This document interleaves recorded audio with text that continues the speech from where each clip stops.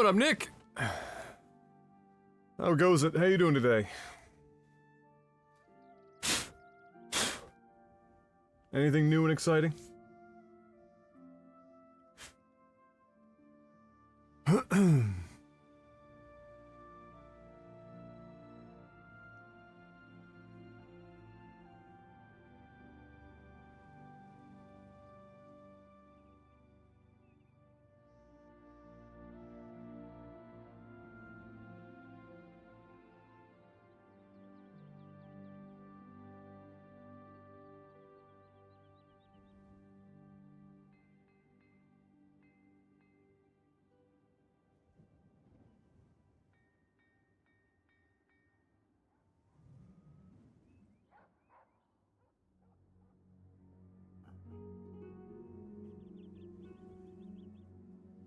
The chaos of work. So standard days. What do you do without giving away too much, obviously? But what do you do, Nick? I don't know if I ever knew that, or maybe I did and now I just don't remember. Old age and all that, addled brain.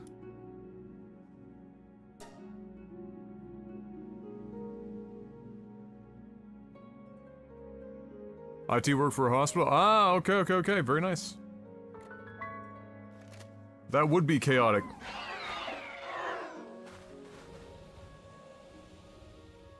No doubt.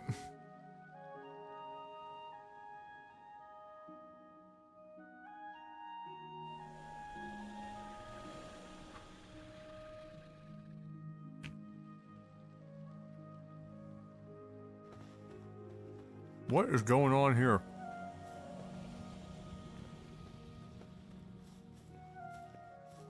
Alright, everyone just go, you go right ahead, just sleep. Sure.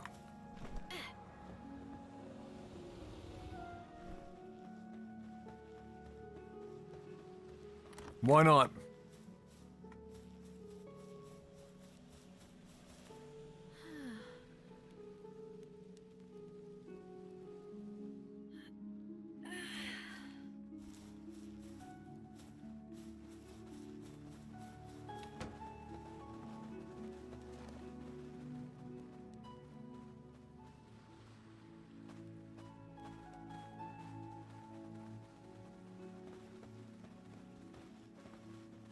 Like, did we really have to put the fucking boss Yormintide here?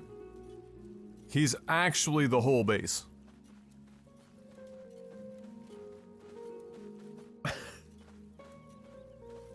Like, could we maybe have, like...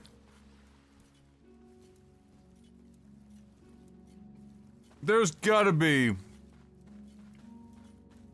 a smaller pal that also has 3 or 4 fucking water, but maybe not.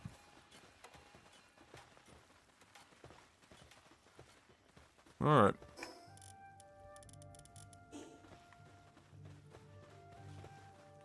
So we're gonna start our day going to the mining base. It's probably still mined out. Oh, no, we're good. Okay. So they're working on it.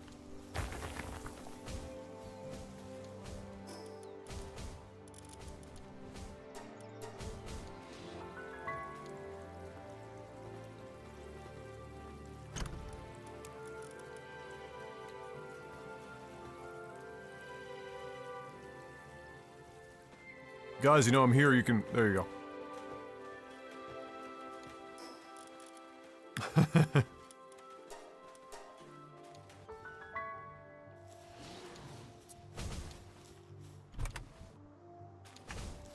Alright, so we'll leave that for now.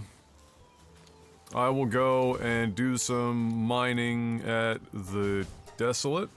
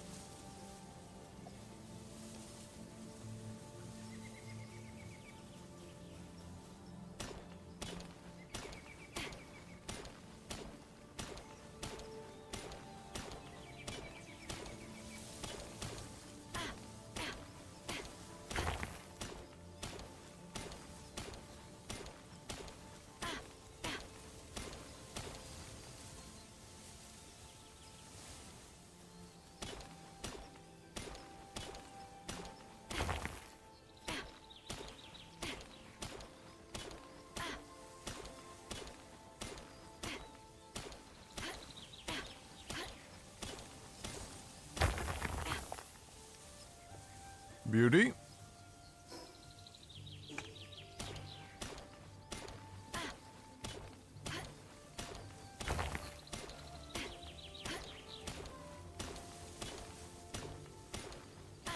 Will we get there? It's gonna be close. Oh, you're a bitch.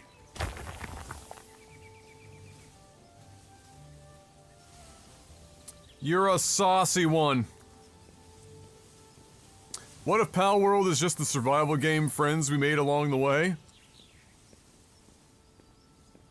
Almost like it would be just the survival game pals we made along the way?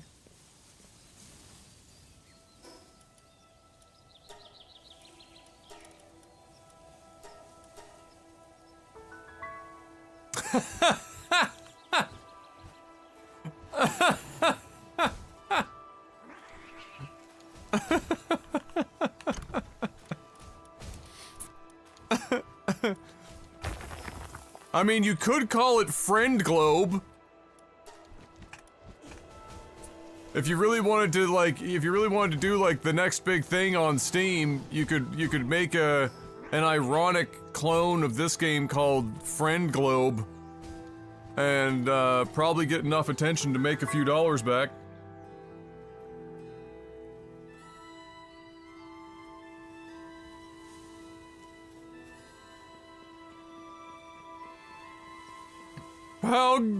Palgaia.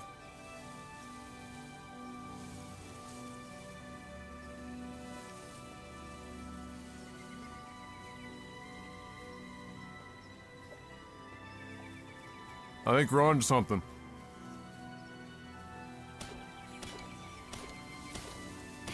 Oh, you've been playing Shrouded. Yeah, I've watched very minimal content on it. How are you finding it?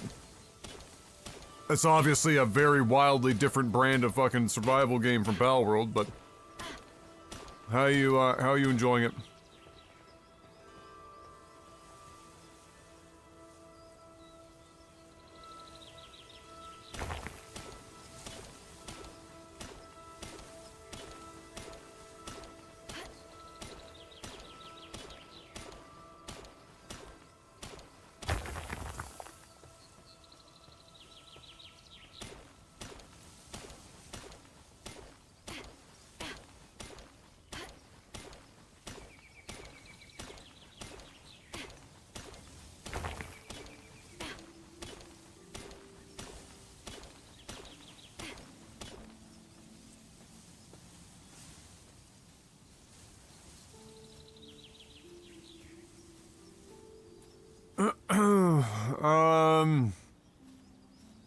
A bit behind Palworld in terms of how far along it is, but the underlying bones are really good. I think when they build up more content and boss fights, it'll be something to behold. That's some Dauntless vibes from the 6-man boss fight I was in the other day. Build system was nice too. Yeah, so it's like what would you call it? Like micro voxel?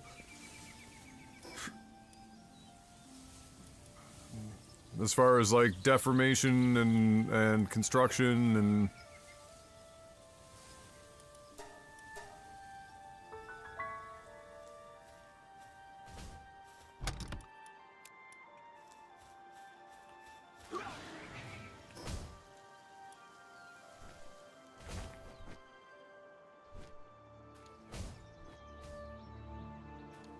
yeah, I saw like a little bit of the combat and whatnot, and it looks like it's.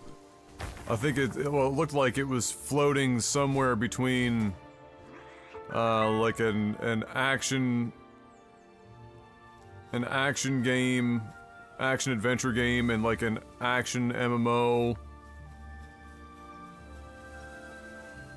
Like it's the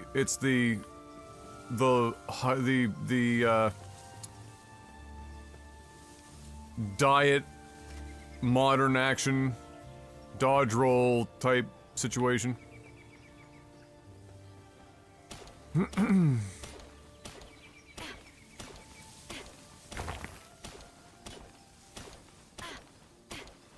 Apropos of nothing, Panic, with double shot PBT keycaps. Oh fuck, of course my pickaxe would break. What do you use to just, like,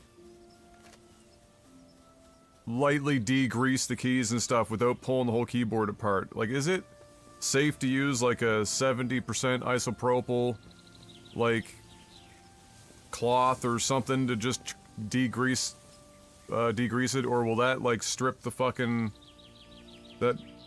fuck the keycaps up?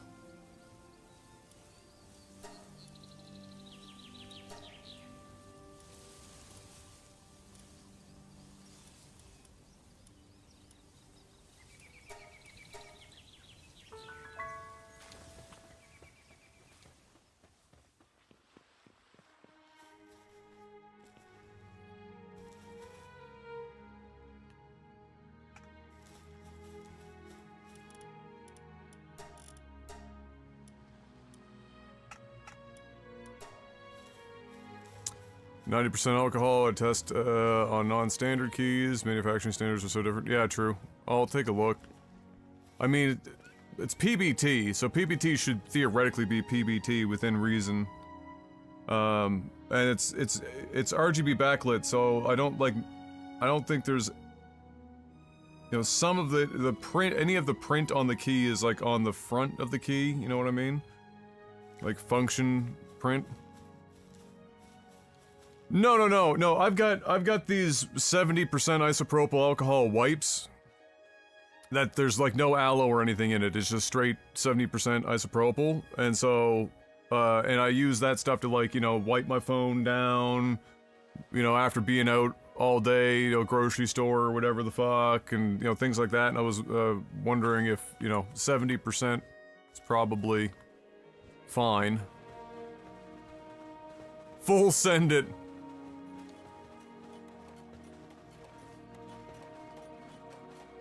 Yeah, if it's double shot, it might not be printed for the functions. It might be, yeah, you're true. It could be like, what, sublimated?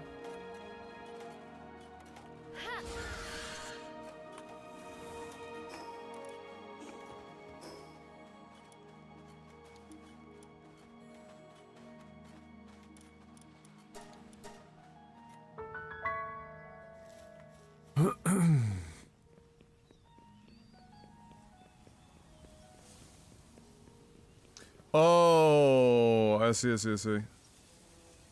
I gotcha. Oh, that's true. When you look at, like, the underside double shot and stuff, you can see where the two colors have come together.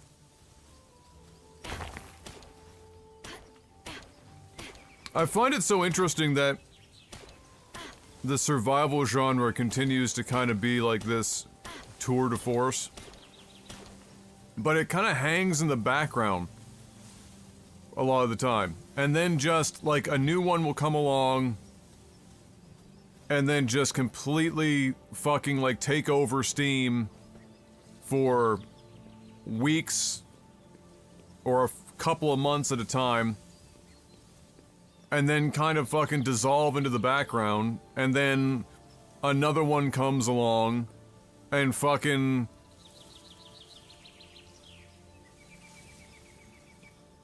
And like, we're in the midst of another one of these waves where there's multiple, right? Palworld, Enshrouded, there's one more I'm not thinking of, that was also in around... No, it's gone. But like survival game mechanics are starting to bleed into some, you know, beyond the crafting aspect, which I think we need to get away from crafting being in every fucking video game.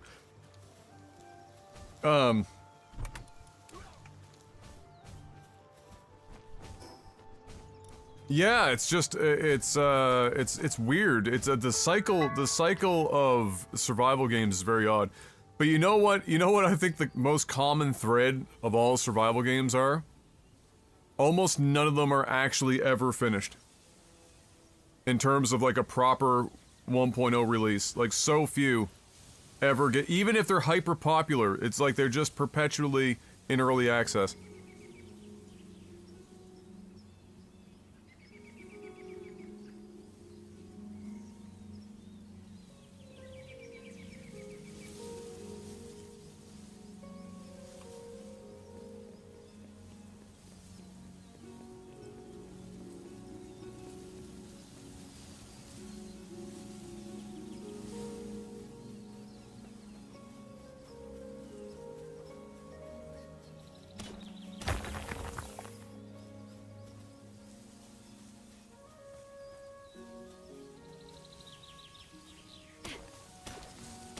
Yeah. Different food, different stats, etc. Yeah. I'm gonna say the quiet part loud. Fuck that shit. It's fucking terrible. It was never good. It was never additive to gameplay. It was always bad. Food crafting and eating in games ever since Grand Theft Auto, Grand Theft Auto San Andreas has been dog shit. It has never been additive to a gameplay experience. I don't think anyone has unironically ever said to themselves, "Oh, thank fuck, I have to go and collect a bunch of raw ingredients to make some shit and spend the first 45 minutes of my time that I have to play this game today preparing food so that I can have boosts to go into this next area because they are presupposing I'm going to make this food as a barrier to entry." Like, because as soon as you put this stuff in the game, right?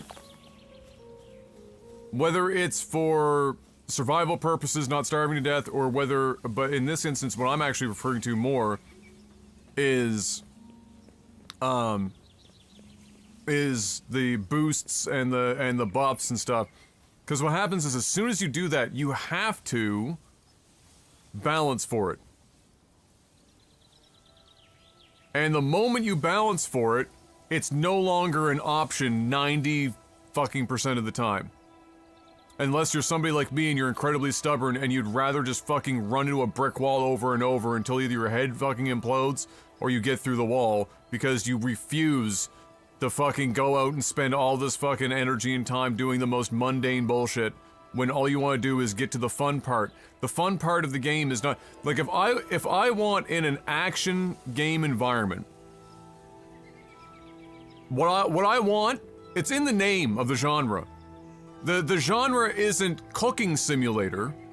The genre isn't slice of life.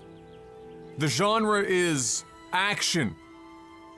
And so when I'm playing an action game, typically I would like to get straight to the action. I don't want a whole bunch of barriers and like minutia and monotonous like bullshit that has been put there arbitrarily that the game developer has then had to balance for, so now you have to kind of participate before experiencing the action. It doesn't add anything. I'm not more engrossed. I'm not more caught up in the fucking game by doing it, or it doesn't add anything but time.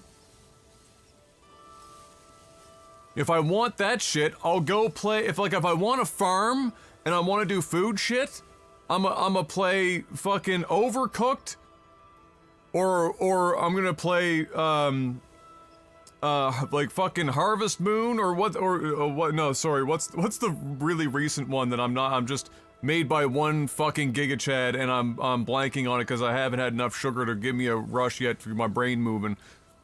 Stardew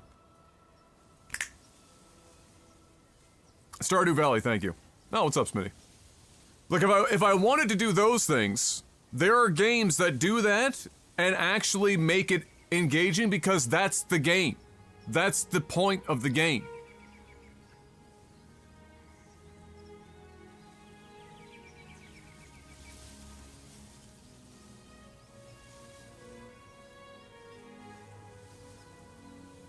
So like when I play games now, like The Legend of Zelda, and a significant mechanic is constantly be on the lookout to be like a fucking vacuum cleaner sucking up all the fucking items in the area so that you can stand in front of a fucking wok and listen to the same jingle for the 947 millionth fucking time to make skewers out of the corpses of your enemies. That you can get like I do 10% more damage for 3 minutes, and there's like timers and fucking bars and shit, and you're just like, or like going into like a zone that's too hot or too cold, and like you're trying to make up for the lack of like equipment that you have with food and whatnot. Fuck all that. Like, just give me a tunic that gets me there, that I unlocked somewhere else as a precursor to unlock this new zone. That's the gate, the equipment. It was already part and parcel of completing another part of the game in which I did what? I was in the action. And I was doing shit. I finished a temple. A major part of the story is completed. Fucking, I could afford, I got that, it unlocked the store that had the tunic that let me buy it, that got me into the next zone. You know what I don't want to do? Collect mushrooms that are a certain variety to make fucking risotto in the middle of the woods so that I could climb a fucking mountain, supposed that I have enough fucking stamina, or maybe cook some shit to boost my stamina so I could get into a different fucking climate for 5 minutes before the food runs out. And then I gotta fucking eat some more, and if I didn't make enough, fuck me, get back to the fucking kitchen, chef. I don't want or need any of that.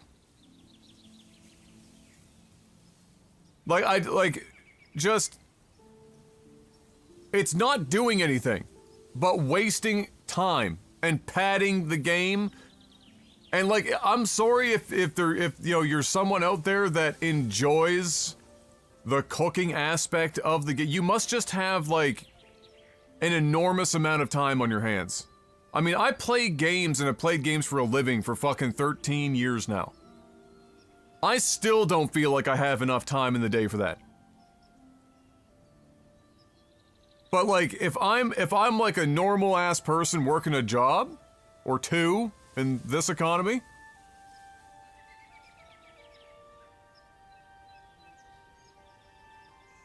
and I grew up playing The Legend of Zelda and I love the hell out of this franchise, and then I get to Breath of the Wild and or Tears of the Kingdom afterwards, and I spent my 90 hard-earned dollars on this game, and I get in and I've got like X number of minutes, maybe if I'm lucky an hour or something a day, and like an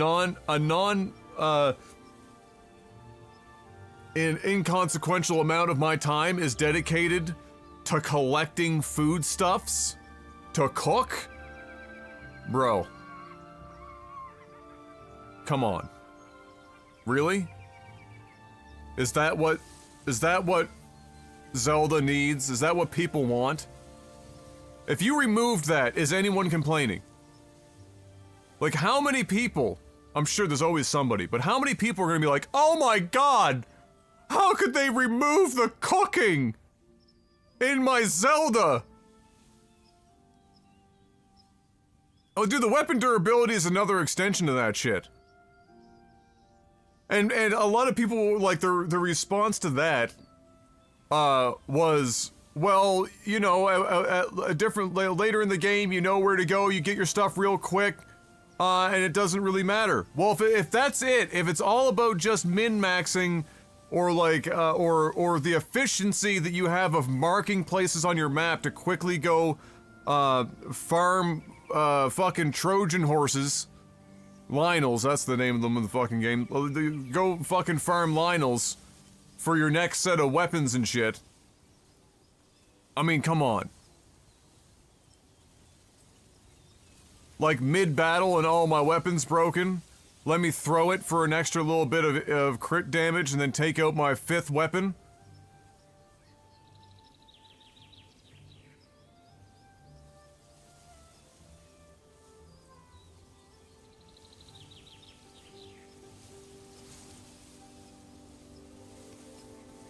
I will say that weapon durability, when done properly, can be additive to a game's experience.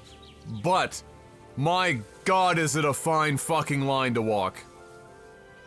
Like, the difference between weapon durability being additive, inconsequential, and therefore could be removed anyway, and fuck you, why is this here? Is like, it's a cock hair. I mean, it is the fucking just, there's nothing. You can sneeze in any direction, and you're finding yourself in one of those 3 positions. It takes nothing to move you on that fucking spectrum. And the problem I have with weapon durability is that, unfortunately, more often than not, they're in the middle or the left there. They're either inconsequential and therefore what the fuck is it doing there? Or fuck you, why? It's so rarely is it actually an additive experience.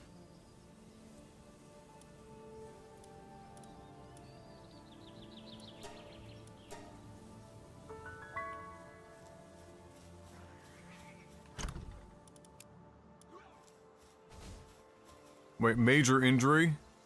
And hungry? Oh, it's because they're trapped somewhere.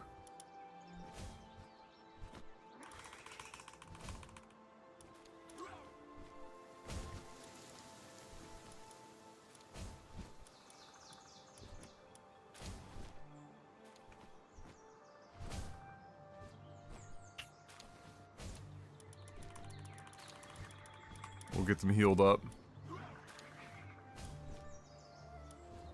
Get back out there. You got it, lads. But that is a thing in games. I think and people who've been here long enough and doing I've done reviews and stuff. I've talked about this before. You know that it's one of my gripes in games is that there are fine lines between mechanics in games being additive and then mechanics in games wasting your time. And it can be additive for groups of people, but usually when it's better for it to be additive for only certain groups of people, it shouldn't be a focal point that you then require everyone to participate in with a high degree of probability. Like, for example, and this will be a very extreme example to kind of just like, so that you understand what I mean. In Skyrim, right? There are a group of people that when they play Skyrim, a lot of their time is just literally spent walking around Skyrim for its ambience. There is a group of people that do that. And for those people, having taken the time in Riverwood in the beginning of the game, I think that's the name of the first place, anyway. You'd think I'd remember at this point. That on the other side of the bridge there is a stump. And on that stump there are ants that walk across it. Like 99% of people never gonna fucking see that shit. But for the 1% of people that take note of it, it's magical. It's an additive piece to the experience, right? But for those 99% of people that didn't see the ants walking across the stump, did not change their gameplay fucking experience in the slightest. Not even a little bit. Right? And then you can imagine a myriad of mechanics in games in which that isn't the case, in which it's something that probably only a handful of people, at best, would honestly enjoy, but it's not treated as that, and instead everyone has to participate in this thing, and it brings the enjoyment level of the game down for a great number of people, and then it becomes a matter of how much does the individual, how much of that kind of stuff does the individual shoulder before they put the game down, return it, or not recommend it to the next person.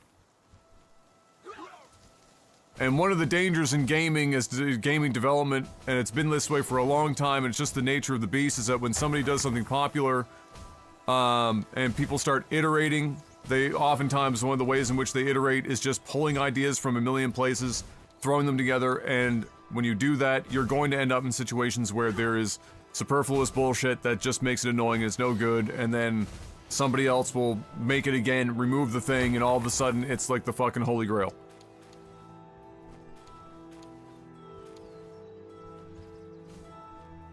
But all of that to say, fuck eating in games. The vast majority of the time. Unless that is like, if your game is basically centered around farming and just whatever the fuck, or pure survival, okay. But Zelda doesn't need that shit.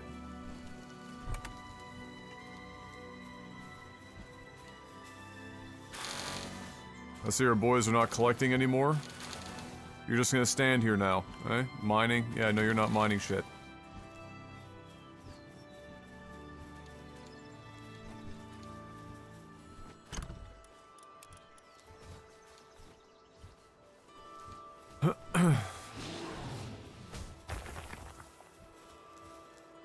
Yeah, he broken.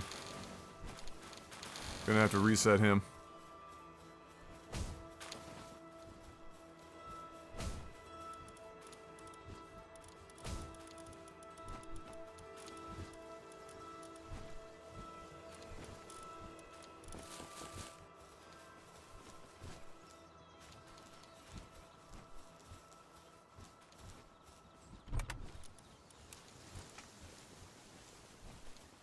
Yeah, like, don't starve. Yeah, exactly. And Shredded has durability, but if I go back to a workbench, it'll fix your shit to max for free. Yeah, and I think there's a place for that, depending on what the gameplay loop is really trying to focus on, which obviously, in that instance, they're more worried about, you know, you've come back to your base, which is typically that already means that you're done or you need to recuperate, right? And then you have to ask yourself, as a developer, how much downtime do we want the player to have, and for what reasons, before they can get back out there and do what they, you know, came to play this game for, which is, by and large, participate in every other mechanic that isn't busy work. It's kind of like why on this server, I made the change, or the modification, where I maxed out the speed of PAL recovery when put in the PAL box. Like, I'm not here to play this game to put a PAL in the box and watch a timer.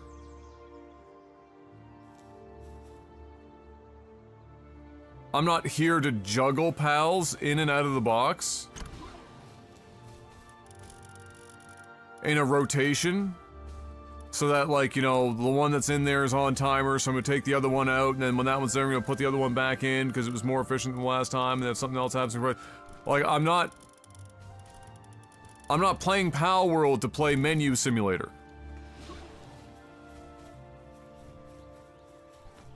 The act of coming back, noticing that there was a PAL that needs some aid, giving it medicine, and then putting it in the box to heal it up, that whole loop shouldn't take more than like 2 minutes, at best, assuming you already have the medicine at hand. You shouldn't be like, oh, I was out in the wild on a big ass journey, one of my pals died, I came back, And now I've got to put it in the box, and it's one of my main pals because it takes a long time to level pals and get them ready for high-level content. And so now I'm gonna wait here for 10 minutes. Unfortunately, there's no slider to change that specifically, so I still have to wait 10 minutes. Oh, it's gonna be a lot simpler to cook people in boxes. We tried that a few years ago.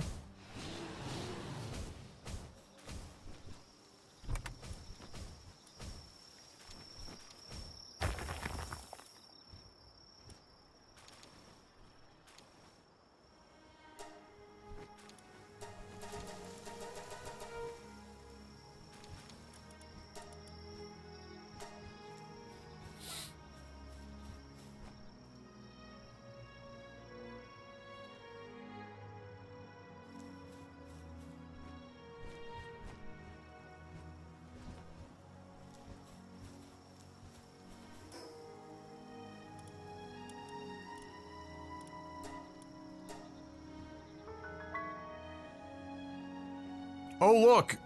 Another pal stuck on top of the fucking stupid thing. How?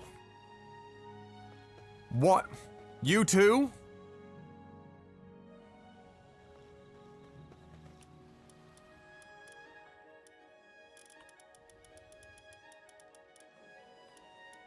Dude, my life in this game will be about 1,000 times better when they finally fix pathing, like base path. I say finally like the game's been out for very fucking long. But when they fix base pathing, I'm gonna be happier than a pig in shit.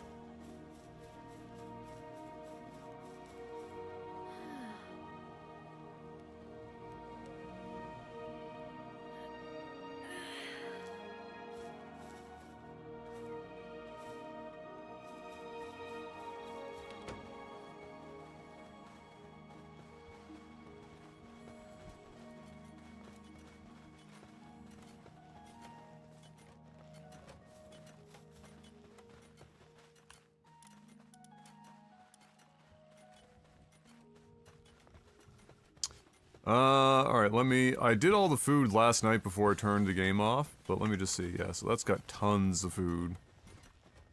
I just want to make sure that, we didn't just power through food. Also, there's gonna be 1,000,000 eggs here, yeah.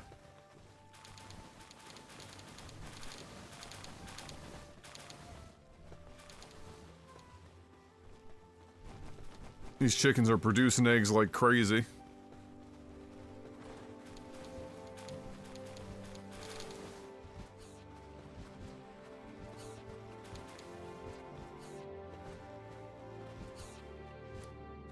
Oh, yeah.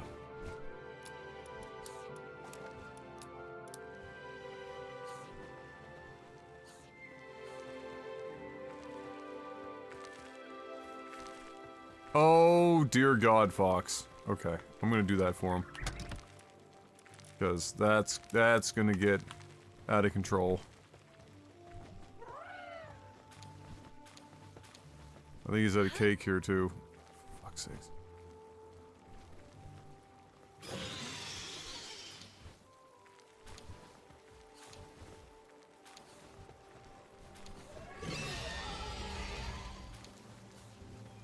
Holy Hannah.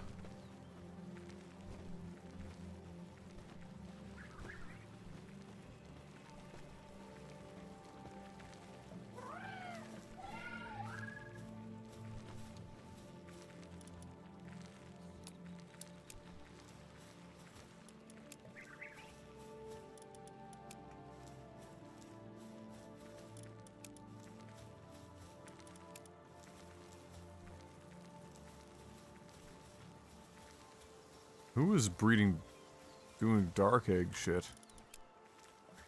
Must have been Datbeard or something. Unless Fox was doing double duty. Alright, here we go. Those will all be done in an hour.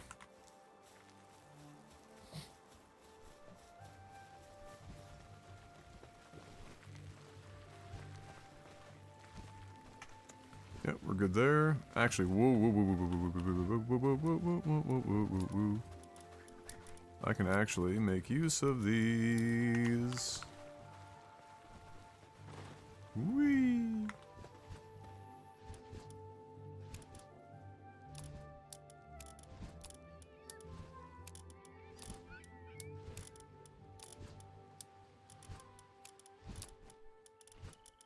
Let's go.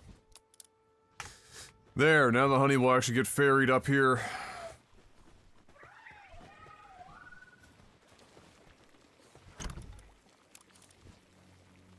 Marvelous.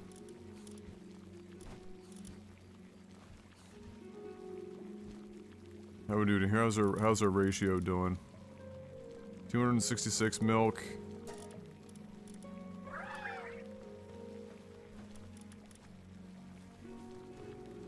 7 milk per. We probably need another cow. Honestly.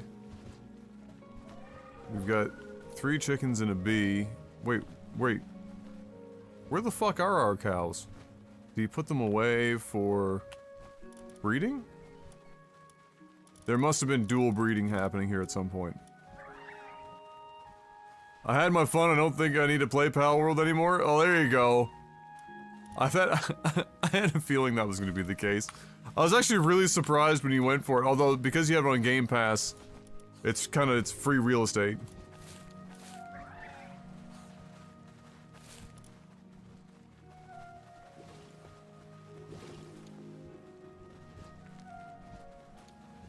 Alright, everyone is grazing. We've got milk production again. Hey, what's up, that bread? Get a bunch of wheat here. We've got flour coming out of our fucking ears.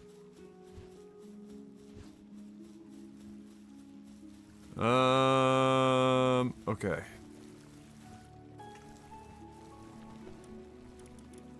I'll make more cake, because I would imagine... Oh wait, let me check the...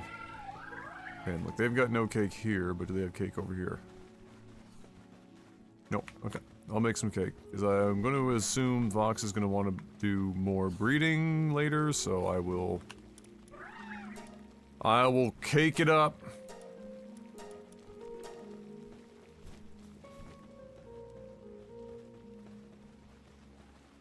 Alright, good. Magical. Marvelous.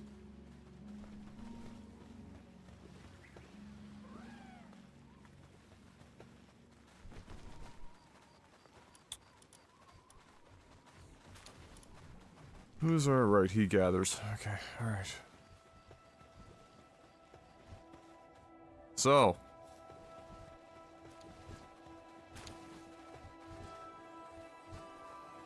Yeah, as expected, we're good on the food front.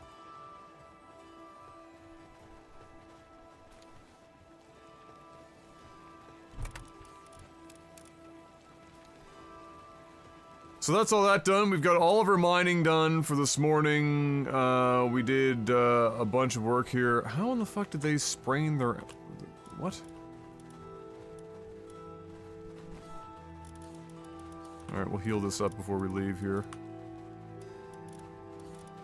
Oh shit, did she end up going in the friggin' cow section? Probably. Yes.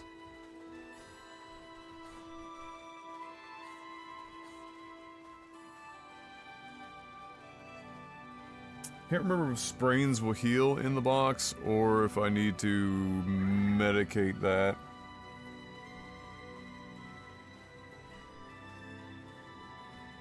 I feel like crafting in games has taken away from the fun of finding unique and special items. Yeah, especially in certain genres, right? I mean, I'm just gonna in a survival game, I'm going to expect crafting because it's kind of like the core. It's a core part of the genre's experience, right? Crafting for survival, crafting for, you know, any number of reasons, whether you're building, you know, building supplies and stuff. But, you know, in certain genres of, that exist, of which there are many that shoehorn crafting in, I definitely agree. I think, and I think what Brian's brain, or where Brian's brain is going immediately would be, you know, playing RPGs and stuff back in the day, where part of the experience was being able to find, you know, these special items, these unique items, and that was the reward instead of like blueprinting an item and crafting it. So, or like, yeah, and that extends to, you know, some adventure games and stuff, obviously, as well. Like, I think of my brain goes to Majora's Mask as another example, where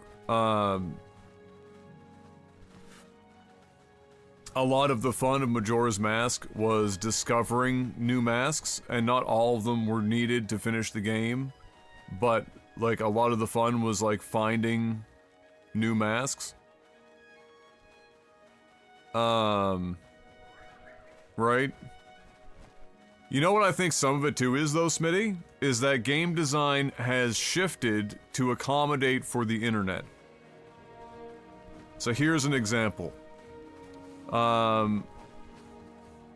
When we were still getting game manuals and whatnot, right? They'd explain, you know, how all the, you know, a good manual would explain a lot of what happens in the games. There's lots of shit manuals, but they'd at least give you an idea of the core aspects of the game, etc. Or whatever. Maybe a little bit of lore, characters, if it was an RPG, they might have like small biographies and whatnot up front. And shit. And then, like, after that, you were kind of just on your own. Unless you bought one of those, like, really shitty Prima guides like we used to use after we'd already beaten the game to try and, like, get more out of it. But pre everyone just Googling the answer to anything and everything to min-max their gaming experience, most of it was either word of mouth, that you just hear about, like, the possibilities, you know, somebody's, like, a friend of a friend's fucking second cousin's brother's fucking sister's boyfriend's father-in-law, you know, found this hidden item in this specific zone, but we don't really know, like, there's whatever, like, you play the game for yourself, right? And you would experience it and whatnot. And that was the show. And so you got a lot of the enjoyment factor out of discovery of anything and everything. Because discovery was very much kind of a more individual thing. But now I feel like a lot of games are developed in such a way that are accommodating the fact that people are constantly on the internet looking up shit. So they adjust for that by, you know, sometimes a lot of mechanics can be quite obscure. And they're like, oh, it doesn't matter, they're just gonna all gather on Reddit and have like a giant thread on this anyway, so fuck it. Or like some game mechanic balancing and stuff, they have to do it with the knowledge that, for example, you know, that people are going to gather online as a hive mind and, like, hyper-optimize this thing in the first 7 days after release. And so the game design, feels like in some instances has changed to account for that new paradigm, right? And I think it does, I think in many instances it has harmed the exploratory or like the newness for a lot of people. And a lot of people now, like, it's become a norm, and they choose to do it more and more now, especially since it's more accessible, where they just go online and look everything up. Like, we enjoyed about 5 days of Palworld before Fox found I think it was Fox that found it before Fox went out and found the Sweatlord spreadsheet that's made by the same guys that Sweatlord spreadsheet the Genshin Impact character guides for like min-maxing itemizations and all this shit. And found this Excel spreadsheet guide for breeding. And so, like, there was no, like, so there's no incentive to experiment with breeding anymore. All you're doing is just referencing the spreadsheet.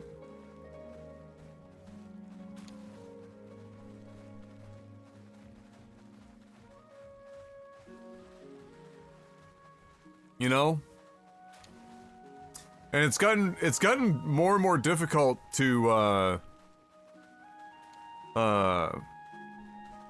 shield yourself from that too, right? Like unless you're somebody that lives completely offline, it's almost impossible to fucking avoid it. It's going to happen, one way or the other, and it is a little bit unfortunate. Like I was trying desperately while playing this. I was trying desperately to not look online at anything because I wanted to. I think it's safe to say she's not going to fucking heal that spring. Because I wanted to, let me do this. I wanted to experience finding pals that I hadn't seen before. I didn't want to just, like, have the knowledge, oh, all the strongest pals or all these unique pals exist out in the reservation areas and then in this certain, like, these certain regions, and some of these are only coming out at night and all this other shit. Like I didn't want any of that. I wanted to have that to happen on its own, because just like in Pokemon, one of the most entertaining aspects of the game and the exciting aspects of the games are finding new fucking Pokemon and experiencing that for the first time and then catching them. And it's such, like, that's you know, a thing, but like it's just so many people are just like, they just want like the immediacy for everything, and it seems to have become very difficult to avoid getting exposed to that now. Major injury. Okay, you got stuck again, you dumbass, didn't you? Where are you? Where are you stuck? On the statue? No? On a tree? In a house? Where did you get stuck?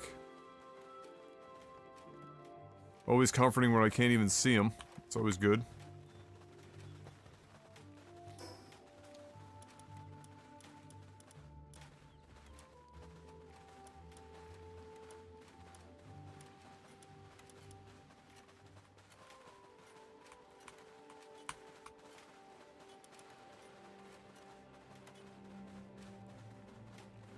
Minor injuries will heal. Yeah, okay, so major injuries require medicine. Gotcha.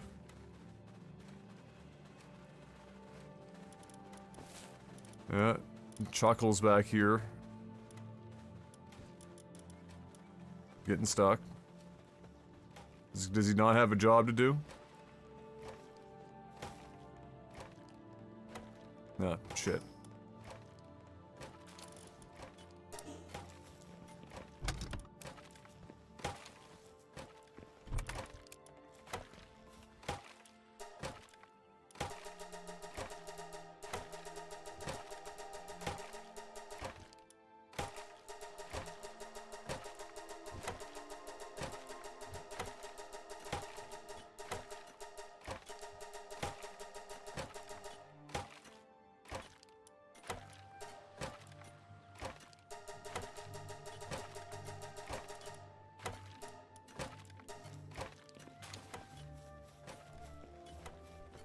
Yeah, they're fucking huge. Like, some of the... It would be nice if they had, you know, some pals that had level 4 of various things that they didn't have to be bosses. Because look at the size of this guy. He is so huge, he can eat and turn around and do his job without moving.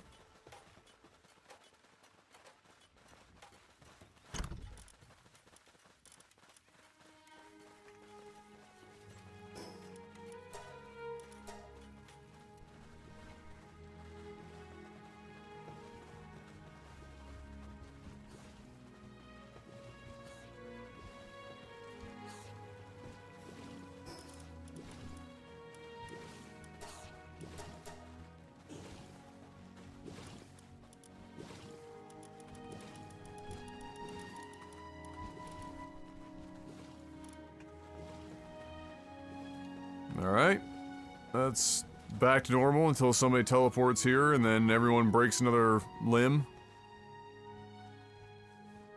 Okay, everyone doing well. Good. Excellent. Fantastic. I'm going to see if I have enough materials to craft an actual weapon.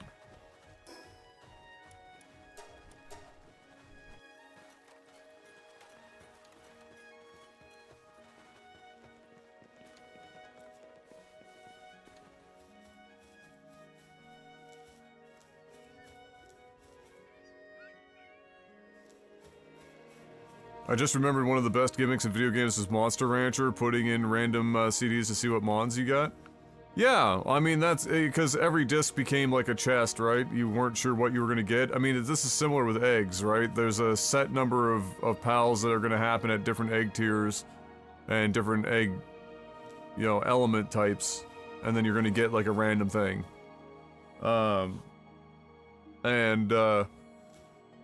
this is very similar. Oh my god, Datbeard. Did you just really make like a, like, physical disc joke?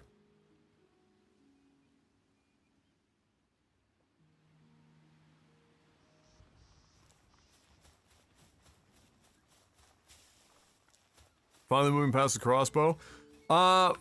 Only so that I can level up faster because I'm not capturing as many mons. And then the mons that I am looking to capture are so high health now that it can be more sensible for me to actually have a higher tier weapon.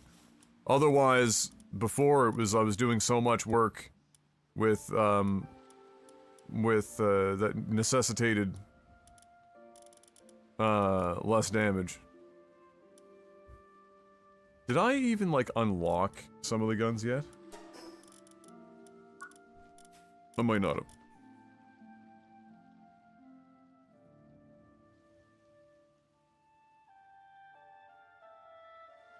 I emulated Monster Rancher back in the day, and I was sad I couldn't use that feature. Oh, yes, right. Yeah. Use the stun baton. I'll tase them all into submission.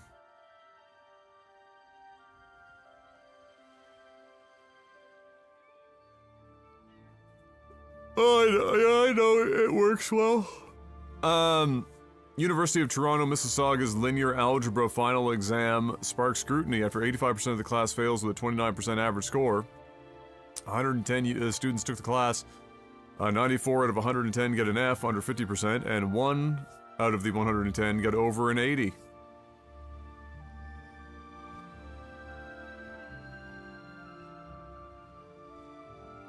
Okay, so linear algebra is not even that high of a level of mathematics.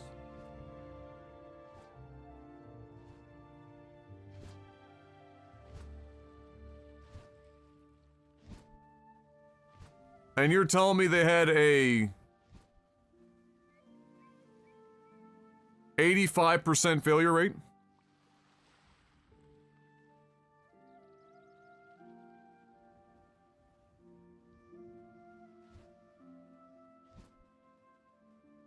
Listen. Oh, that's every university debt, Brad. There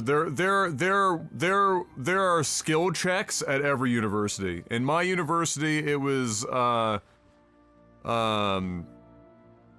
business, it was actually third year. It was third year stats. That was the skill check. You might have coasted up to that point, got through, and then you got to business statistics, and that was your skill check. Yeah, that was the promo series.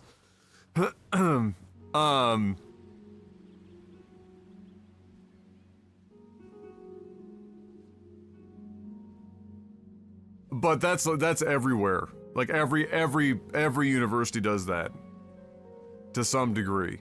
But you have to remember, they don't do it. They do it, but you have to keep in mind they're all profit centers. So they're not going to do it so hard they're going to lose money. They do it walking a line between upholding the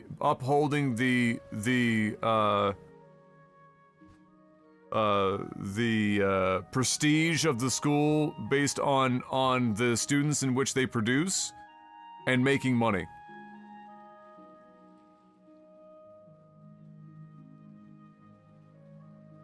Business stats in year one? How the fuck do you do business stats in year one? There's like 2 or 3 courses that build up to business stats.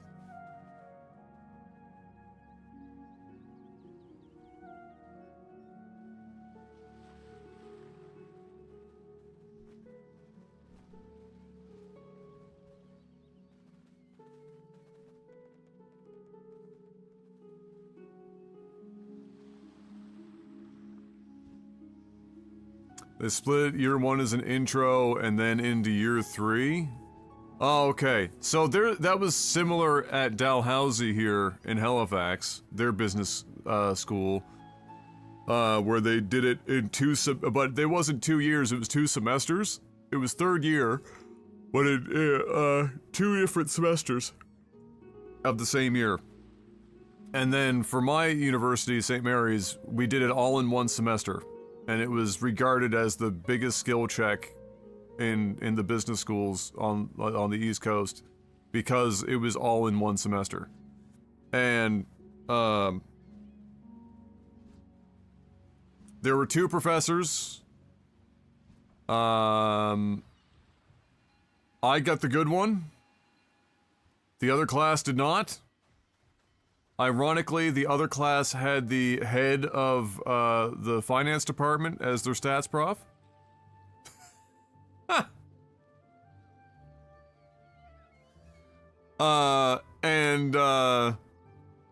And he was shit. And so their class had like a 50% pass rate. And ours had a 70% pass rate. Ugh.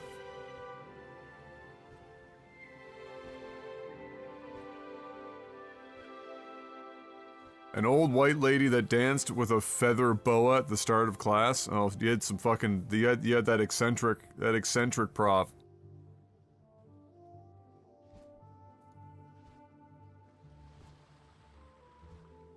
Yeah, but yeah, like linear, yeah, fuck.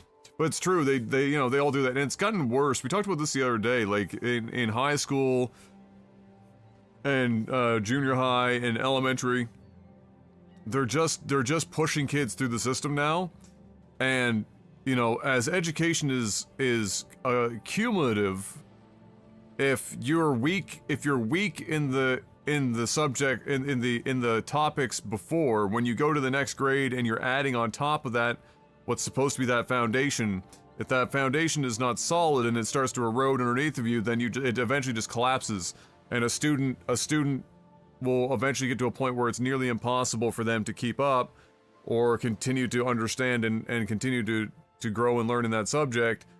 And what tends to compound it is, long before that completely erodes, they are frustrated and demoralized because they're having such a hard time, and it makes it even worse, and it's like a it's a self-feeding fucking cyclical issue. And now, they get up into high school and it continues to get worse and worse and worse. And now, but we keep pushing kids through. Bell curve the fucking shit, or just not even bell curve, but just like push kids through. And fewer because we have fewer teachers, and we're asking more of them of their time and whatnot. We don't have specialty programs for students as frequently that require extra attention. They just need more one-on-one time with the teacher to be able to fully understand, versus a student that can learn at a faster pace amongst a larger classroom size. We don't really have that anymore, and to avoid anyone's feelings getting hurt, we just put all the kids in the same classroom now, and if they aren't fucking passing, don't care, push them through the system anyway. And then we get worse students on the other end. Then they go into university, and especially if you have a below average or worse professor, and the students are also ill prepared, that's how you get a 29% fucking, pass rate or whatever it was in linear algebra.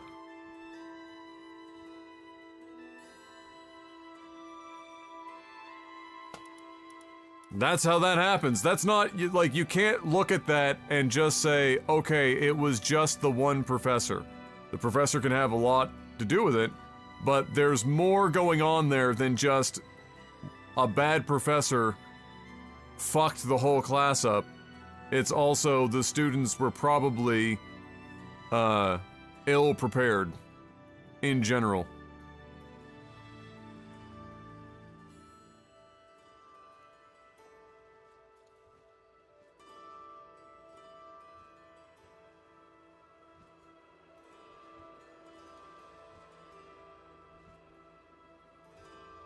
Ugh.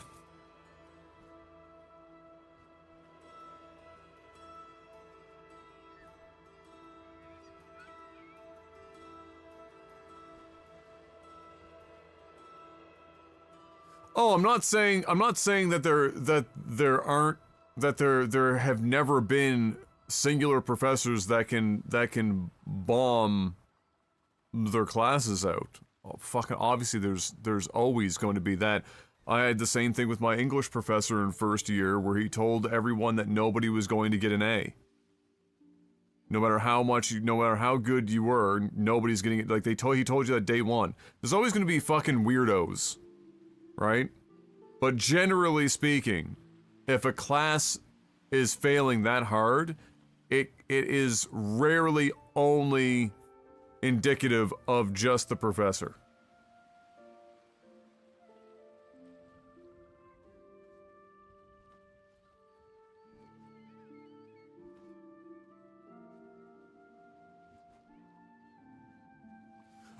It's not to say that linear algebra for the average person is easy, but in the world of math, if you're going down a path that requires it, linear algebra is not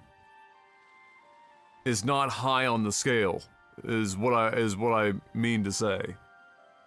But again, math is probably the best example of actual foundational learning, that at any point in the chain between elementary school and university to getting to linear algebra, if you had some missteps along the way, a bad teacher, maybe you were sick too frequently that year, fell a bit behind, started to be foggy on certain concepts, didn't really, if you miss a step, then it compounds like fucking shitty interest.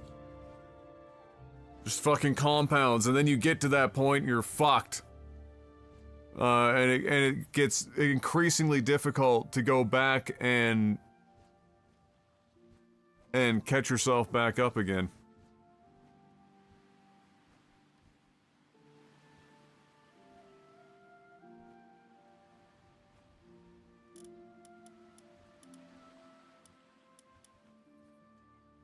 So, you know, it's oftentimes it's a mixture of you know, students' base aptitude, and then usually, once you hit university, several teachers along the chain in their education. Compounding problem. And then, but I'm also a relatively strong proponent of, if you're going into university, you're an adult now, and you're paying to be there a lot of money, you have to take ownership. And one of the shittiest lessons in life in university, other than university is going to remind you that when you get out into the working world, you're going to be working with other people that will do almost no work, and you're going to take, like, as much credit as they do. And B, you're going to have to work under and learn from people who have absolutely no fucking right being in that position in the first place. And then you're gonna have to do it yourself. Like, university is a great whoop your ass. You're gonna pay money to get kicked in the fucking nutsack over and over and over again, and you're gonna have to take it upon yourself to get it done, even though you shouldn't have to that degree. You're going to.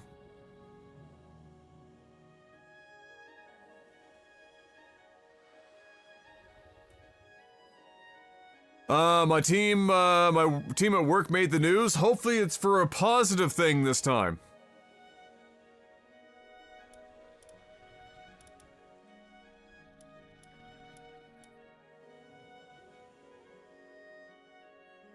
How many tech points do I have? I have 6. The shotgun does a lot of damage, but I think I'm just gonna start with the rifle for the sake of the ammo being a little less intensive, resource intensive, and I'll worry about a shotgun and stuff later. So I'll pick that up. I'm gonna check and see if we don't have a higher grade, I've already unlocked it too, higher grade rifle schematic that maybe I just... Oh, I'm starving.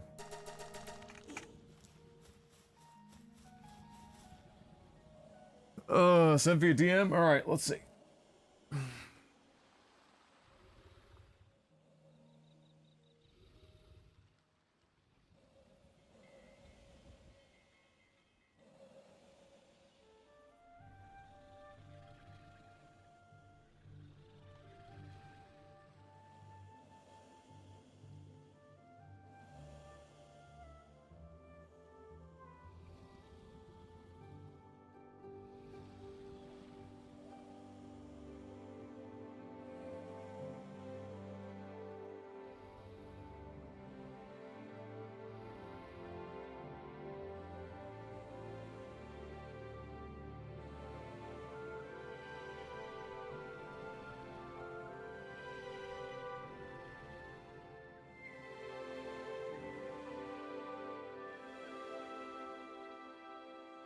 Whew.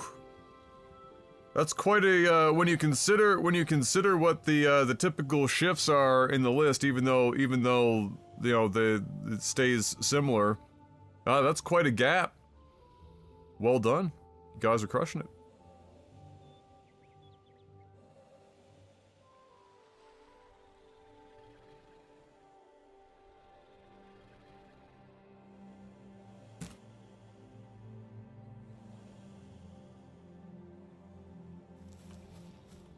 A big shift.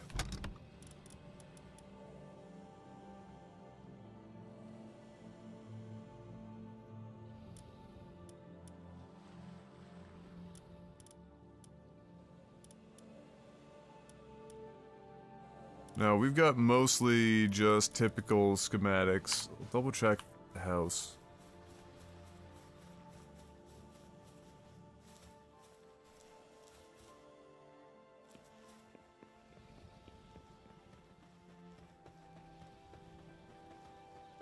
Alright, who's stuck and where? Well, I mean, you're right next to the food fucking bin, you dumbass. There too.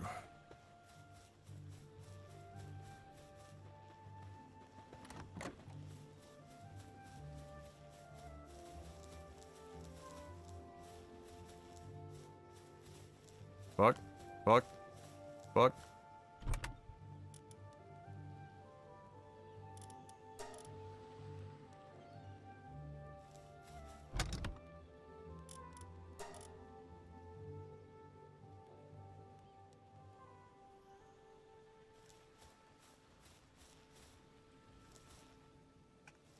Nothing. Very good. Well, if that's the case. Oh, shit. I should sleep, so it's morning. So I can craft this rifle.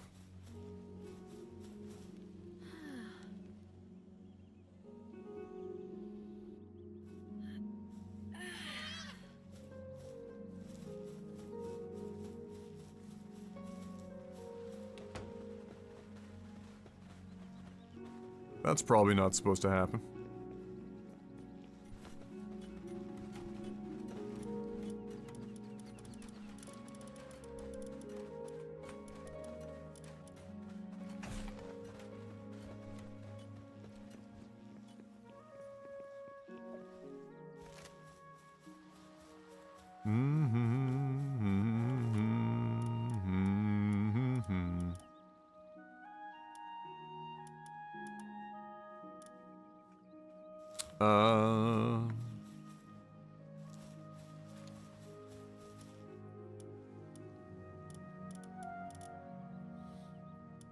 That's the ammo. I'm guessing is the bench downstairs.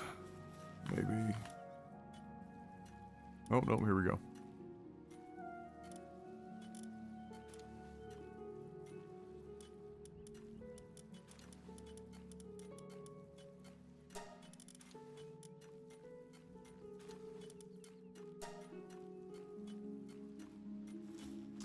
While they do that, I'll go check in at the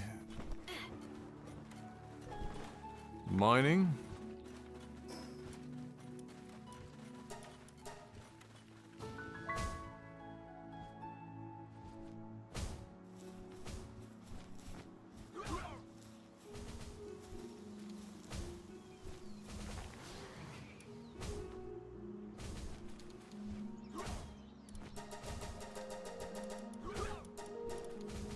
Should probably do one more load of refined.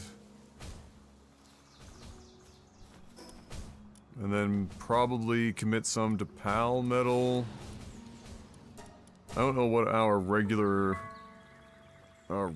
ingot situation is looking like. Double check that.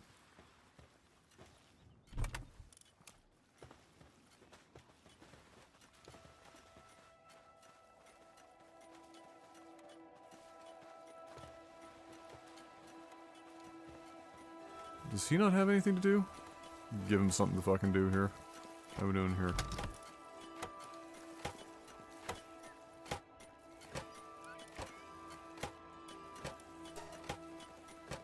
Oh, we have a bunch of ore here. Presumably because Fox was trying to make pal metal?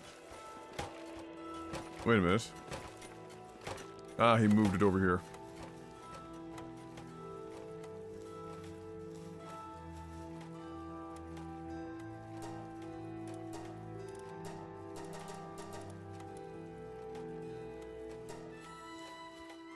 There. Give him something to do. So he's not wandering off. Never has a game nailed the whole idle hands meme quite like Palworld. Don't give them something to do, they are going to get in trouble.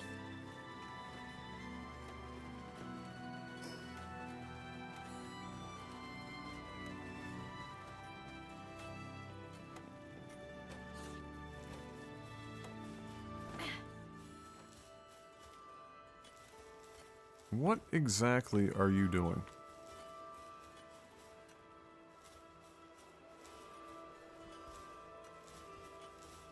Ah, yes, and you're in the position where I cannot actually pick you up, so I have to reset you. Very good.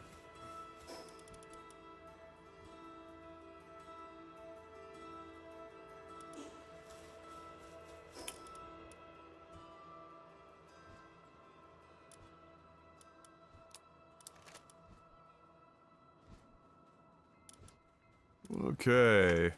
5 times the damage. 16 times the detail. Oh my god, we have no gunpowder.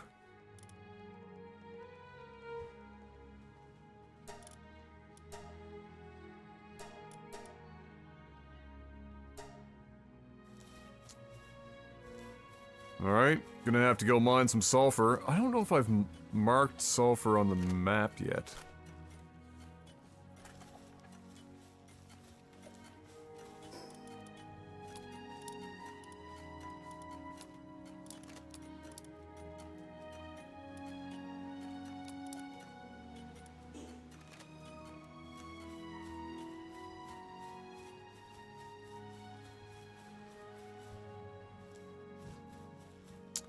Alright, well let's reset you, because you're completely useless.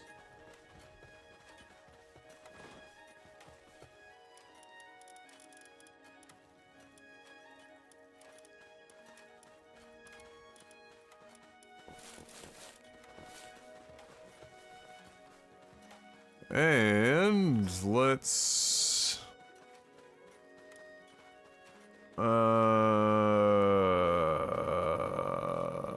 where do I know there's sulfur? I think it's in the desert.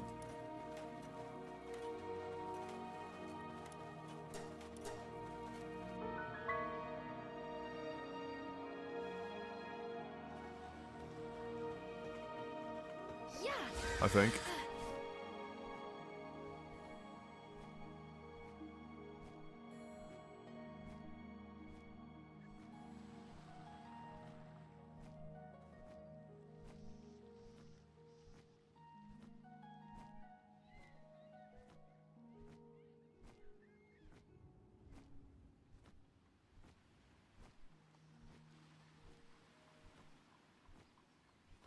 Probably the timeline where I'm bald and Adam has hair.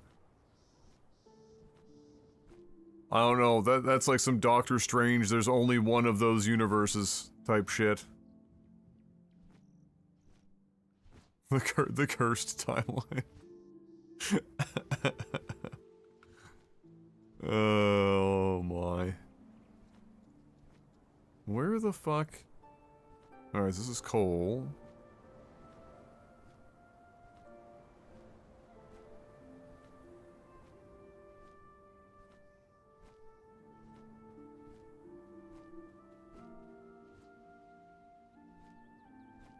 I was pretty sure that sulfur was in the desert, but I don't know if it's only on like one end of the desert.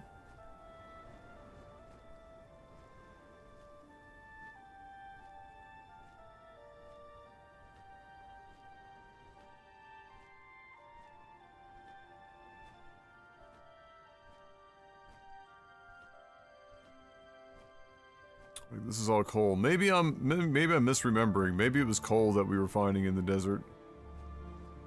And not sulfur.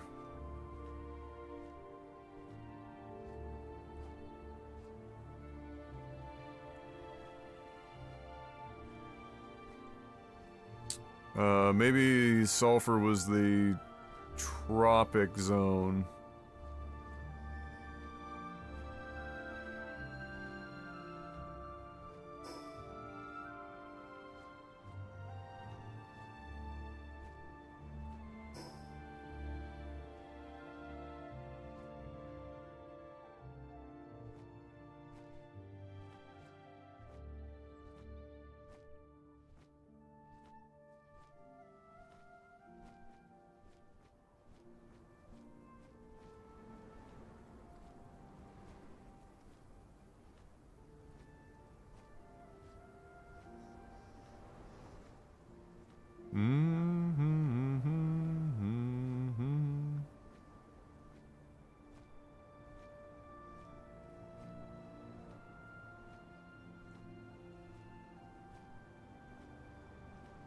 Yeah, let's go check the tropic zone.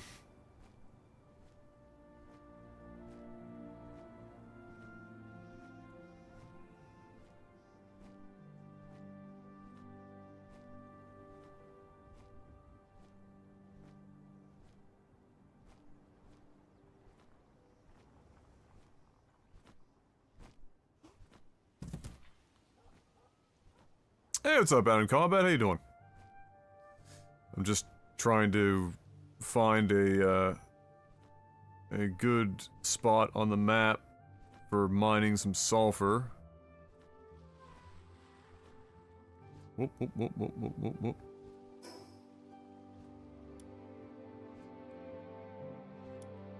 Might be over on either the edge of the volcano or up in the volcano.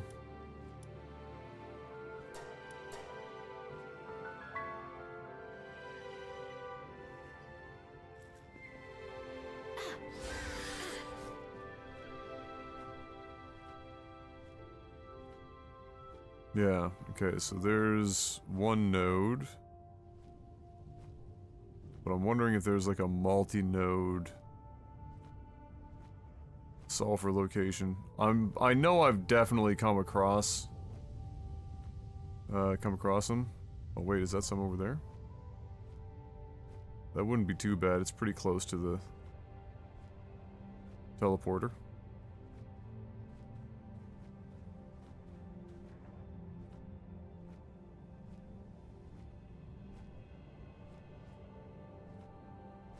Well, those guys are just dead-ass standing in the lava. That is hardcore.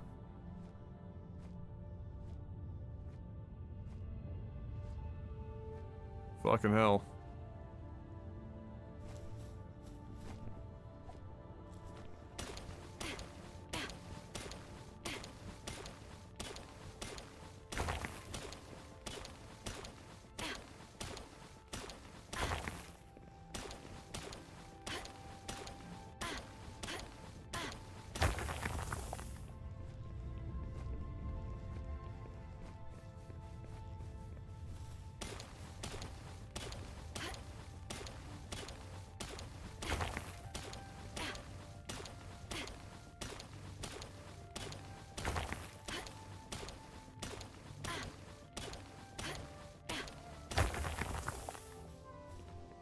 Nailed it.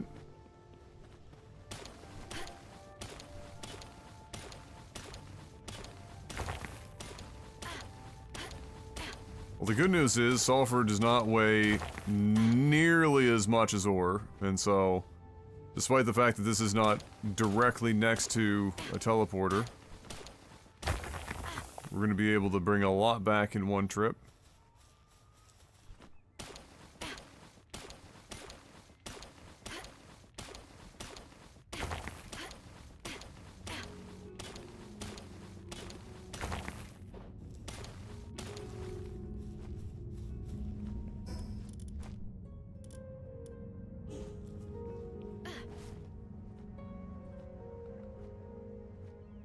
Damn, that 1.3 pounds is enough to stop me from flight.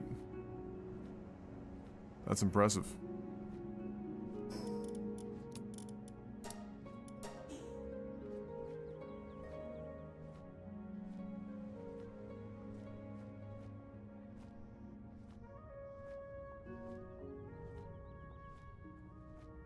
Bum ba-dum ba-da-da-dum.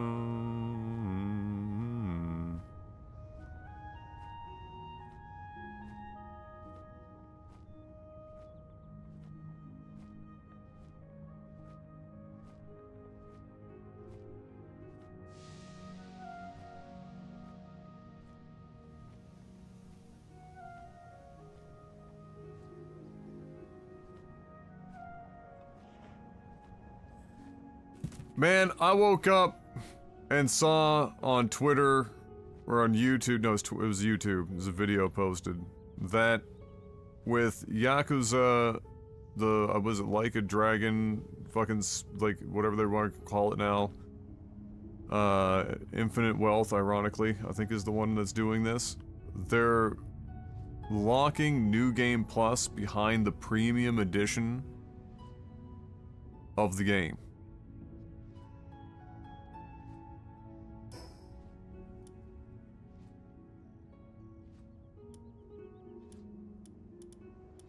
Effectively making New Game Plus a $15 US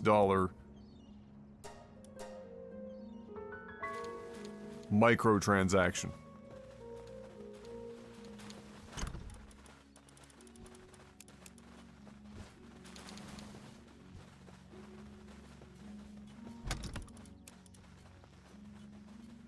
remember when I think it was John Riccatello was talking about how, you know, the concept of paying like $1 every time you reloaded your fucking magazine in Battlefield or some shit? Okay, so you know, we've hit a point where apparently at least Sega is bold enough to start locking just regular ass video game content that has historically been a minor value add behind a $15 paywall.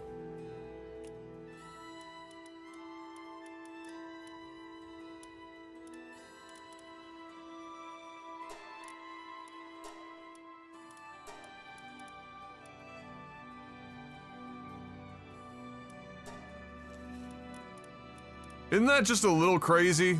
Like, does that not just sound a little fucking insane? Like,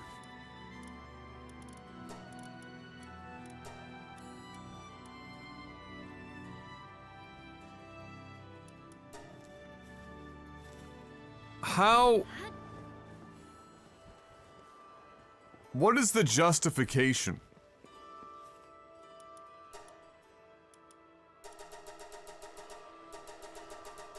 Is the like, I feel like the justification for that has to solely be, not that this is the justification that they would use, is that it's purely because they believe people will actually pay for it without complaining, and therefore it is okay. Like, it is... I can't imagine what other justification there would be for it.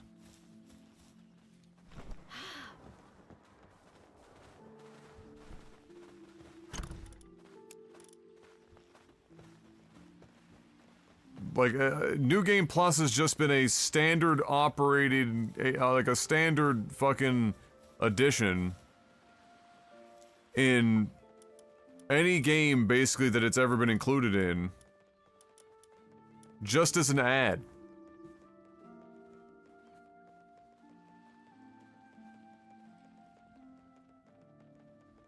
Like, what are we gonna start doing here? Like, charging for difficulty levels?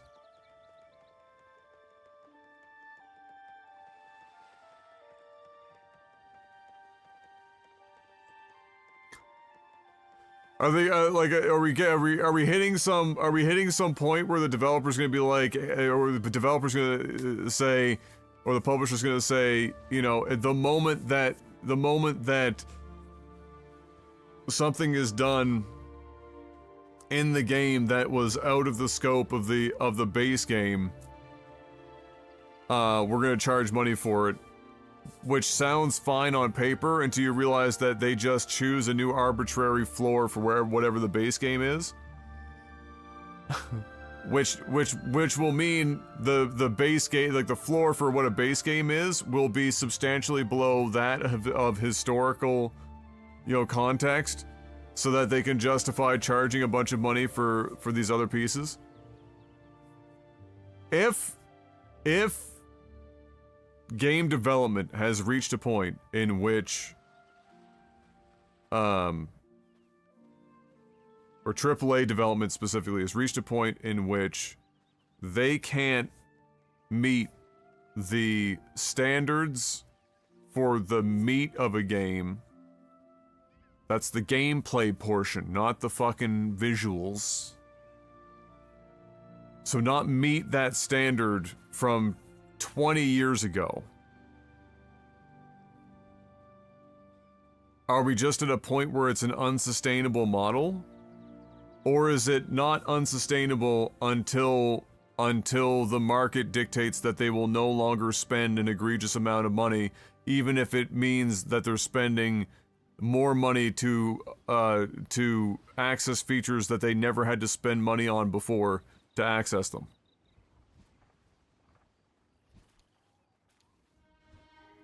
Because the shitty thing about the general market when it comes to, like, you know, the people that aren't invested at all in the products in which they buy for entertainment beyond just, I need, I want to spend, buy this thing, just whatever the fuck, I don't really care how, how it happens or whatever the fuck.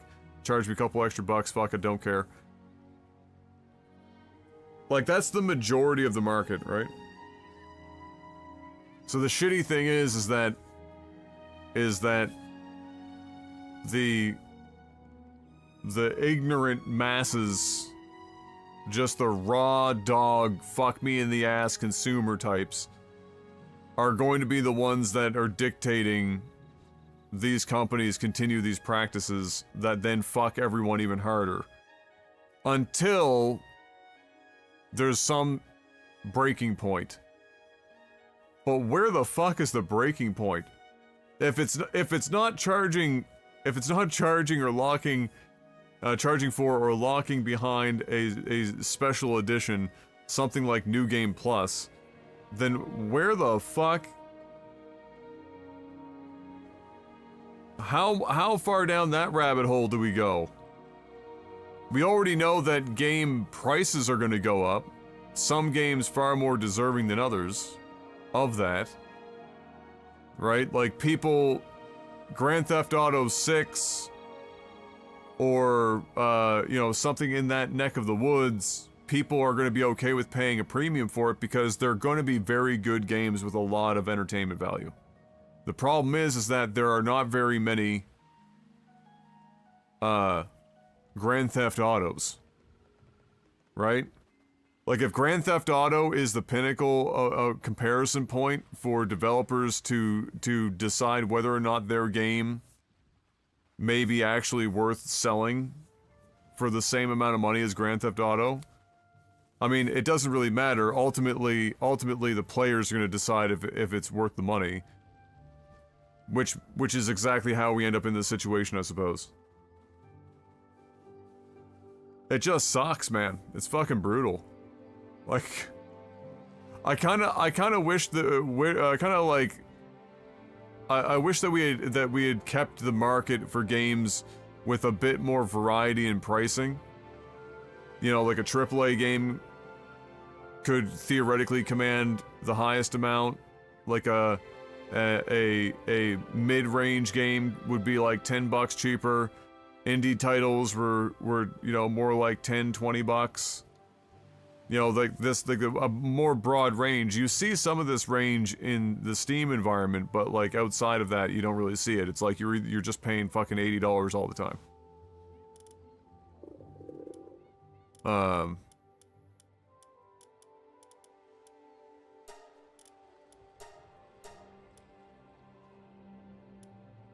I wonder, it does then also make me wonder,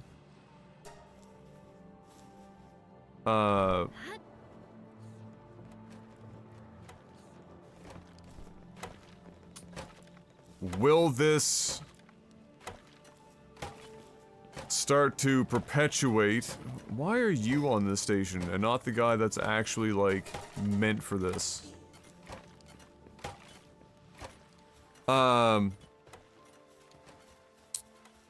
When more and more people are just going to resort to just buying games on sale. Because you just like, there's gonna be the majority of games are just not worth $80 before tax. They're just not. Like if you take it on like a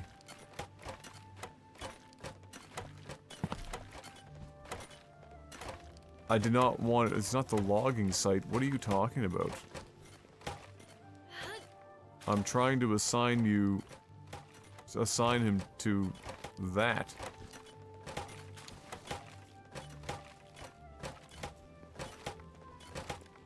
Ay, caramba.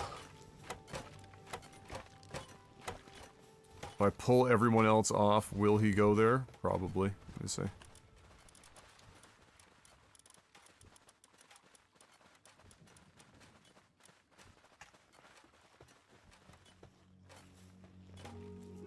There you go.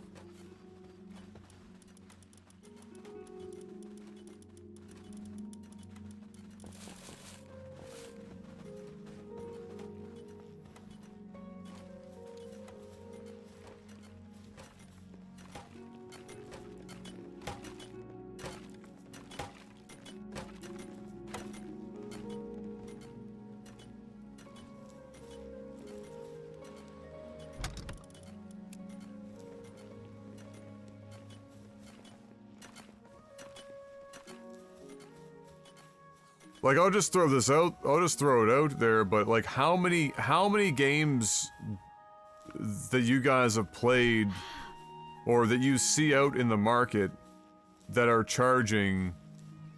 That's not how you chop trees? I'm not gonna argue.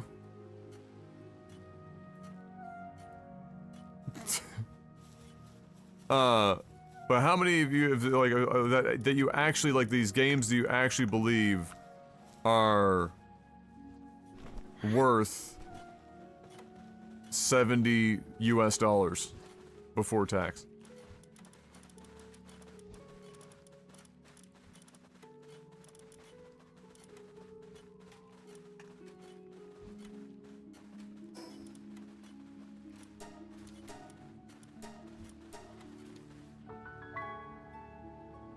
I'm a train simulator aficionado. I derive value and satisfaction from how much I spend on my trains. The train simulator. Now that's a fucking ride.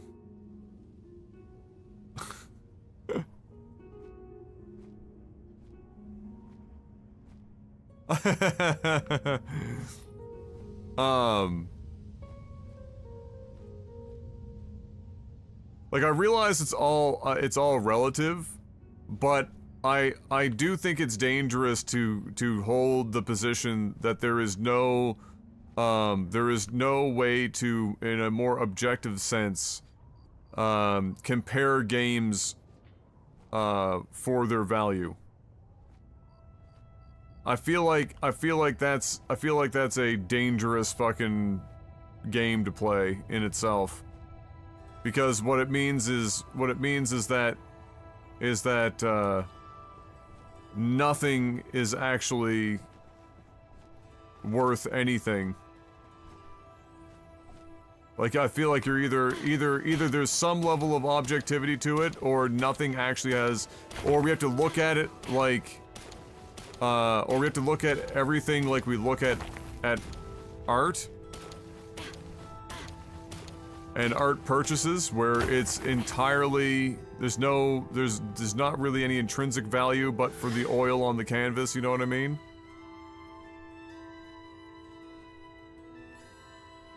I think games are there's a lot more going on there that we can apply more objective standards to help determine the value of a game, and then there's an added layer of subjective value on top of that, like, that equation is brought together to give you,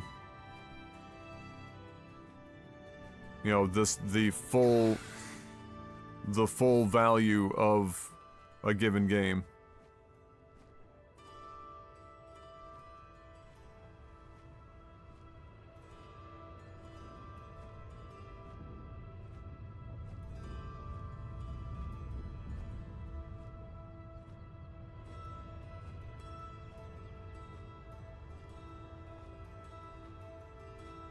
I think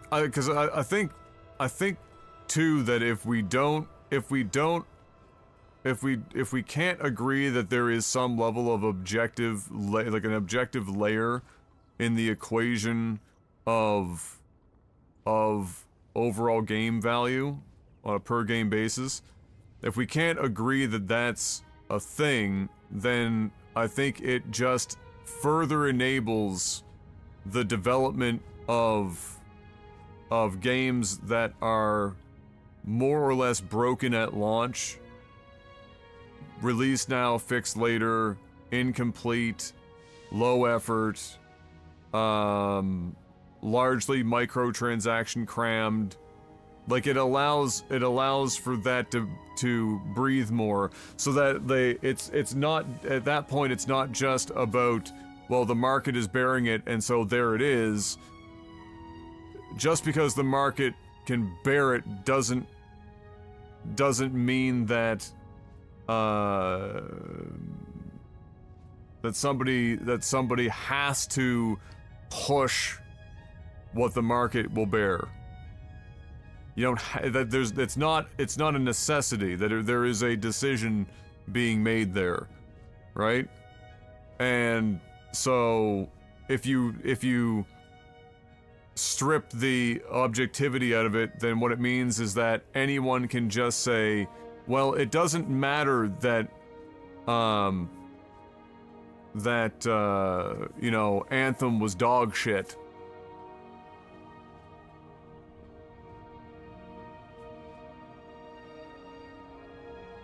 That's just your opinion. But I think pretty objectively it was dog shit and that's why it failed. Or, in the case of Fallout 76, that game was fucking shit. It's still shit. It's just like shit that they sprinkled coffee grinds on to try and mask it a bit.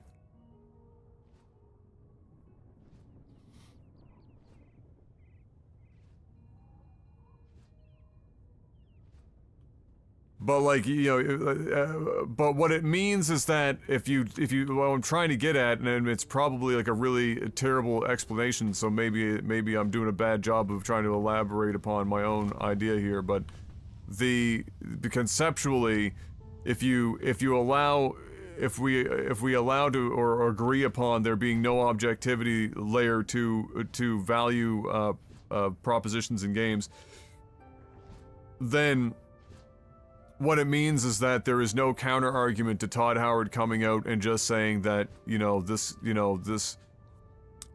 is the game that we wanted to make, and some people really, really like it, and therefore it's good. And because some people really, really like it, and therefore it's good, and therefore we can charge this money, and that's fine. It means the game is good.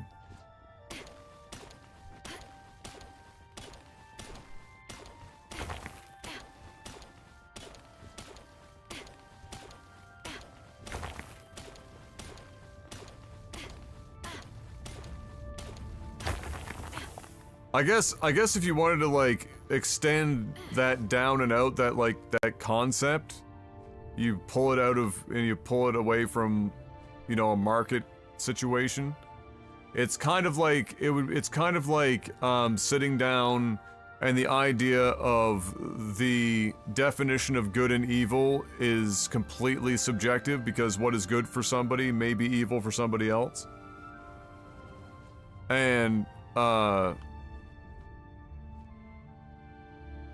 And so, like, philosophically, if that's where you sit, then I feel like you'll probably sit in a similar way, where you'll just say that it's purely subjective, there is no objectivity, everything is relative.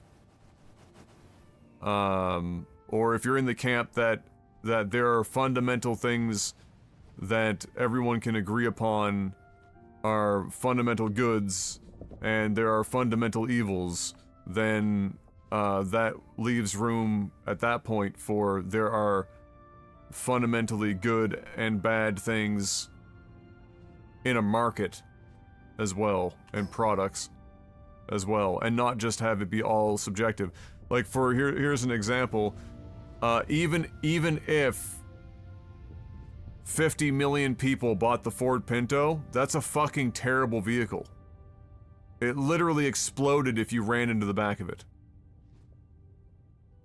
So, just because a bunch of people buy it, does not a good game make.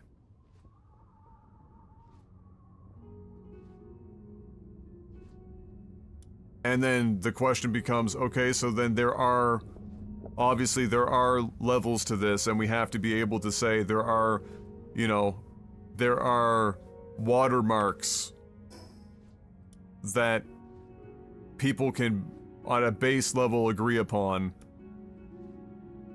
that are objective in nature. When was the last time a AAA company did a great game on PC? A AAA company? I guess whether or not you consider Larian Studios to be big enough to be AAA, I would certainly think so. I think Baldur's Gate 3 is probably the best example of a AAA game release in almost a decade. If not a decade. And I say that because it's almost a decade. I say that because I hold the opinion that that the modern era of gaming, the complete collapse of it, or the real major, the last major support beam blown out in around 2014, before the true advent of release broken, fix later, ramp up microtransactions, the merger of mobile gaming market into other mediums like the console and PC market, the ultimate extraction of value, the min-maxing at a corporate level, all of that happened in and around the start of 2014, 2015. Social media 2.0, you know, feeding into it, etc., all of that kind of around 2014, 2015. And so, since then, probably Baldur's Gate 3 is the best and shining example of a properly made, completed, released, and supported AAA game on the PC. Yeah, well, and in general, any platform that Baldur's Gate 3 is on, which are most of them, it is the pinnacle.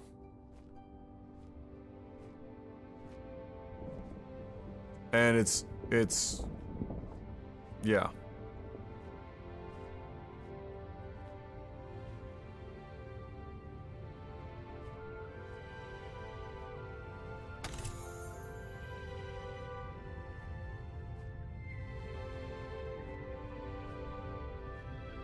Kind of hard to look for sulfur at night, Adam. Maybe just go back.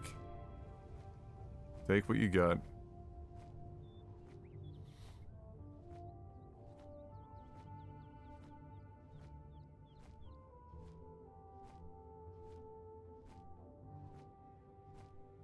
Too early for you to talk philosophical shit.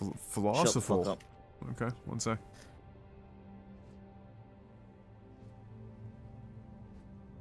What the fuck am I hearing? Sounds like a cat being spun around by its tail. Alright. Let's get back here. Would you like a code, sir? I would like it one, please.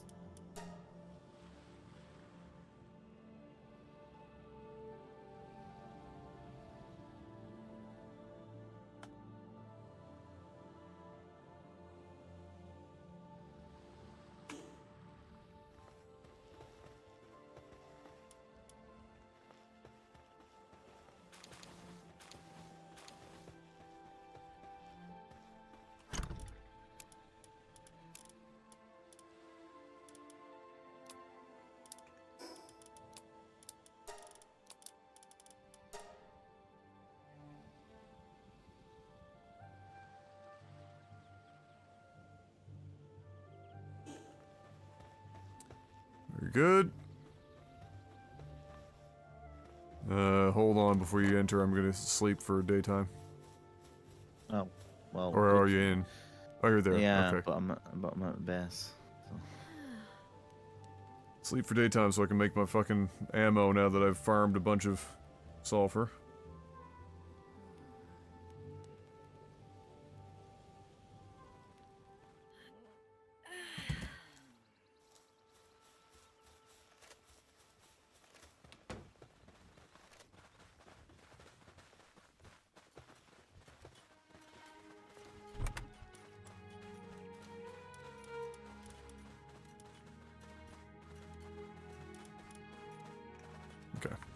But I guess on that note, what if you guys had to think about it?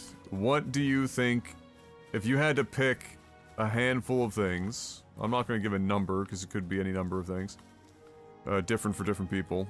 What do you think are the objective, like, underpinnings of what makes for a good video game?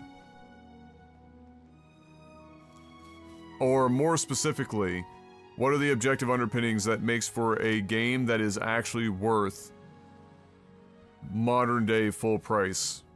You know, $70 US in tax, 100 Canadian.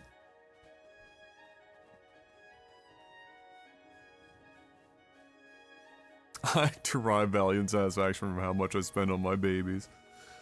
Beanie Babies, bro. I still have mine. Hiding somewhere around here. In a bin.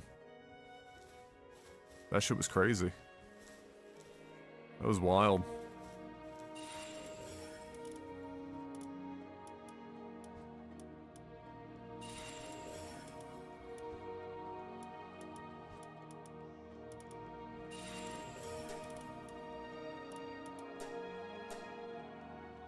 Alright, gunpowder. How we doing on that charcoal, Normantide? Are those eggs all done over there? I put them in earlier this morning. Yeah. Ooh.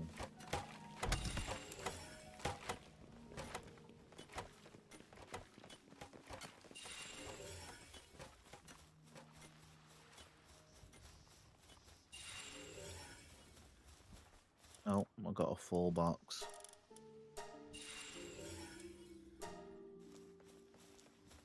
Yay.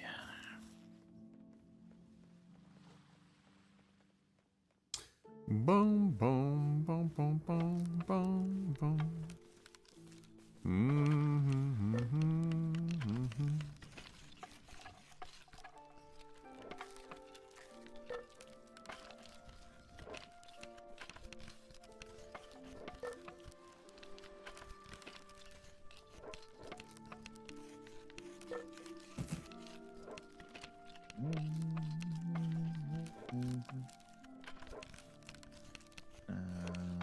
He's just a regular.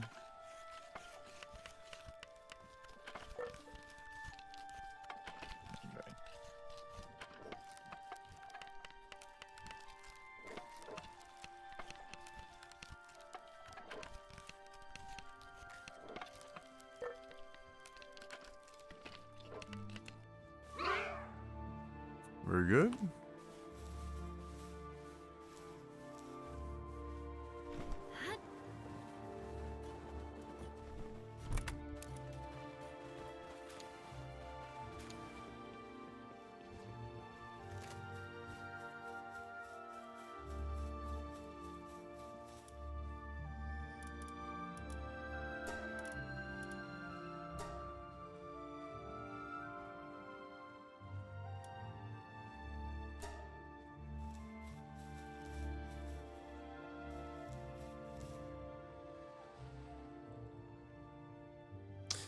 Honestly, the bar on games at this point is, did I get a relative amount of value? For example, hours played versus cost. Nothing ships without a truckload of issues nowadays. Anything else is specific to genre.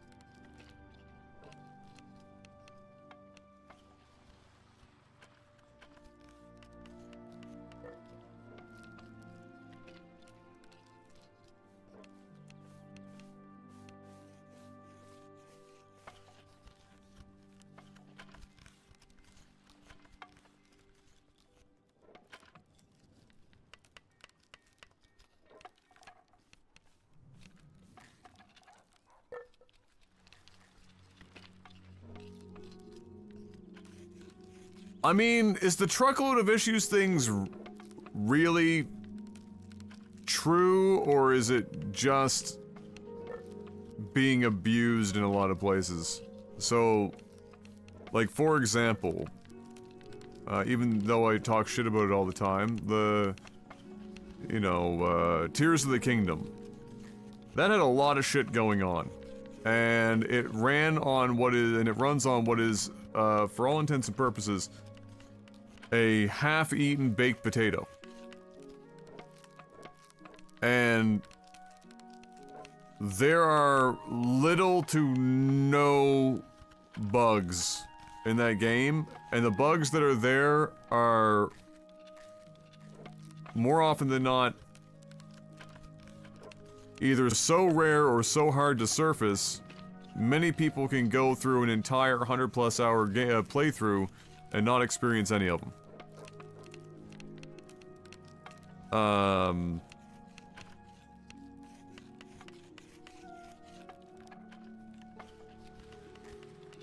I don't like the idea of a game launching at $100 and because other games are launching broken to the point where it's become a norm, be like, yeah, okay, fine, whatever. They're all broken, and so they're still all worth, because they're all broken, or many of them are broken, they're all still worth, you know, I can't take that into account for the value of the game. Or it shouldn't be an objective marker, I should say, more specifically. An individual might have more tolerance for bugs, but from like an objective perspective, I think most people would agree. If you can go with little to no bugs at launch versus your game is deleting itself or completing itself upon being opened, or bricking computers, or crashes to desktop every 5 fucking seconds, like those two are like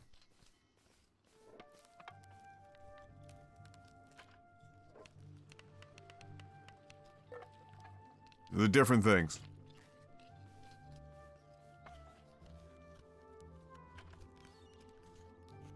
Like, I don't think it's realistic to expect 0 bugs or oddities, because I think what people when people think bugs these days, they're thinking about pretty catastrophic shit a lot of the time,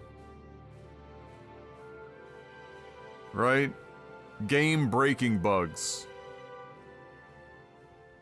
You know, if you're playing a game and you found a rock that hasn't had collision applied to it correctly, and you can clip through it, technically that's a bug, but unless that is like every rock in the game, and not just like this one-off kind of a situation, it's not really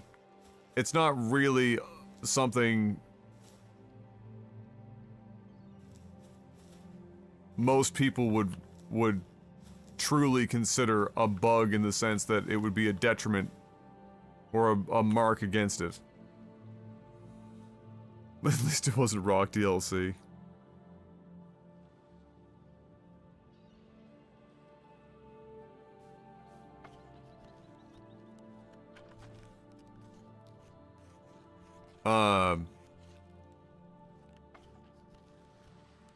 I personally believe that if you're going to charge $100 or $70 US, we're going to be, but listen, in like 3 years, we're going to be paying like $89.99 as a standard edition US dollars for games now.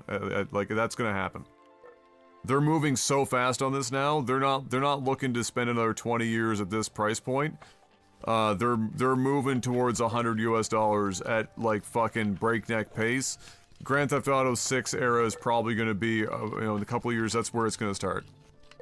You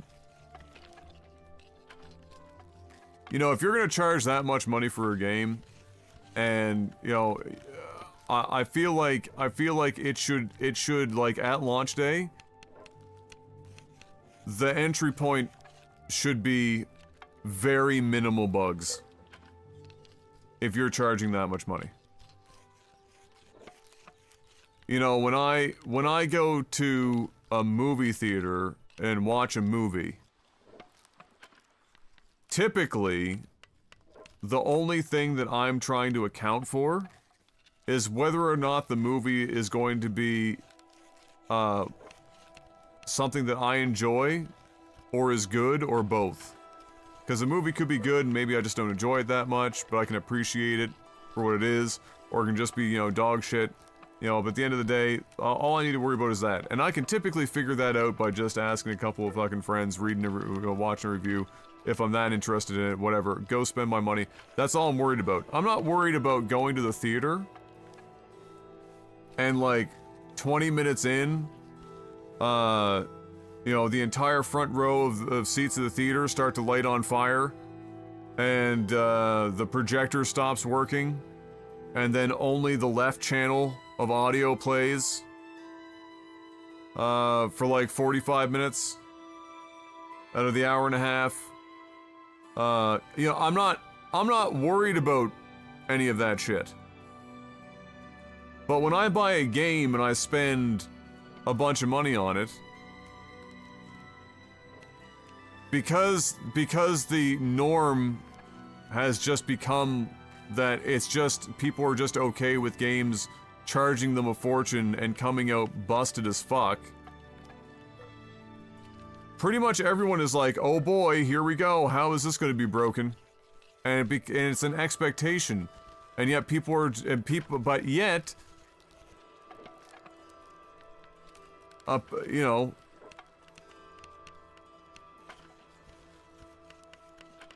and this is why I'm saying, you know, I think from that if we're going to like be able to agree on an objective layer of fucking of game value, we have to be able to move past, because like what the fuck are we doing if we're just like, ah, fuck it, let it be broken? Like, that's so shit. I'm not like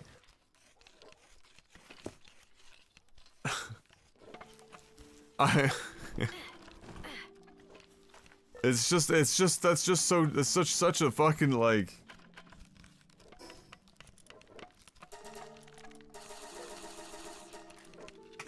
so I would say that's one for me. Released with little, you know, few bugs. And no game-breaking bugs. I don't care how hard it is. I don't want the game to brick my computer. I don't want it to corrupt my save file 40 hours in. Those are unacceptable at any level. So they're just not there on day one. That's step one. If you're gonna charge me $100, that seems like a pretty low fucking barrier to entry, honestly, for me spending $100 on your game. The second, can you account for that? How you know that like you are, if somebody's buying the game day one, or haven't is excited for a game, and they haven't looked at any reviews or anything of that nature, how do you account for knowing if the game's gonna have bugs or not, if you're gonna be paying that money anyway? Oh, I'm not talking about the problem of being able to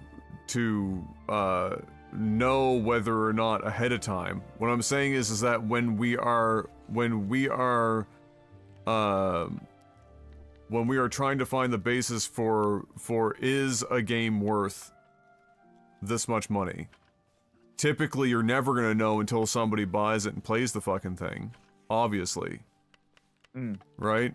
But the difference is how many people continue to buy it after having that knowledge. Yeah. So. Right? Okay. So, that's and how many people are returning it if it is broken? So. The problem becomes because of the way that game industry and games stuff things, even if the games are being returned, the companies can be all like, oh, a bunch of people bought our game, you know, is a success, even if they have to make returns.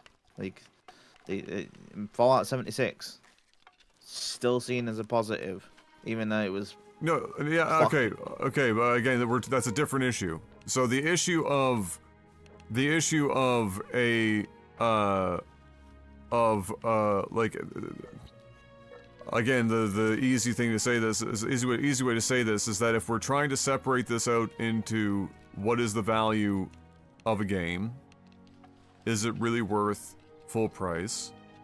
There's an objective and subjective layer or layers to that are added together to give you a yes or no answer at the other end.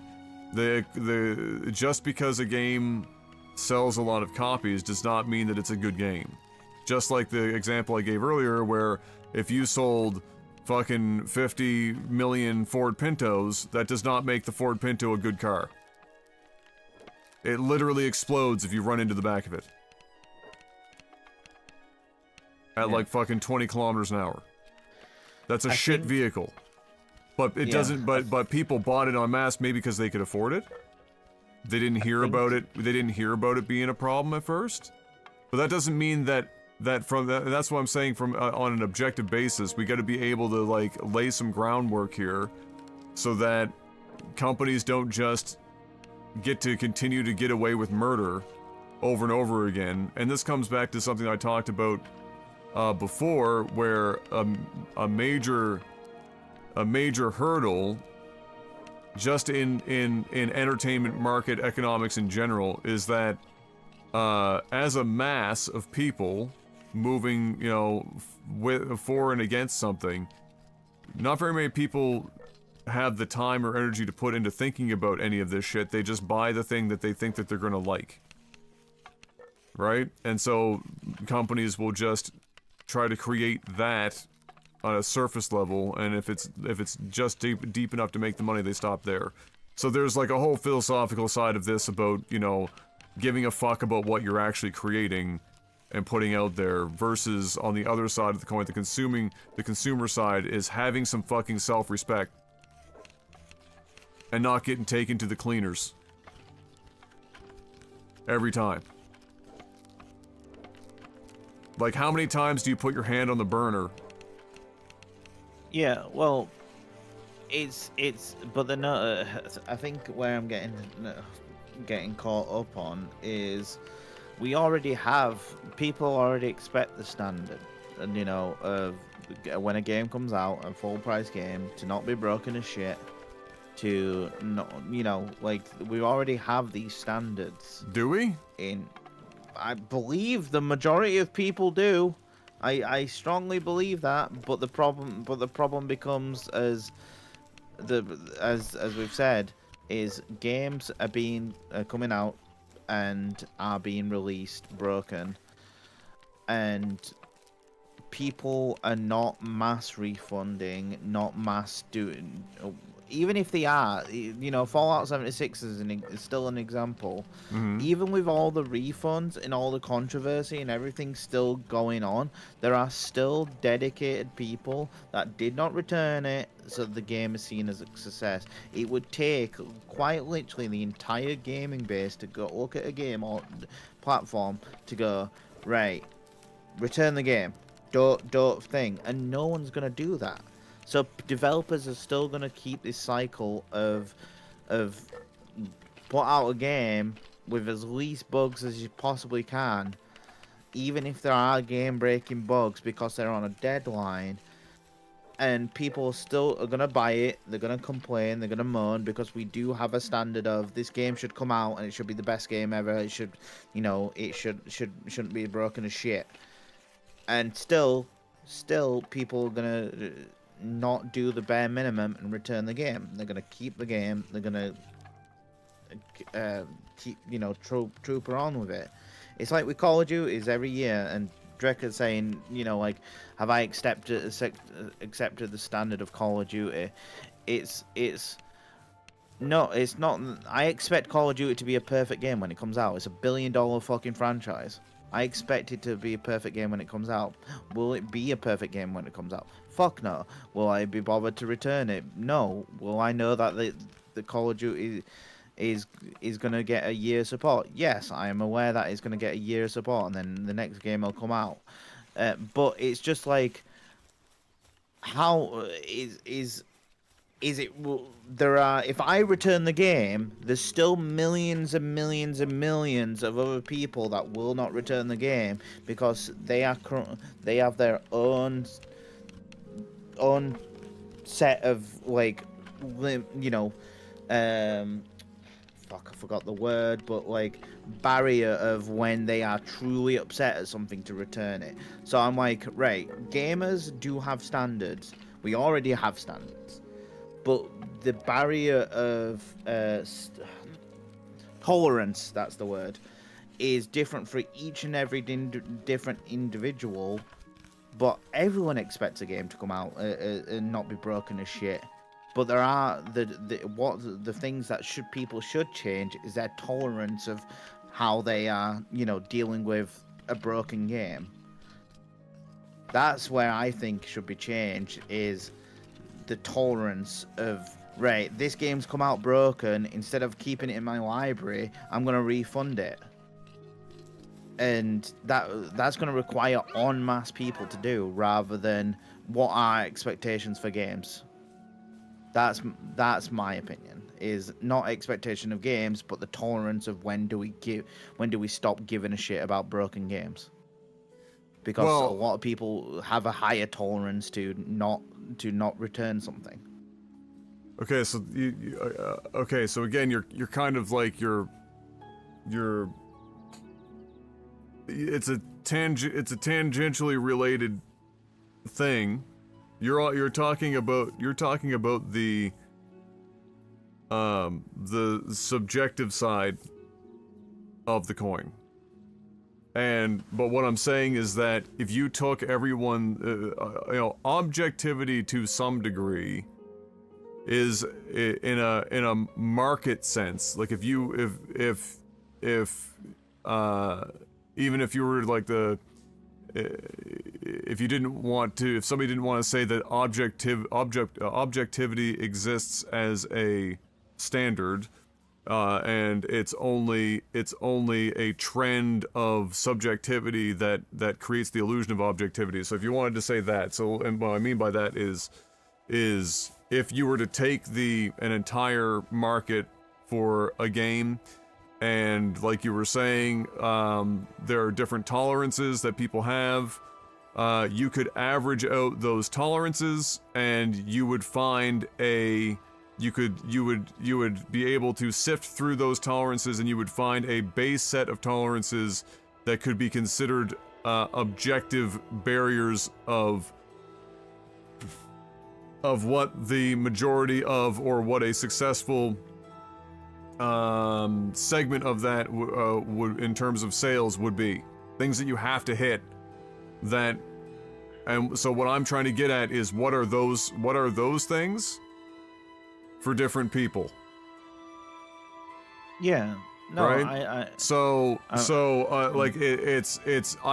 that I disagree with you that part of it, which is why I said some people, I've talked about it before, or discussions about it before, about people having like standards, and why people have, as a market, when I say people, I mean the market as a whole, shifting and getting used to, it's like boiling a lobster. They're getting used to shittier and shittier products on average, or they're getting used to shittier and shittier predatory monetization strategies, to the point where it just becomes a normalized thing that everyone the market is just used to it, and so they no longer take it into consideration as a negative. They just see it as a baseline, right? It's like if you tried to tell somebody in 1999 that they were gonna have to spend another $20 to be able to get access to New Game Plus to a game, they'd be like, you're fucking insane. Because back then, you were definitely not spending $20 more to get access to New Game Plus. But now, we're starting this journey up here where for Sega to even be willing to take that leap of faith to see if there is enough people that just don't give a fuck and will spend the extra money. The reason why that's even there as a market to test is because of all the monetization strategies that have come before it that are as predatorial or worse or similar to that has washed the market out a bit, and people are used to these crazy things. We're like, fuck it. You know, whatever. I might not buy it, but fuck it, somebody else could do it. That's just whatever, and they still support the game by buying it. So it's a win-win for the developer publisher. So, like, it's a, like, from the perspective that you're coming from, again, it's not that I'm disagreeing with you, I agree with you. It's just a different portion of what, you know, I'm trying to talk about. I'm trying to, like, the idea that there isn't, like, some, or shouldn't be some fundamental level, or that there isn't some fundamental level that should dictate what is and isn't worth full price. Because what I'm interested in is, and what started all this conversation was the idea that a developer will just call a game AAA, because as soon as they call it AAA, they can charge $70, $80 just for saying the words, this game is AAA, right? But clearly, there is a stark difference between the day before and Grand Theft Auto 5. Yeah. Well, I think it's. I think. You know, it's. I get it. You know, like, I understand like what your thing is at, but we also have to factor in if a developer is not publishing the game itself, we have to factor in a third party of, like, publisher deciding whether or not a game is AAA or not, because they have, you know, they invested money into that company or whatever whatever. So, you know, yes, there are base levels for what should be a AAA game or not. You know, you could argue with the way that how Palworld is successful. You know, if they could have called it not early access and done a full release and charged full price, but they know that company as a small indie, I'm pretty sure self-publishing. Yes, sir. Yeah. That they realized they can take this game to more heights, whereas developers of the AAA standard doing games, and then they're saying they can't go anywhere else, maybe a $15 DLC. You know, most companies are making a game and spending, you know, like the Sony games, you know, the Spider-Mans, the God of War, the Last of Us, all those ones. They're expecting to be full price games because they are not planning to do anything else with it. They are, other than a sequel, you know, another game. So I think that not only is there, Whoa, Squirtle! you know, not only is there standards for us, you know, gamers, to be like, what do we constitute as a AAA game? You know, is it worth the AAA game price? But there is also factors of, right, publishers. Do they count? You know, we saw it with No Man's Sky, didn't we? Where Sony got involved and then their price jumped up. You know, and their original plan was, what? I don't know if they said their original plan, but it was not going to be. Well, it was going to be an early access game, which typically means it's not going to be full price out of the gate. But Sony gave them a bunch of money and assumed that they'd be able to convert that into a full game at release for full price. Yeah, so that's where we saw a publisher come in, take a game that was obviously not a AAA game, and then made it a AAA game because they invested money. So they just arbitrarily called it a AAA game. Yeah, but it, you know, at the end of the day, it wasn't a AAA game. But no. You know what I mean? Is like they put money in it and then they called it a AAA game, even though which is what I'm getting at. Which is why which means by saying that you are indicating that there are clearly watermarks for what is and is not something that is a full price video game. Yeah. Clearly. Yeah. So the watermarks are pretty much from a gaming from a, I guess my perspective is there a publisher involved? If no, then it's less likely to be a AAA game. So your watermark for is a game worth full price is do they have a publisher? No, one part, not full. It's not just a whole part of that. That's one part. That's the business side of it. The gaming side of it is it's difficult to put down because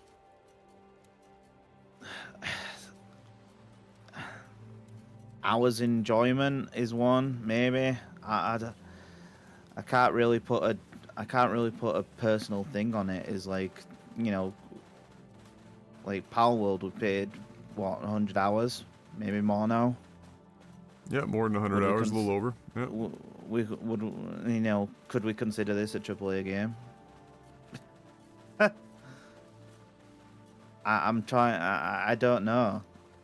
I well, don't know like I said, there's and that's where like there's a subjective layer to it, right? So yeah, if a person can put in, plays a game and enjoys it for a great number of hours, that's like their subjective layer to it. But like for example, I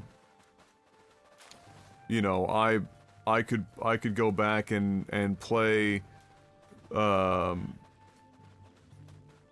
I've played games that for many hours that were, broken, incoherent messes. So I don't consider just the number of hours necessarily like the only contributing factor. And even if I played it for many hours and enjoyed it, I don't necessarily believe that immediately means that it is something that should be able to, or that the market should bear at, or should consider at full price. So, for example, is Vampire Survivors, despite being a massive success that people probably played for many hours, no matter how much they enjoyed it, how much how many hours of entertainment they got out of it, is it worth $100? I mean, most people are going to say no. Even if they enjoyed it, like even if they enjoyed the fuck out of it, right? Like, so if one of your markers is just how much fun you had, and a lot of people had a blast with that game and played many hours, if they had put if you said, all right, well, I'm going to put $100 price tag on this, are you still buying it? Like, people, 99% of people are going to say no to that. And so and just by that virtue, again, along with some of the things you were mentioning there about even to some degree, like a publisher's involvement and whatnot, all of these things indicate that there are indeed, and you wouldn't be the only person to say these things, but there are indeed close to market universal constants that dictate the watermark for when a game should be priced full price versus when it probably shouldn't but is, and then the subjective side has to do a lot of heavy lifting. And typically what you'll also see is a lot of marketing to skew it to try to bait people in to buy it because they know the game ain't that fucking hot shit, but they're trying to make their money back. So, and why I think this is important. This whole discussion is important to a degree. Is that I think that whether or not it's happening now, this thought is going to eventually be the driving factor for a bit of a soft reset in terms of game pricing and what people are actually buying. We're going to hit a breaking point. Yeah. It will happen. And Yeah. And we should be able to see it coming by asking these questions. But the market does have to some degree, be able to hold companies to a standard. The biggest and I thought about this earlier this morning too. I'll add this in. I'll let you go for it for a sec. But the part of the problem when it comes to entertainment and why I think there is a higher threshold for quality assurance issues than in other things, notwithstanding, if you're driving a car like a Ford Pinto, your life being on the fucking line. But like, let's say non-life threatening shit in a car. Like, people are not going to put up with, a track record of a company putting out vehicles in which the power seating fails in the first 6 months and they want to charge you $4,000 to fix it. Like, you're not going to die without the fucking power seat, but you're also paying for it and don't like the idea that they're going to try and charge you thousands of dollars to fix it, 6 months into the sale, right? So, but in gaming, there is this higher threshold for just catastrophic bullshit that directly impacts your ability to play and enjoy the game. But the threshold seems to be higher in gaming than it is in other areas. And I think one of the biggest variables for that is that gaming is escapism. And people that use gaming as their escape, especially if they have, let's say, intellectual properties in gaming that they have enjoyed over a long period of time in their lives, and therefore have a greater value for escapism for them, they are going to have a much higher threshold. Way higher threshold for bullshit. Yeah. Because ultimately they're in it for the escapism, and so the barrier for them is, do I like the property, and am I able to fucking escape? And if I even think that, I'm going to buy it. Even if I know it's shit, I'm going to buy it. Because it's escapism. And so, yeah. Yeah. Is there? No, I agree with you. I'm not trying to I'm not disagreeing with you any of your points.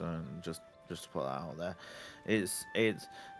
There's a part of me, my brain is thinking this way of like, for games that come out with bugs and shit like that and they're broken and stuff like that, is from a tech side, from an in-house developer side, and this is not an excuse for them or anything like that, but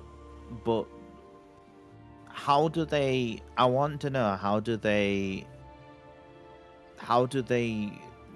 send these games out, or how are they able to test games on multiple different systems and platforms and different hardware to then be able to not worry about all the different machines and different stuff?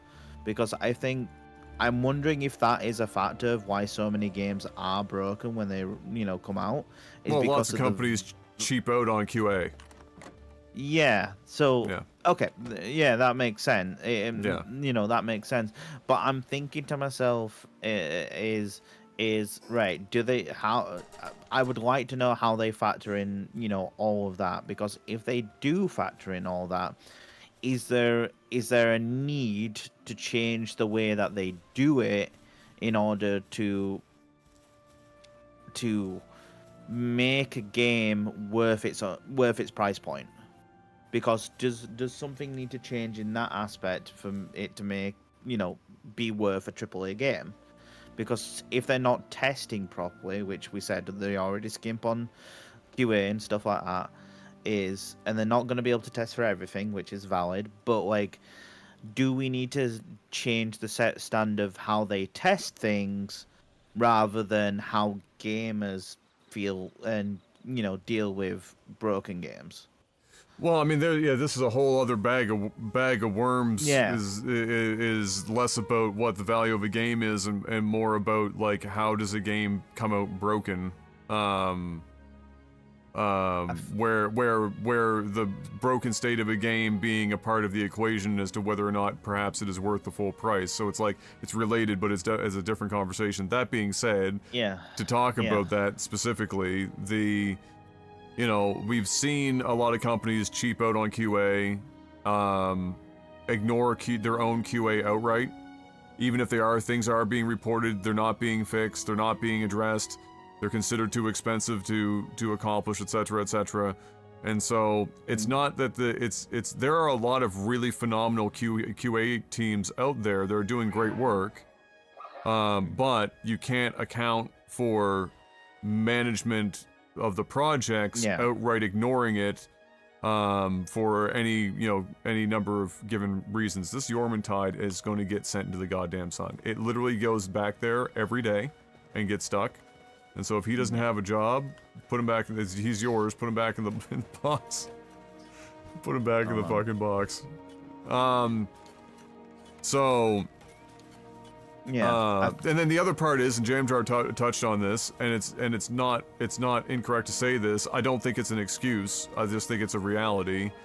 Is that games are more complicated now, right? And the more complicated, on average, the bigger the games, the more complicated they get. And whatnot, need bigger teams, etc. There's more variables at play. Is that when that happens, obviously it can be harder to do QA for and whatnot. But I honestly think most of that is just how much time, and whatnot a team is willing to put into QA, in order to accomplish it. Really, a lot of this is kind of like.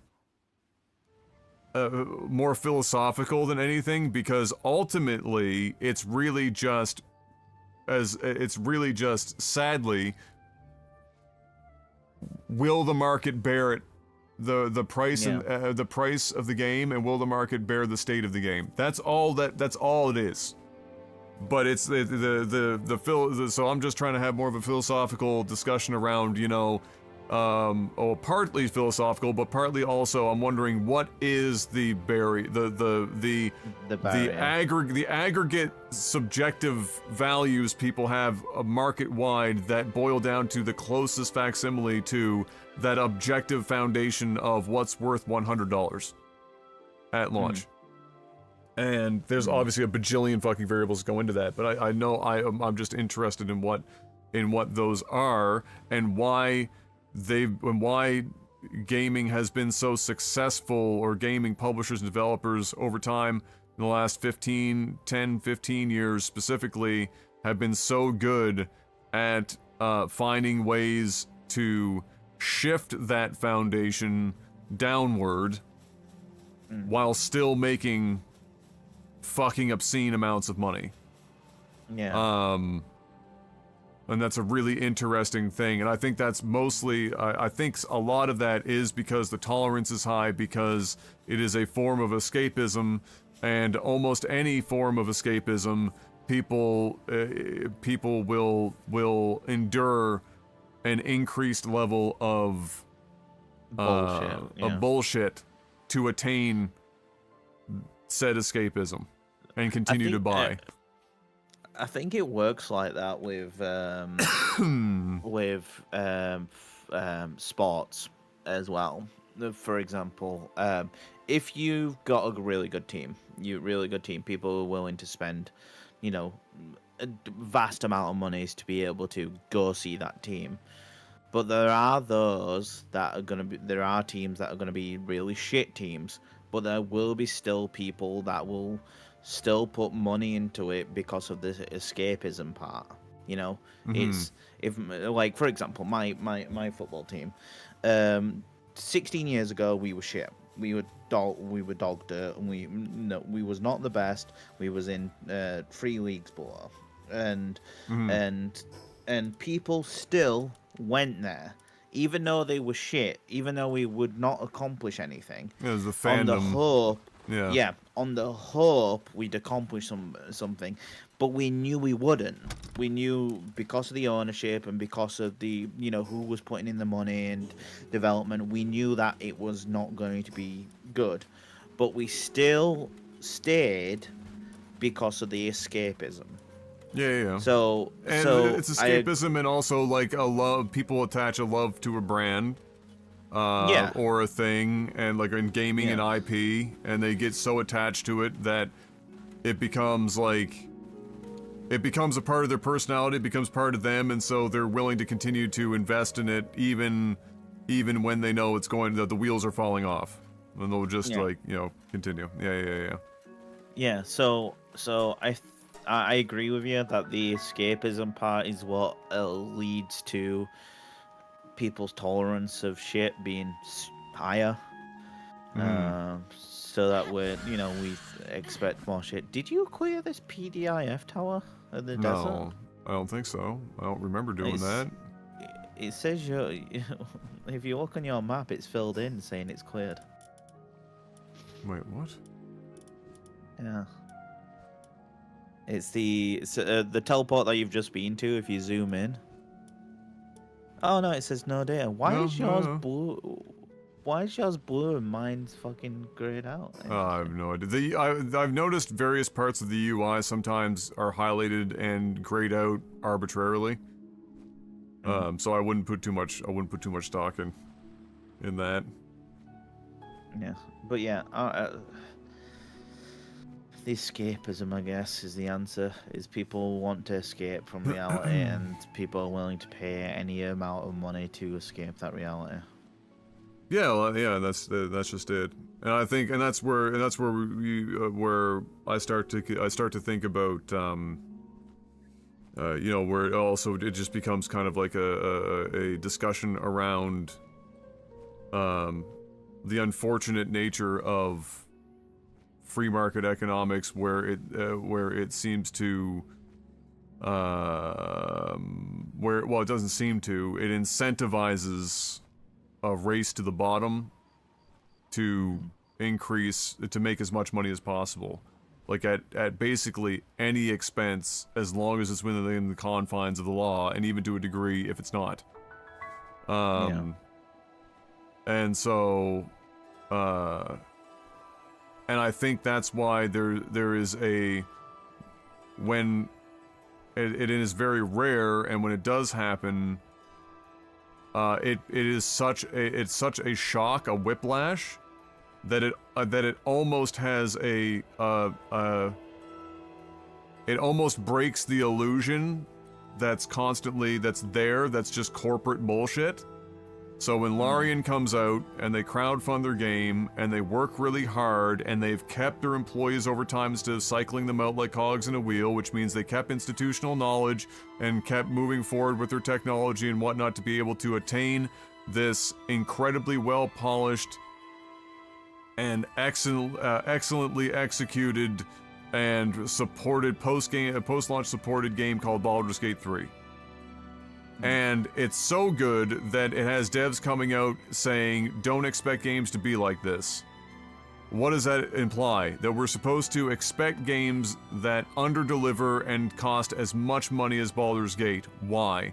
Because they're made by companies that don't actually fucking care. They're chasing dollar signs, and will do that as aggressively and as inexpensively as possible, soullessly as possible, even if there are examples out in the market that keeping your employees long term actually has financial benefits, and keeping your employees long term and sticking to projects and not chasing after dollar signs without producing, without actually chasing quality at the same time is not always ideal or not idealistic. But it's easier. And so, but Baldur's Gate is a really good example because it literally broke the illusion. Everyone was talking, even if they didn't play Baldur's Gate 3, they were seeing it, they saw how good it was. How well put together it was. And it's like people forgot that we actually used to, like, I'm not going to say that games that we always got were like as the big of scope or whatever as Baldur's Gate 3, but I mean, like, we were getting Mass Effect 1, Mass Effect 2, which for its time released was basically Baldur's Gate. Like, we used to get this shit. Like, that happened. There was a time where all this and the scope, the games were still big and beautiful, with solid writing and good voice acting, and it was pushing technology, and they're good. But but the mechanisms of how games were made and how institutional knowledge is basically lost within the world of job hopping or layoff cycles and contract workers. It all fucks it all up, and now Baldur's Gate comes around and everyone was like, wait a minute, you're telling me this is still a thing that can be done? And the company can still make a shitload of money off of it? Well, fuck me. And now people are comparing games to Baldur's Gate, like, you know, and they should. Because Larian is mostly self-made, and if they can do it, and you're looking at, like, 2K, who's a multi-billion-dollar company, should they not be expected to hit similar fucking watermarks? Should that not be the expectation? So when developers come out and say don't expect it, well then what does that really tell you? So that's, you know, that's where the whole, like, where it's the shitification of games because of the basically the people that were put at the head of these publishing houses and development studios over time got decreasingly, they were over time less and less actually actively involved in gaming. They were just there because they were hired from somewhere else and they made some other company money, and so they were put in there for the money. And then the justification is, oh, well, games got really fucking expensive, so we need all this extra money. Well, the profit margin kept fucking, like, popping, and the games were getting shittier and shittier, but you're telling me you're spending more and more money? That tells me a couple of things. One, you're lying to me, and two, clearly you're fucking shit at project management. Yeah. If the games are getting more expensive, but they're not getting necessarily bigger or better, and actually in many instances features are being stripped away and then put back later and then stripped away and put back later because it allows you to, like, have like, you're not actually adding over time, because if you did that you'd hit a ceiling and then you wouldn't have a reason to sell a Call of Duty game every 9 months. So you have to, like, take some stuff away and then add new stuff, add different stuff in. And then the next one, you take a little bit away and you put the more stuff back in. And they do this with fucking cell phones too. So it's all like, it's all like... And then once in a while, Alarian comes along and reminds everyone to be able to bring the game to a point where that it's even worth turning on, or that you can turn on without it breaking itself. Like, do that! Because again, like, people get, like, shocked. Like, another great example that I can think of was Square Enix saying that they needed to move away from turn-based because nobody wanted turn-based games anymore. And they were looking at, and that the linearity of their games was their future because people wanted these interactive movies more than games. And then you look at Final Fantasy 13, 13-2, and 13-3, and you look at the sales, and they could not have dove off a cliff faster. And then what happens? They got a small little subsection of Square Enix that puts out Bravely Default. And it sells, for the size of the project, the number of people that worked on it, and the fact that it was in the handheld, sells more copies than most of Square Enix's other RPGs that weren't, like, turn-based situations. And they went, wait a minute, they actually remember them coming out and saying, we were surprised it did this well.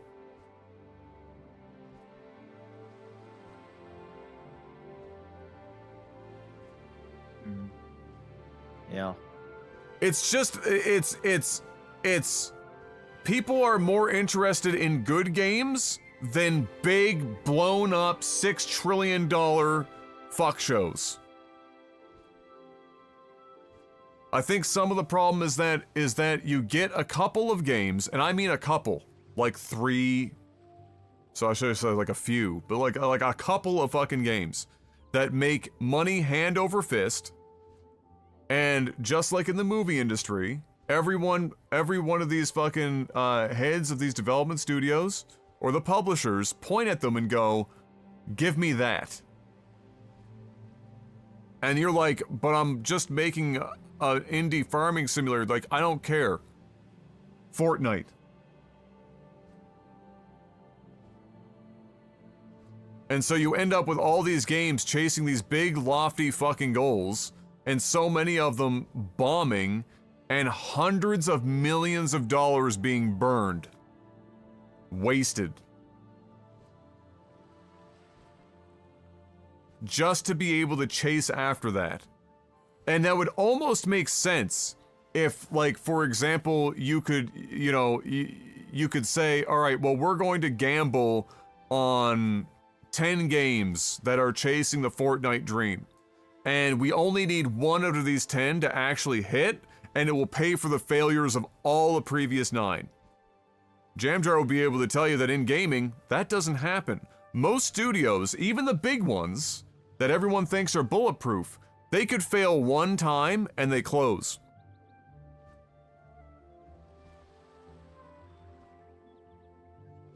Game over. So there's all this like super high stakes shit at play, but it doesn't stop them from continuing to do all the dumbest shit imaginable and chasing after it.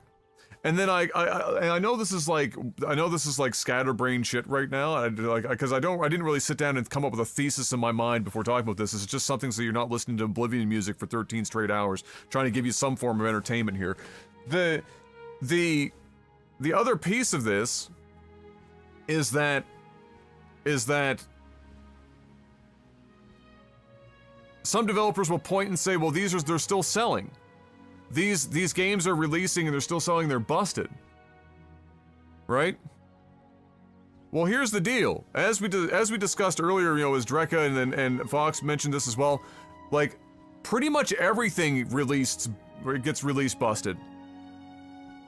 Well, what does that tell you? It tells you that people are still going to want to play games, as we've already discussed as well. Yeah, it's escapism. They're going to want to still be able to have their escapism. They got a higher level of tolerance for it because of that. But they're going to buy it. If all of them are broken, none of them are broken.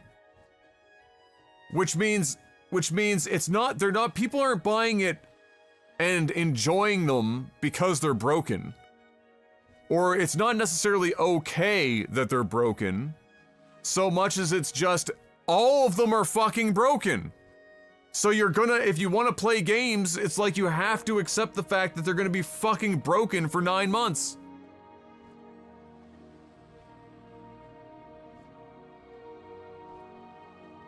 So it's like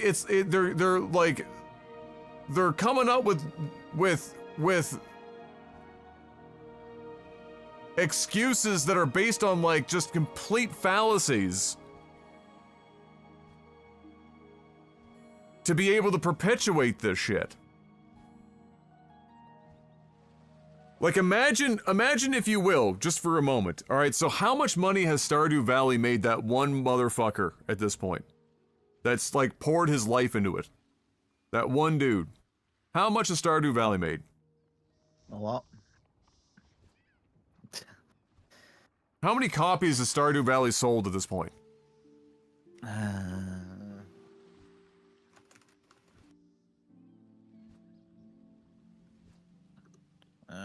About 20 million as of March 2022.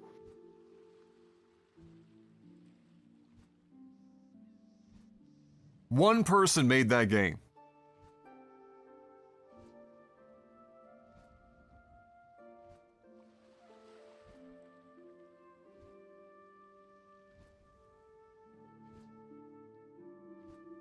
Does it need to be this giant fucking experience to be profitable? Does Electronic Arts or 2K or any of these other major publishers, Bethesda, whatever, that are reigning over these developers, do they need to force every development house to make the to enlist 2, 4, 6, 8,000 developers to produce a single title to turn a major profit on margin? Fuck no! Can you imagine with how many developers underneath some of these development houses and publishers that if they were broken up into some smaller teams occasionally and told to brainstorm some like smaller indie ideas and then given budgets that this guy that made Stardew Valley could only fucking dream of? And I'm not talking about overspending, but what I'm saying is wouldn't have to worry about the money. And then they have, instead of one person, they've got 10 people. 5 people. Shorter development cycle. Now you can make a game in 2 years. You could make a ton of those games, and now you are looking at a situation... Now you are looking at a situation in which you can have 10 failures and 1 success, and that 1 success makes up for the other 9. But you can't do that if you're spending $500 million on a fucking game that's supposed to last 10 years and it doesn't get it out of the gate in the first fucking 2.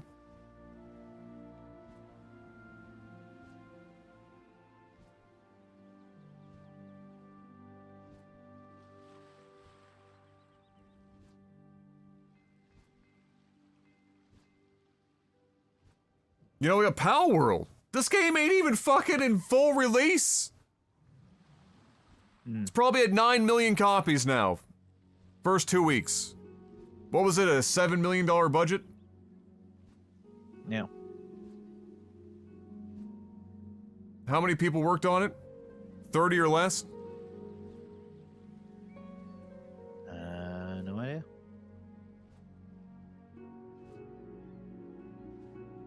Right? No. Like, how many people are playing this game right now? A billion yen, was that 10 million? 1.2. 1.2 million people playing right now. Yep. What was Starfield's peak? All time?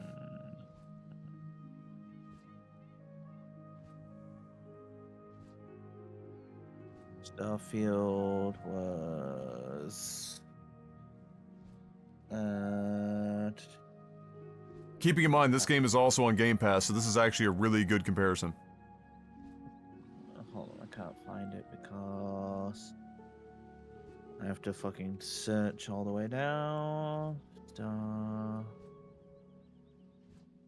Starfield's not even in the... It's not even in the top 100. Right, hold on. A second. You should be able to just like search like Starfield peak Steam count and probably get that. 330,000. 300 and something thousand? 330,000. Yeah. On Steam, yeah. And that was for like fucking 3 days, I think, and then it just dropped off a cliff. Yeah. Keep in mind that Bethesda, when they make a game, I mean, there's no blood in Starfield. There's nothing. Like they make games for as wide a market as possible, which is why the writing is so bland, the decisions don't matter, everything is just kind of middling, because they're trying to make it for as many people as possible, while conversely trying to make the biggest game they can possibly fucking make, which is just fucking stupid. But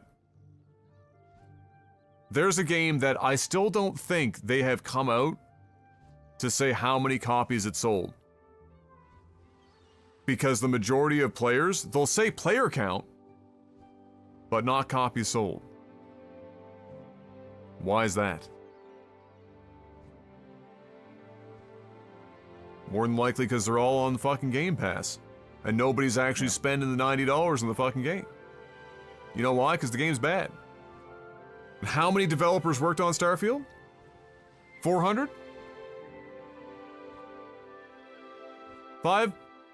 600 developers? More? How many years of development on this bitch? How much money? To make a generic, mid at best, not even space opera?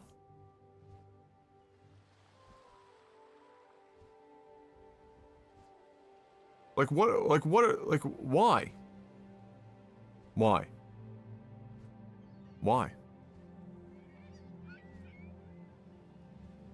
Why? Delilah.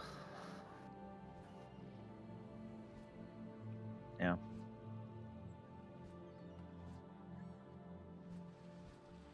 Like, and they're the punishment is they're not worried about making a Bethesda's not worried necessarily about making a really fucking good game anymore. They're worried about making a game that appeals to as many people as possible and win on margin. Or just numbers, I should say.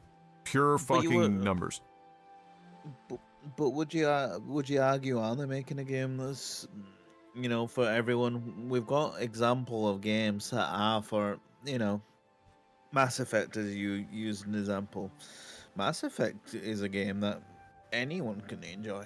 Literally, they made you have your two different characters. Well, not two different characters, two different genders. Mass Effect is definitely like a more mature space opera than Starfield. Starfield has, like, all of Starfield's mature themes are obfuscated by shit to the point where it's like they're there, but they're not there because, I mean, there's not even blood in the game. So I think the point I was trying to make is that the goal the goal of trying to make a game for everyone made more sense in Mass Effect than it does for Starfield, because Starfield doesn't seem like it's made for anyone. Well, when you try to make a game, that's part of my point. When you try to make a game for everyone, you're making a game for no one. That makes sense? Yeah. When you try, it's the same idea behind if you try to please everyone, you will please nobody.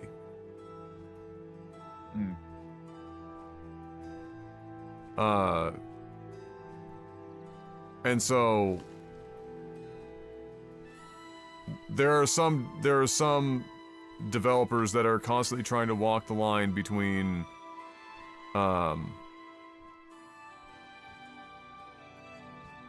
hitting a mass market to recuperate costs, but be niche enough to actually have a strong core audience that will make the game critically successful and have long tail success as well instead of just upfront.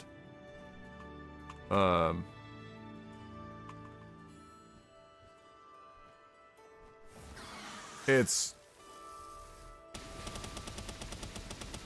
oh god. Oh wow, that almost fucking one-shot him. Holy Jesus.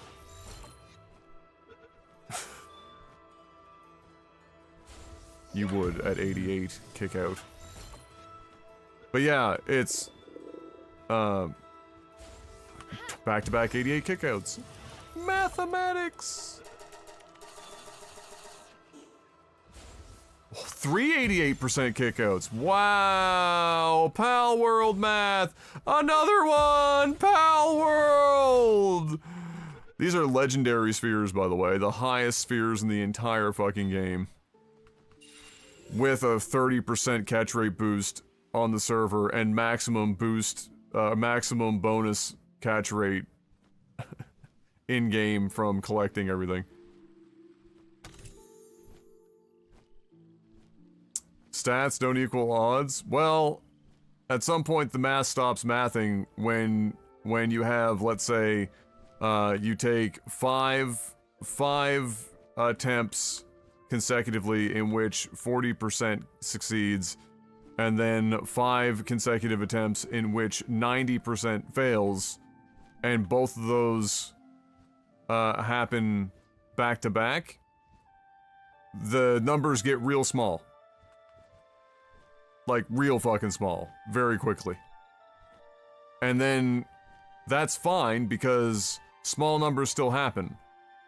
The distribution is the problem, and in Palworld, the distribution is... I mean, you could just watch the VODs of my streams, and you will find out very quickly that the distribution is very fucked.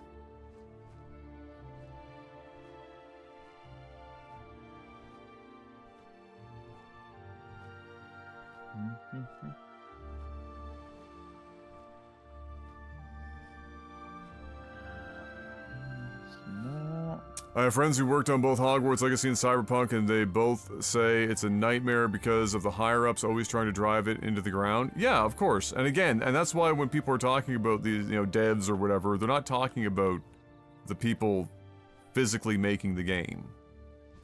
Right? They're talking about the people that are making the decisions that lead to all of these things happening. And a lot of those problems arise when people are put in one of two things happen, or two scenarios. I think probably the case. You would be able to speak to this more because you actually work in the industry. Some people think that it is always ideal to have somebody who has worked at the ground level, in the trenches, become a project manager, or a manager of, like, let's say, a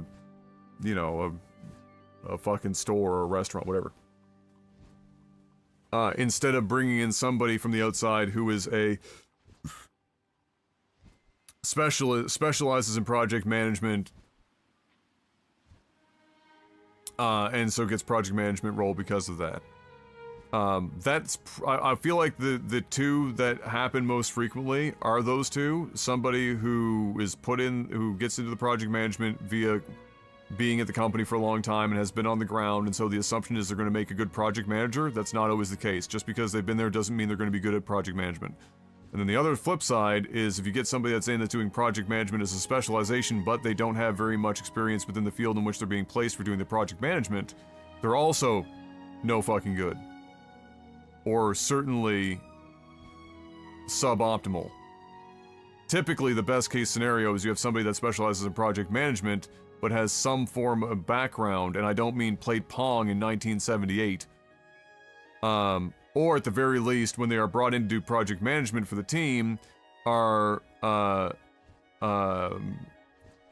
given the opportunity to have base training so that they can at least have legitimate conversations with the various teams that are working underneath of them, so that they don't give them insane timelines. They don't make obscene fucking requests that are literally impossible, but they don't understand the process. That's the best case scenario. That scenario, just by virtue of what we see outcomes of games being released, clearly that scenario almost never happens.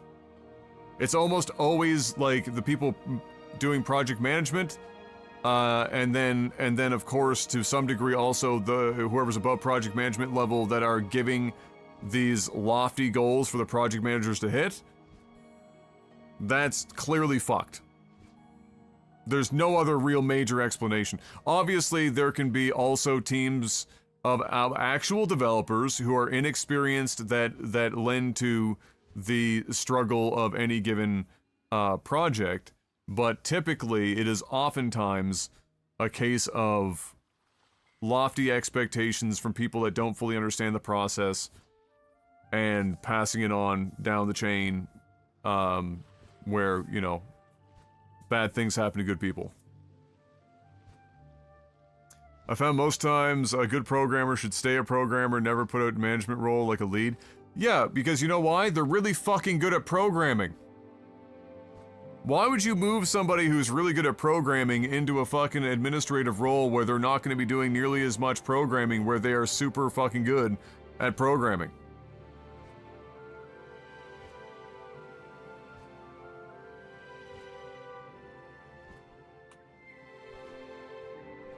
But, you know, that's kind of the mindset. The best case scenario has always been, in my opinion, that you get somebody, and this goes for management of any kind, is you get somebody that is specialized in management, has phenomenal people skills and communication skills, has some minor background if possible in whatever it is they're going to be taking part in, but then more importantly is brought in and given the ability to train up in whatever disciplines they're going to be managing or doing project management for, so that they can have legitimate conversations and understand at some base level what their team is telling them, so that they can make better decisions as a project manager and provide better timelines and provide a better product at the other end.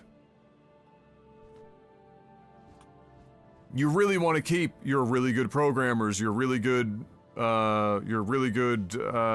devs in those roles, because that's what they're really good at, and you're going to get the best outcome with them in those roles. You know, you're gonna lose a lot by moving them into administrative positions. Wow, this island really has, like, just a bunch of pals on it that I can get literally fucking anywhere else. That's incredible. Yeah, the respawn will change, and you may get a surprise one every so often.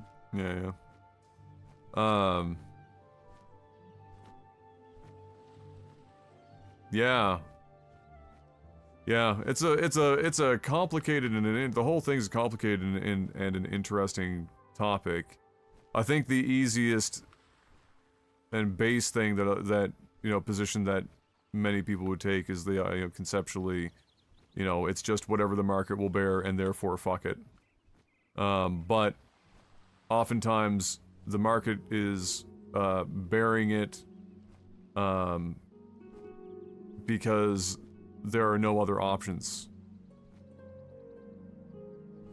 And so, you know, to a degree it is, I suppose, acceptable to have a level of expectation that an individual may walk away from their primary hobby when it's, you know, extorting them. But people's lives are complicated enough on a day-to-day basis, and so if they can still drive some satisfaction, they will.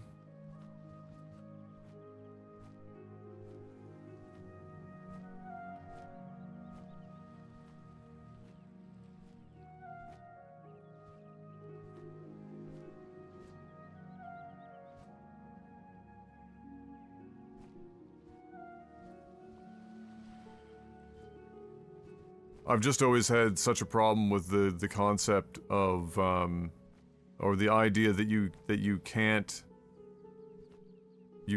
make a good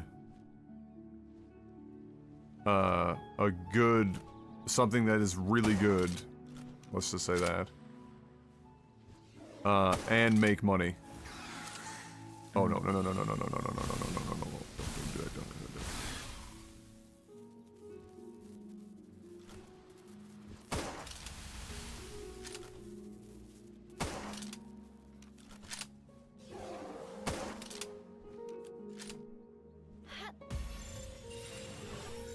Because it's just patently false assumption.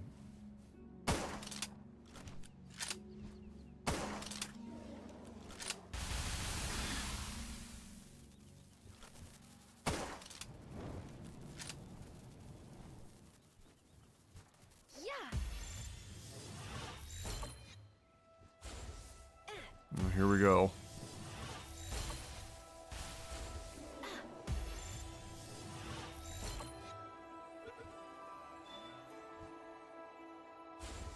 Bro, it's just, I'm about to fucking put that modifier to like 5. Just the amount of kickouts at 85+% all the time is just, it's overboard. Like, I'm okay with like 4 or 5 consecutive 60% kickouts even though they're annoying. Like that, okay, fucking whatever. You know, it's just a little bit better than a coin flip. But having like 5, 6 consecutive kickouts at 85+%, 90+%, I mean, Jesus. It just doesn't make sense.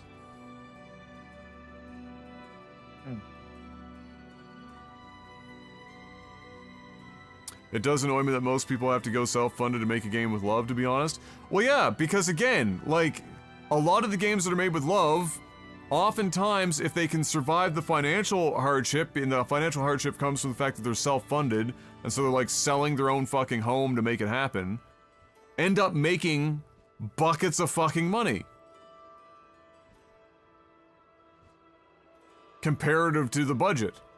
And so, there is obviously a huge market for these games that aren't $500 million, $1 billion fucking gong shows that can make huge profit margins that are also really fucking good games that allow artists to be artists and devs to be devs and to pour their heart into it.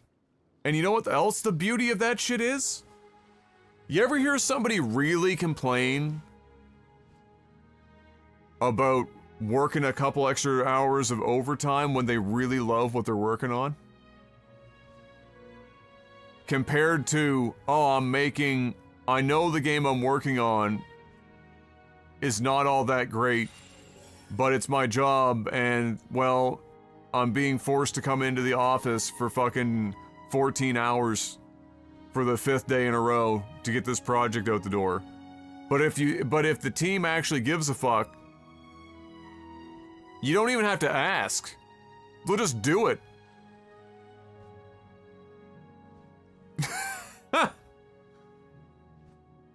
And so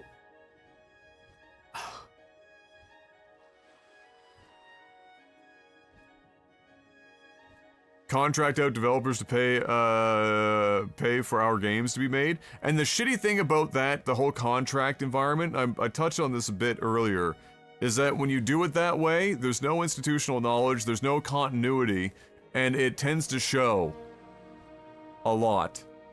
And if you're not careful with how you fold contracted workers into the mix, you can end up with really, truly catastrophic and sometimes developer destroying results. Like with Halo Infinite. That has just about brought 343 and the entire Halo brand to its knees because they contracted out nearly everything, including the quote-unquote upgraded engine Slipstream, which was a rebuild of their existing engine that they contracted out to a bunch of people, and then the contractors left, and everyone that was left that got like a minor primer on how to use this upgraded engine, nobody really knew what the fuck was going on, so when there were problems that needed to be solved, oops!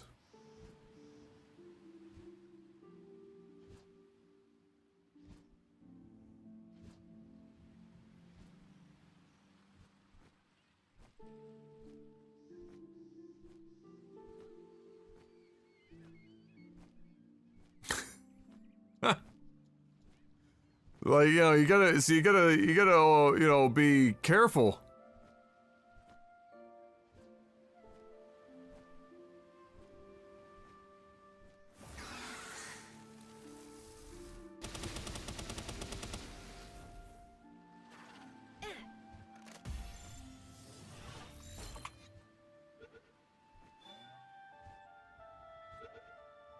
He thought about it. He thought of kicking out at 91. It passed through his mind. It was there briefly. It's like, man, do I want to prove Adam's point? I just got handgun tier 3 schematic, by the way. Yeah. That's a purple boy. Yep.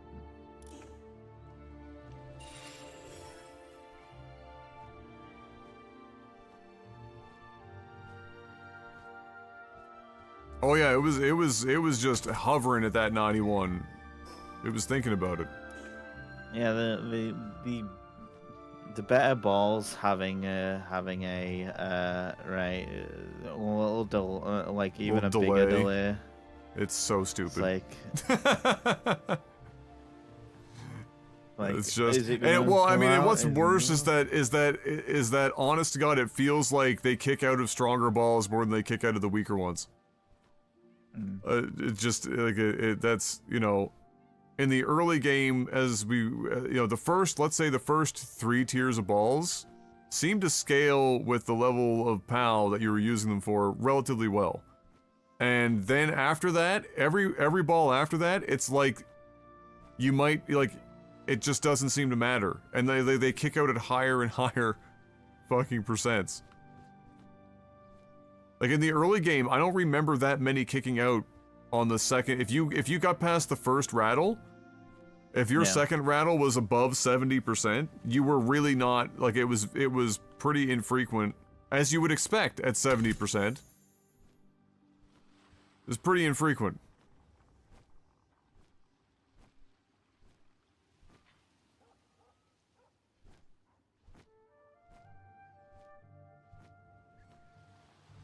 Bro, why is there a level 44 Fanglope here? Get the shit out of here.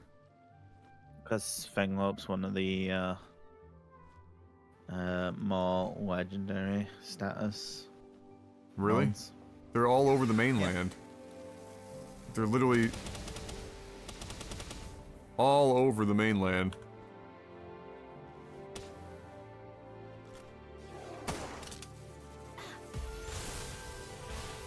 Oh, that 29%. Wolf.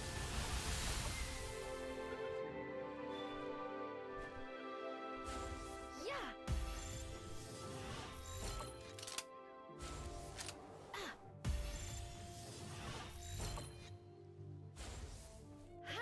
Like I feel like the like one ball below level when they have like 2 health should probably be with max bonus. Maybe should be higher than 29%. I'm just throwing it out there. Maybe a shade higher. Feels a little low with max bonus. Can you imagine catching these if you were like mid bonus or lower? Fuck me. Even with the highest tier ball, you'd be up shit's crick.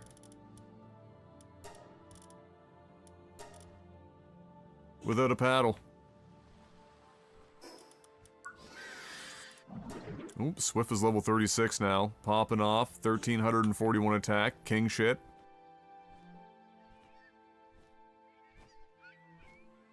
I do need to catch me some Ozarkers. You know what? Reading them. I am not going to catch this Fanglope, but I am going to send it to the Shadow Realm.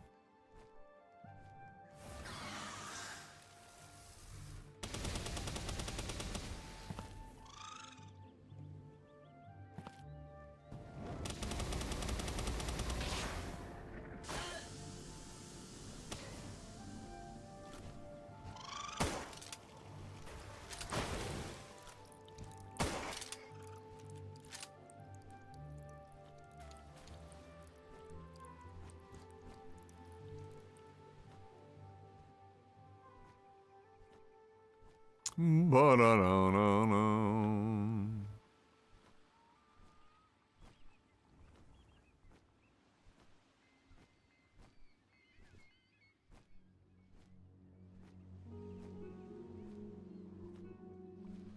I guess one of the nice things and the things to look forward to in gaming is that there are a few relatively inexpensive game engines and some new programming languages coming along that are making indie game development much more viable for smaller and smaller teams.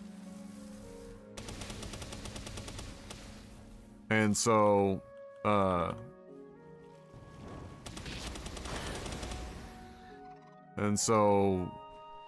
you know, we should see, probably once we're out of the worst of this, like, hyperinflationary fucking shit show here in the next 1 to 2 years, we should see a pretty decent surge of indie game development. Especially in the Steam space.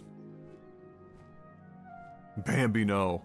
Yeah, Bambi ain't got no choice but to go down with the ship.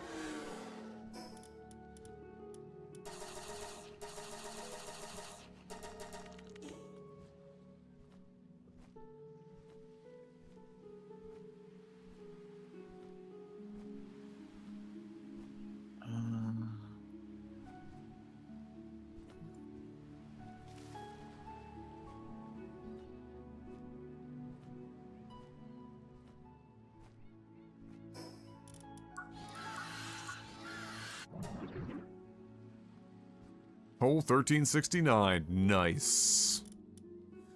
Nice. Just keep flying around this island, waiting for spicy spawns. Although I don't have too many of these balls left at this point, do I? 14 Ultra Spheres. Oh, it's a Lylene. Hello there. Let's try this. Hope it's 45. It's gonna be a... Wow, your hitbox is fucking minuscule. What the fuck was that?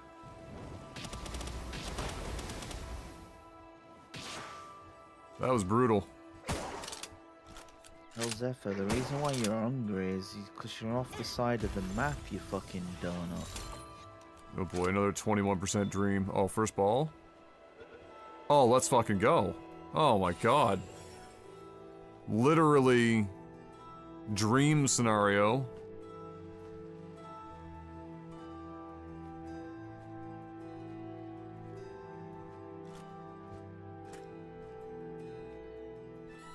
Oh, all the big boys are spawning over here right now. Hello, sir.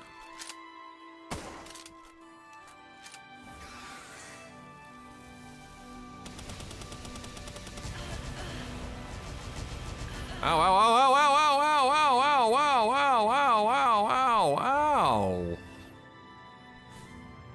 ow. Uncool.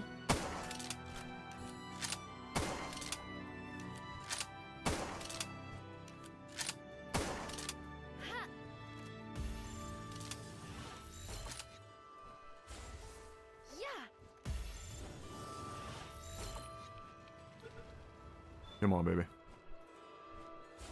Nope. Ah, fuck. Adam, you don't have that many balls. You gotta be careful.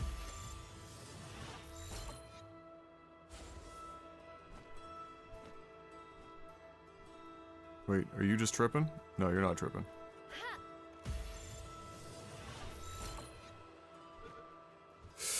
Come on. Fuck. Oh, shit. Fucking wasted ball. Yeah, it might be fucked here.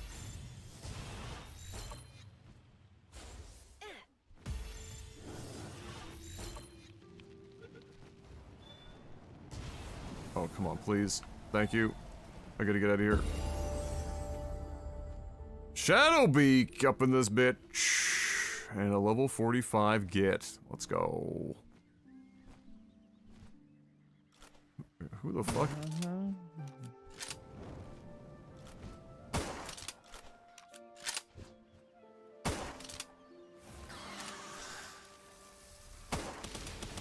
Ouch, ouch, ouch, ouch, ouch, ouch, ouch, ouch, ouch, ouch, ouch, ouch, ouch, ouch. That's not what I wanted to do, no!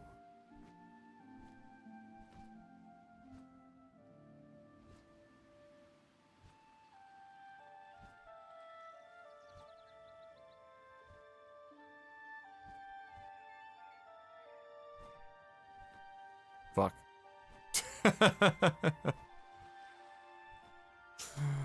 That's unfortunate.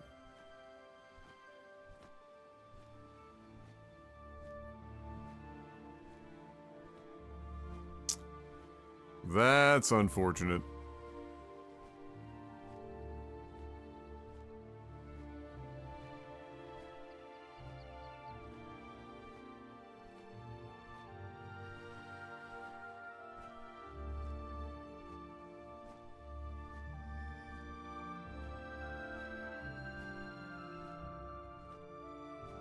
I've already got a couple of you. I don't really want another one. Well, I suppose I could just full send you for the meme.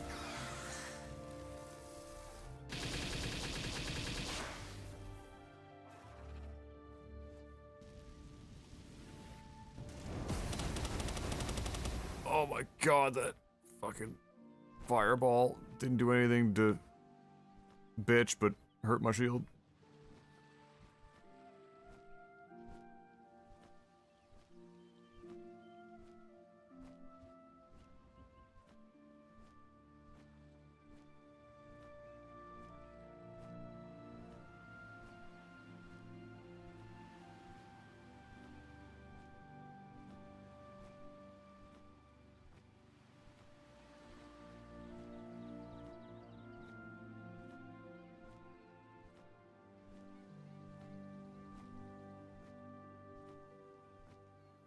Well, the good news is this island is just big enough that I can fly around in circles and it will keep the spawn dream alive.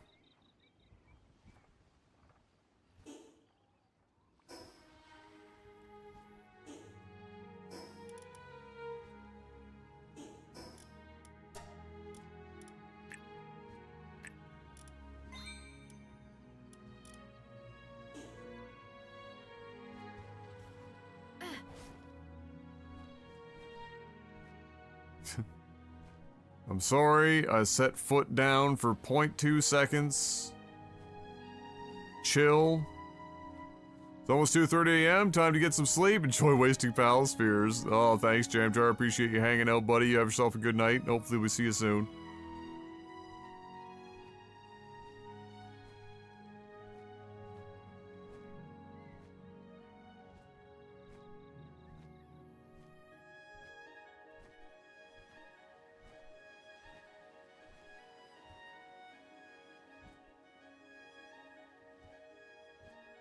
Hey, what's up, Beavers?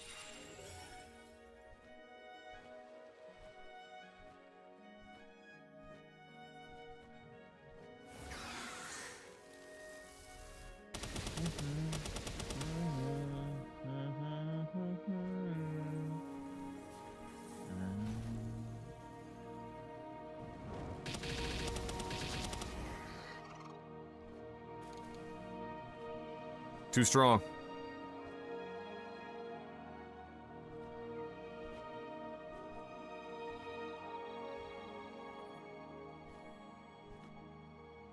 Got that 4-star meme strength. I turn around for 2 seconds, you're already eating friggin' corpse? It's kind of fucked up, eh?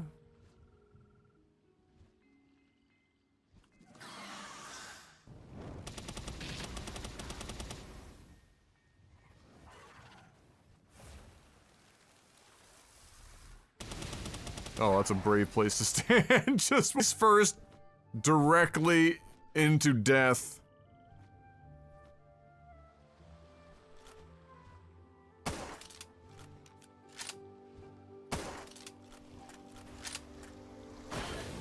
Oh, fucking hell.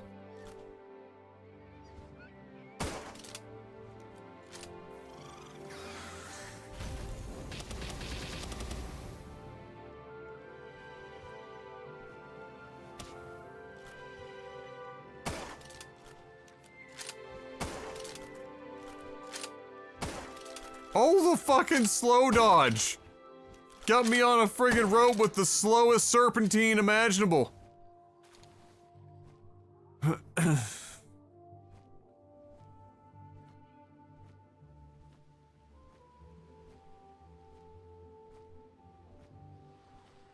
Yeah, you can't just walk directly into bitch's face like that. Do you know who you're chessing?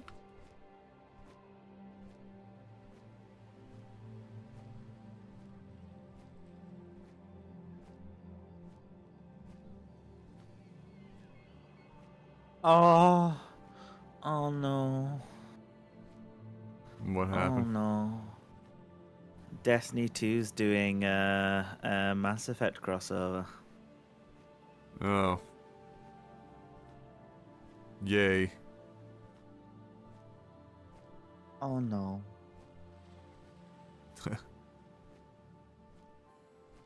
So, what is the full crossover? What weapons are coming over and what armor is making its way? N7 armor? Oh, it's not just weapons. So it looks like we're getting Titans are getting the N7 armor. Warlock is getting Liara's armor from Mass Effect 2.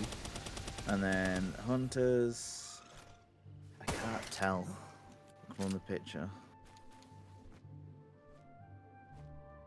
But you are getting the Garrus. Hunters are getting Garrus armor. Oh, okay. In collaboration with our partners at BioWare, the Enhanced Defense Ghost Shell, Alliance Scout Frigate Ship, and Alliance Dropship Sparrow items will be available at all players at no cost. Getting him a little mini Normandy. Yay. Yay. Don't you yay me, boy.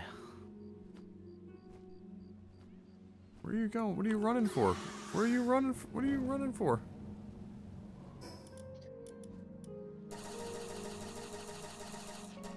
Have you heard tales? Have you heard tales of bitch's greatness? And now you're bitching out?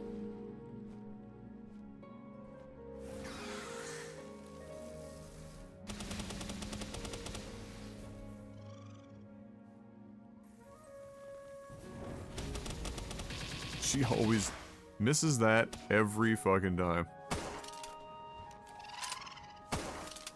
Oh, the fucking slow dodge is real. Get that acid rain away from me. Be gone, thought. What up, James? Persona 3 Reload reviews are being released, and surprise, surprise, it's 91 on Metacritic right now. Well, I mean, theoretically, it should be within shot of the original review scores. I think the original review scores are less than that. Well, it might very well be because, you know, we're getting quality of life in this.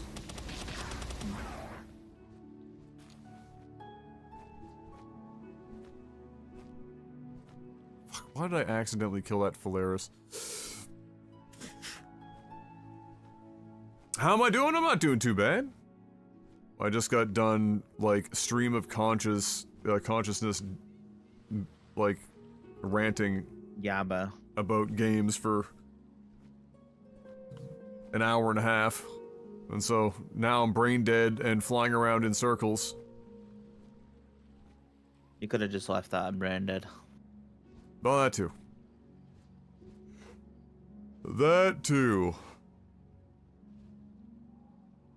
Oh. Yeah.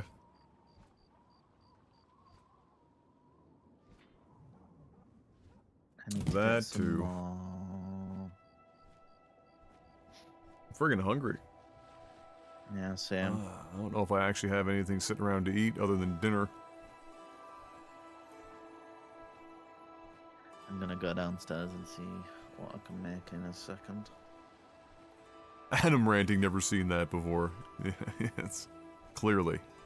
It's never happened before.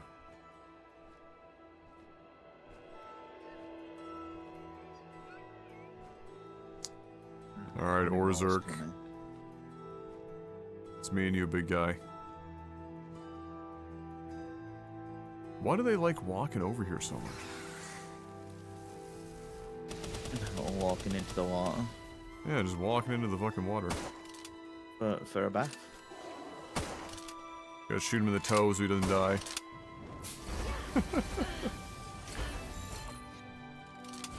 Oh, fucking bushes here now. It's gonna complicate things. Oh, God.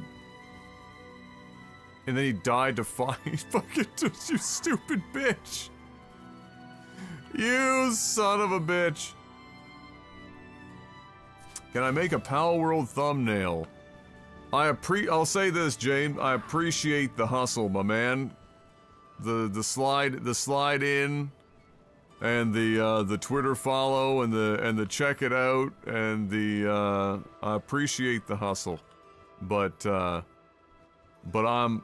good. I've been streaming for 13 years. I've done all my own overlays and work overtime.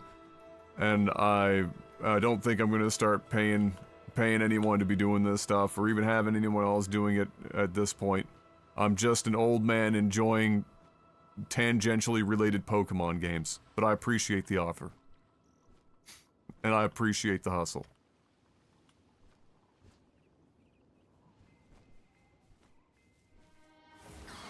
Surprise, Fanglope.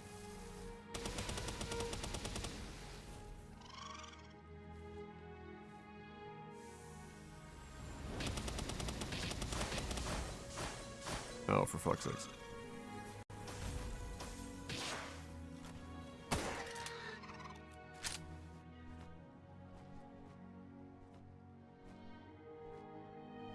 Alright. Can we... I know I shouldn't have accidentally the whole thing on that Phalaris or whatever its name is, but can I get one more spawn of it? Just one. No. I've only got 3 Ultra Spheres. It's not like I'm gonna catch it. It's not like I'm gonna catch it. Can I just get one more spawn? Would be lovely.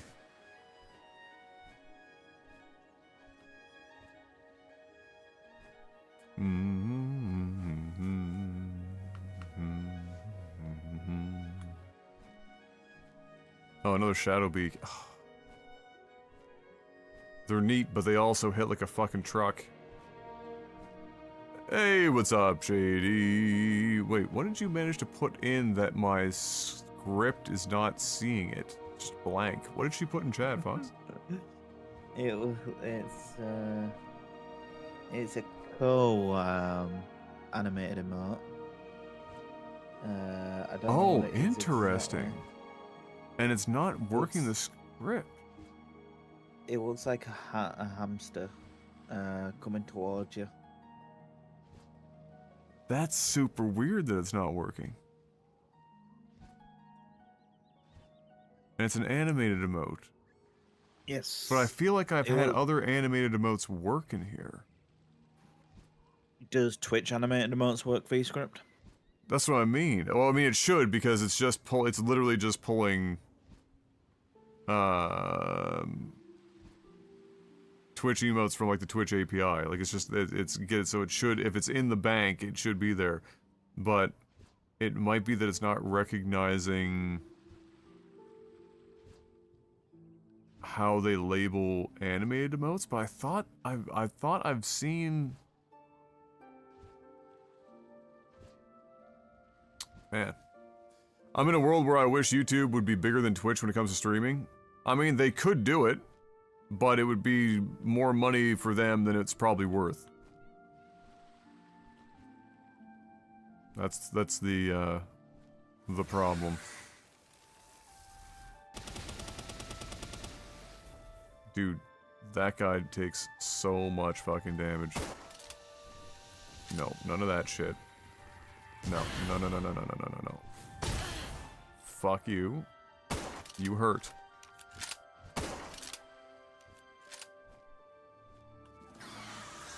You hurt so much.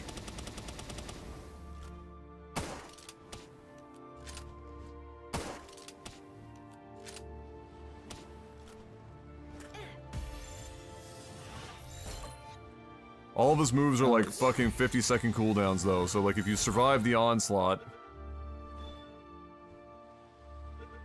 Oh my god, I actually got it with only 3 balls left. Let's go.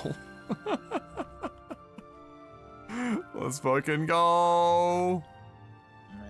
Yeah, so Drekka, that one worked, the Dino one worked, the dog one worked, but they're not animating. If those are animated, they're not animating. Yeah, animated. I wonder if it's gonna have to be like hovered over top of them for them. Yeah, I see all of those emotes. Why are they not animating?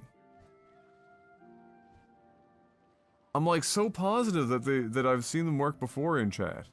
I mean, like the better Twitch TV ones work, or have traditionally. Can you put a Joel in, Drekka? I wonder if they're all just fucking busted right now for some random reason.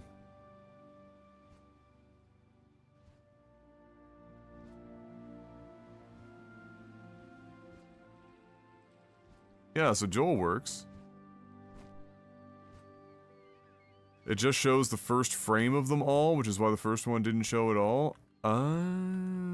Okay, so the Bongo Cat, or not the Bongo Cat, but the Head Bob Cat is working.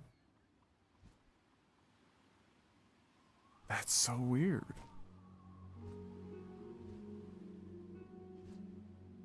Yeah, an Arrive emote. Yeah. So all the better Twitch TV, like, animated stuff is all working. But not the Twitch animated emotes.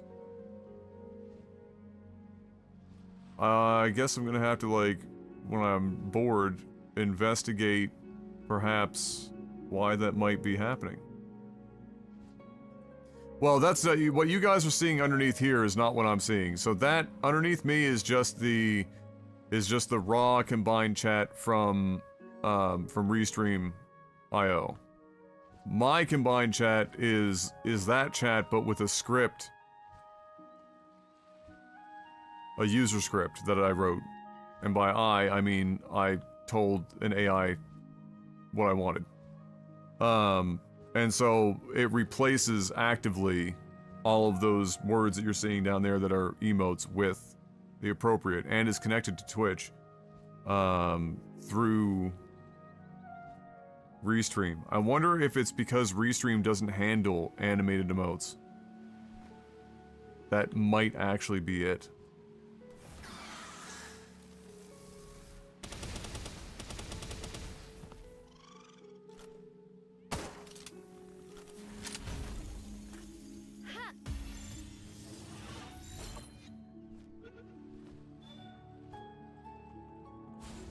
Oh, I've only got Gigaspheres left. I don't even think that will catch it. 5%, boys!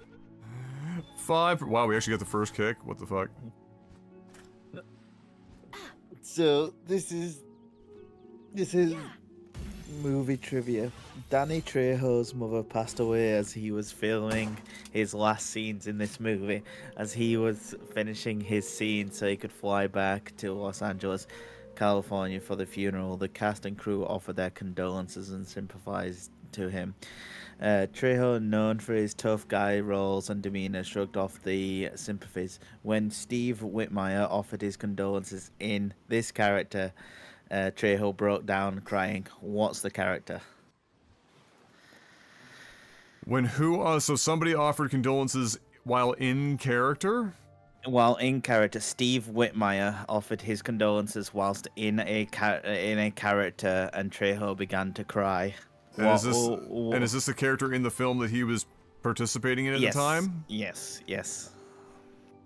And they did fucking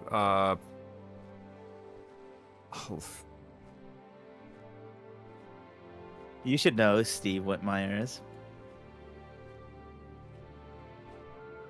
Why should I know who that is? He's a very prominent figure on the streams.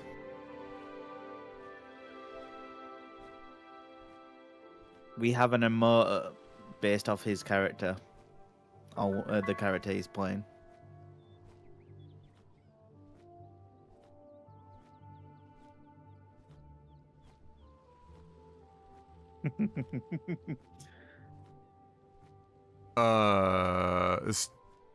Wait, not Kermit.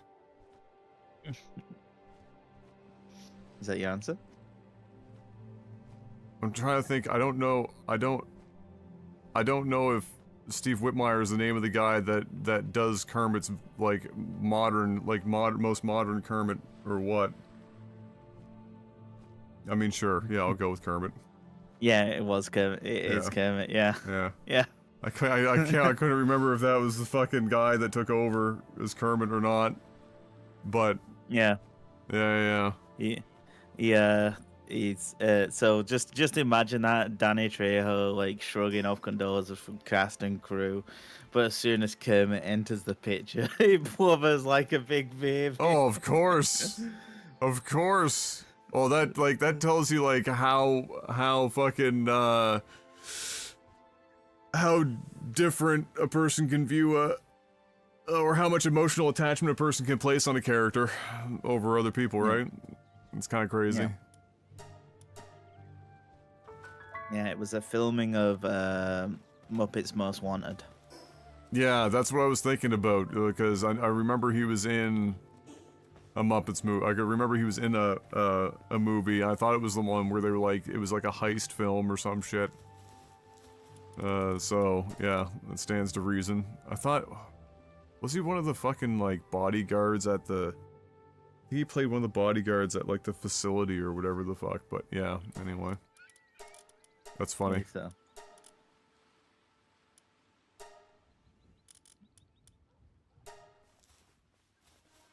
Where did you see this random fucking trivia? Twitter. Oh my god. Just across my timeline.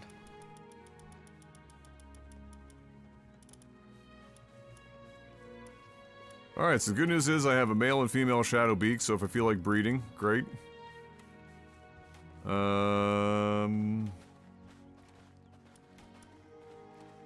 Hide. Somebody unplugged her. Goddamn shady.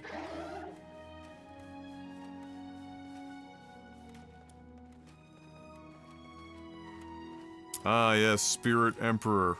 That's because Lylene is like one of the epic memes. Yeah. No.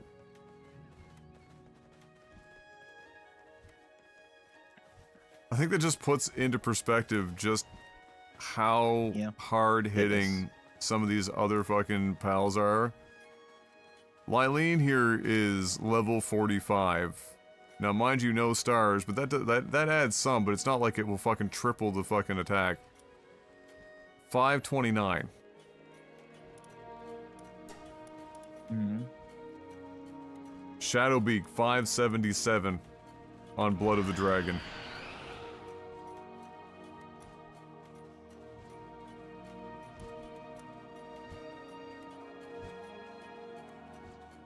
Level 1 gathering for Shadowbeak. Phenomenal. Yeah. That's spectacular. Shadowbeak is meant for one thing and one thing only. Killing.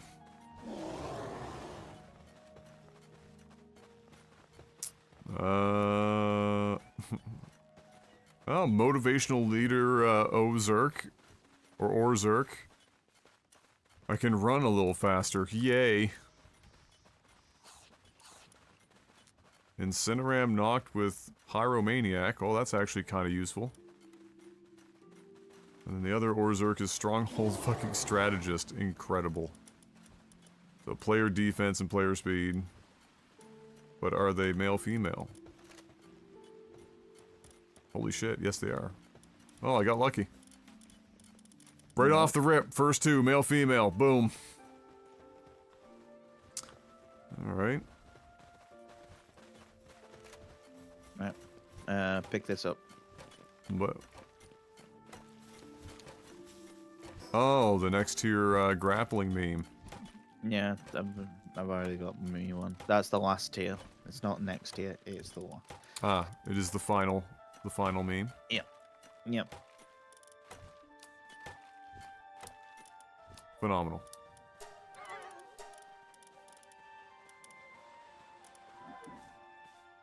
Where the fuck did I get Palmetal ingots from? I think somebody dropped some.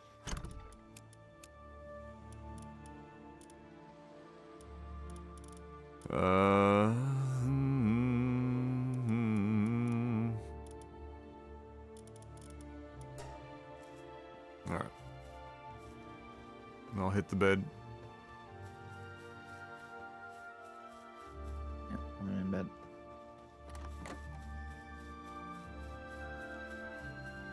When I shut the game down last night, it threw up the Datbeard error again. Typical. It's just every time, it's just I call it the Datbeard error now. It's just fucking every time his name pops up. I'm gonna go see what's tweet. Good idea.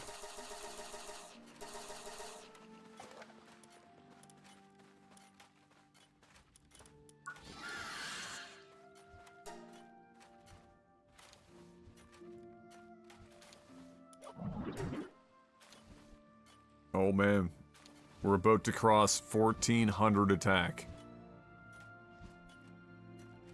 It feels like Swift is gonna top out at about 1500. 695 defense. Oh my god. What the fuck?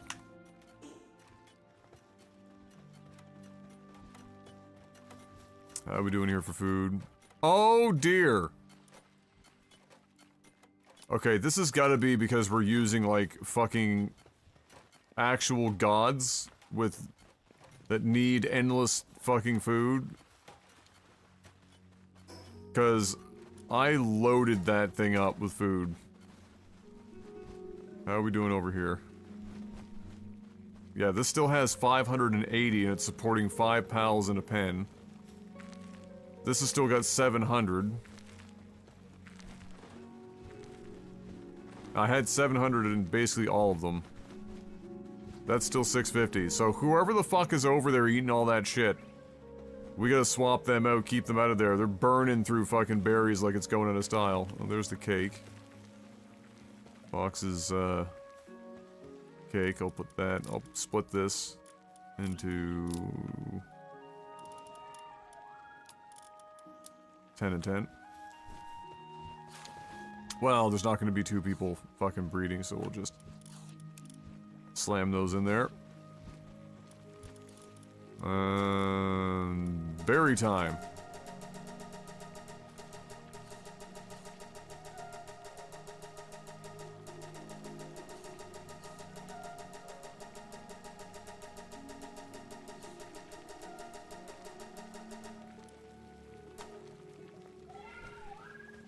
Get to twerk.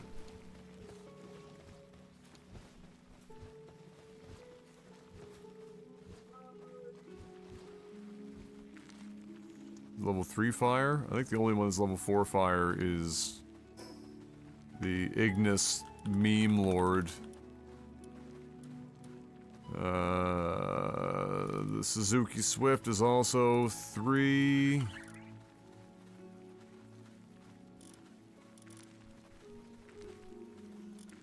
Yeah. Bitch, what are you What are you doing here?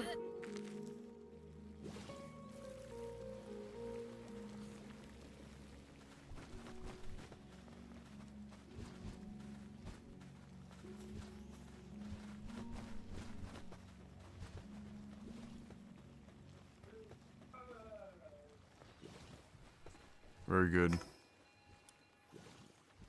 Okay, so while those are cooking, I'm gonna go and check in and see what this level 3 pistol is like. That's the same base, Adam. You wanna try that again, big guy? There you go.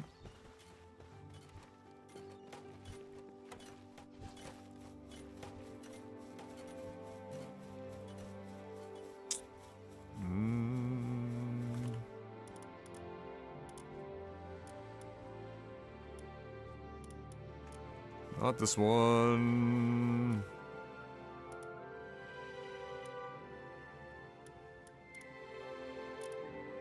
Aha. Holy shit. Alright, so it doesn't show... Okay, so pistol with improved capacity and rapid fire capabilities has more immediate firepower. Interesting. I had to relocate my base twice. Oh, they'll get stuck no matter where you put them, don't worry.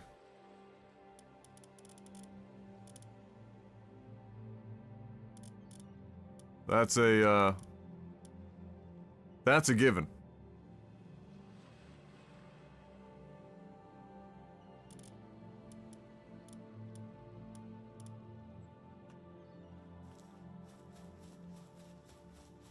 I'll put that in our, Ah, you got it. And then what's the standard pistol? Pistol stats. I'll leave it here so we can all use it when we need it. Just for the love of Christ, don't lose it.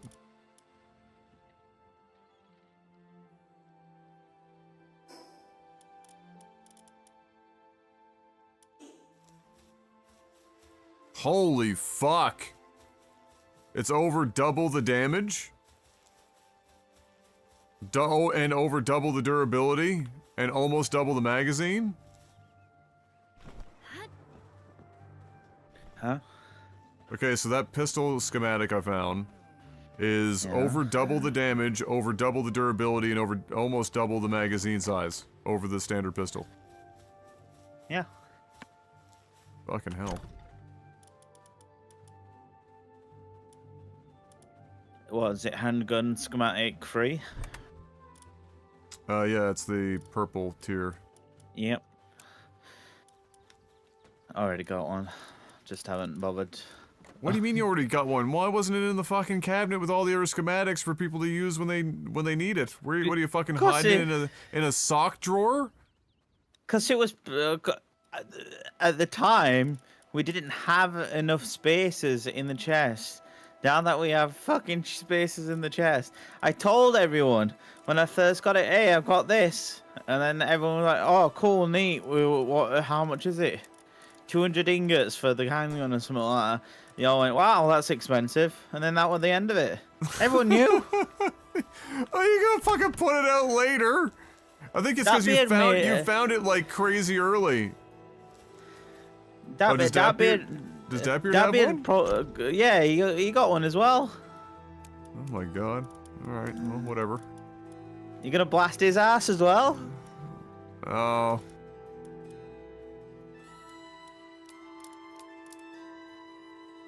Oh, he's using the basic one. I'm saying he has the gun. I'm saying he got the schematic. Ah! Alright, put these away. I'm not using the gun. Fuck that noise. Oh, fuck. And what is this? What does this do? Shit, I mean, you're gonna go through ammo faster, but how much cheaper, like, is it, like, I guess the question becomes, is tier 3 pistol with the expense of the pistol ammo more, efficient on resources than tier 1 one-shot rifle? You'll obviously be, higher, damage rate because of the multi-mag. So one bullet. Well, it's two. It's two. So the pistol is like it's 2 bullets is what you need to do as much or more damage than the single shot rifle, right?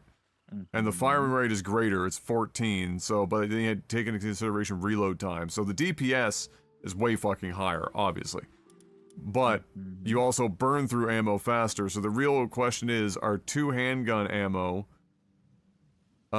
significantly cheaper than 1 rifle round? So thankfully they both get made by 5. So this is 3 gunpowder, 1 ingot versus 2 gunpowder and 1 refined ingot. So it's more gunpowder, but slightly cheaper ingot version.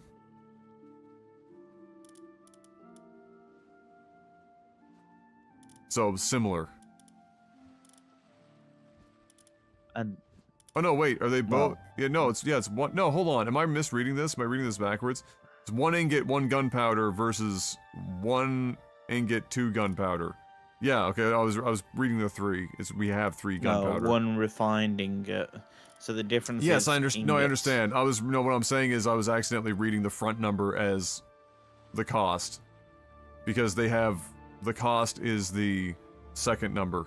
I was reading it backwards. 3 is how many we have in inventory. 1 is the cost in gunpowder. So yes, it's a different ingot. But what I'm saying, but it's actually significant. I would say pretty significantly cheaper to run handgun ammo. So yeah, so after I'm done, if I use up all this and I haven't found a better rifle schematic or something, then I'll probably switch to handgun because it's way cheaper.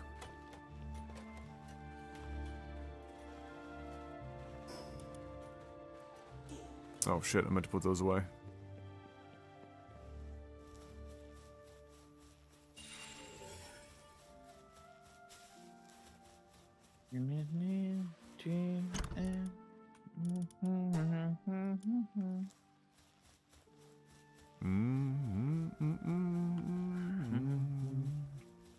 What am I gonna have to go mining? Probably. Where are we at Pal Ingots? So we've got some.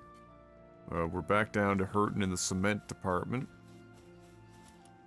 Let's see here. Let's get this cement popping off. Our PAL fluid situation is starting to get sus. What does this give us? 800 gives us. Oh my god, that uses all of our fucking stone. Whoa. Whoa, whoa, whoa, whoa, whoa, whoa, whoa. Whoa, whoa, whoa, whoa, whoa. Alright. This thing we can do is figure out the best way of farming PAL fluid as well. Just go buy some from the merchant. Probably a good way of doing it. If you've got the coin. Which I have, But to go back to the oh, that's scary. Okay, hold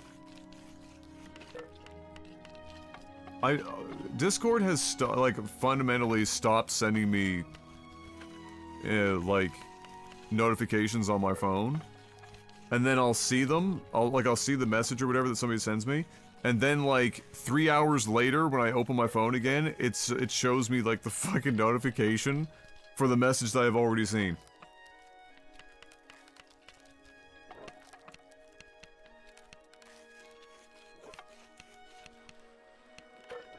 Oh no. Okay, hold on. Oh, that's... Alright. What has he done?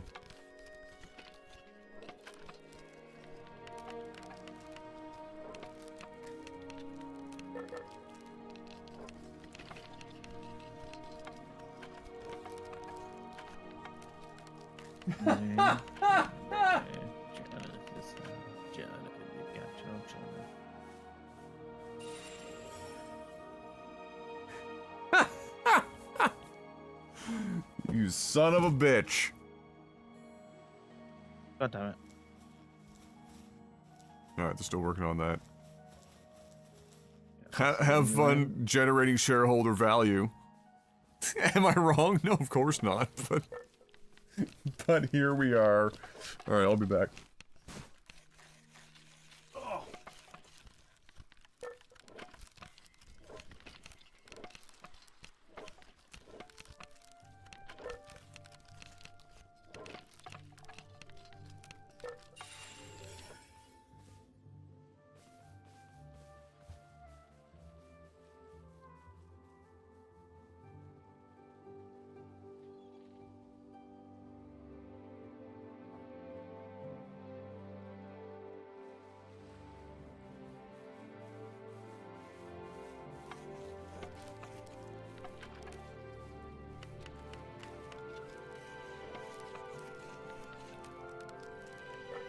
Down. Look down, chill.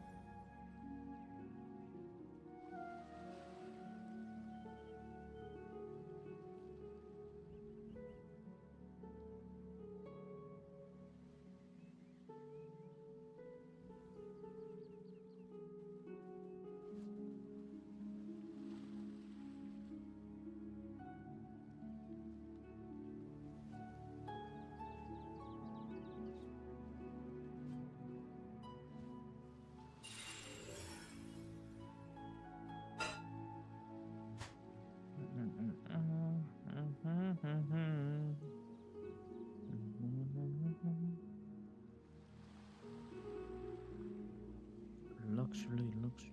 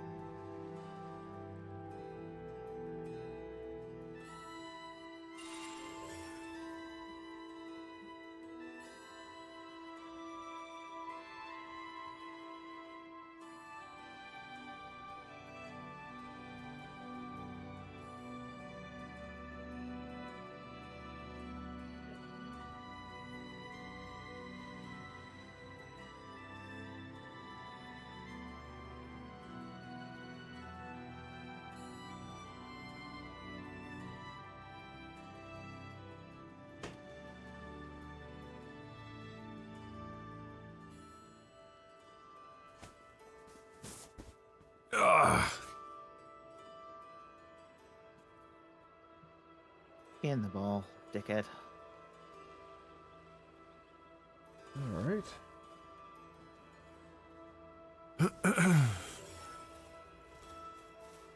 Now.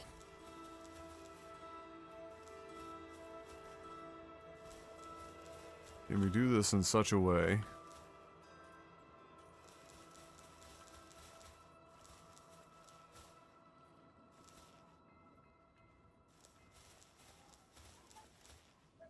Can I not acquire these while standing on top of this fucking thing? There we go. Okay.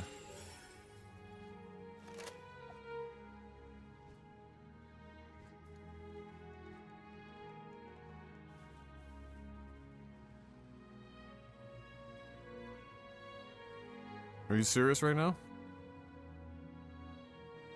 Come on. Ah, you're a bitch.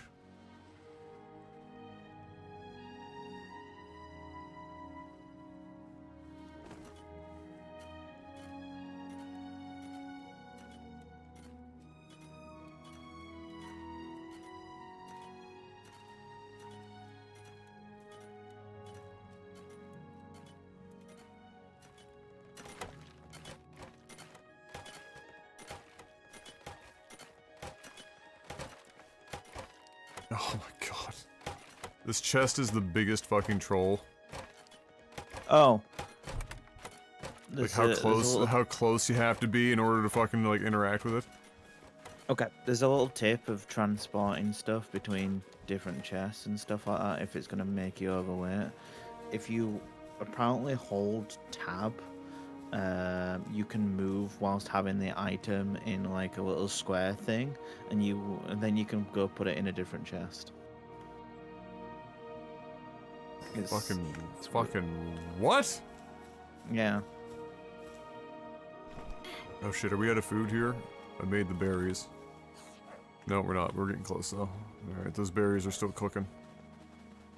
Oh, this is that alpaca got stuck behind Dat Bread's friggin' whatever the fuck that is.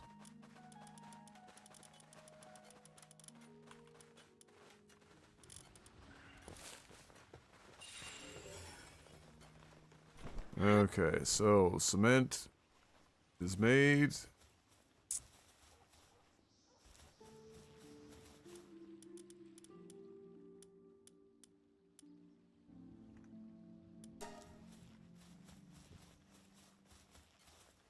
Next up.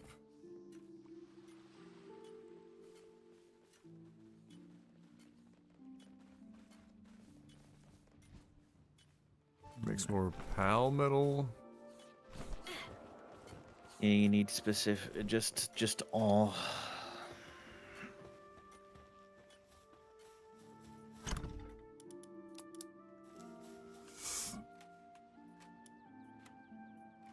Ah. Okay.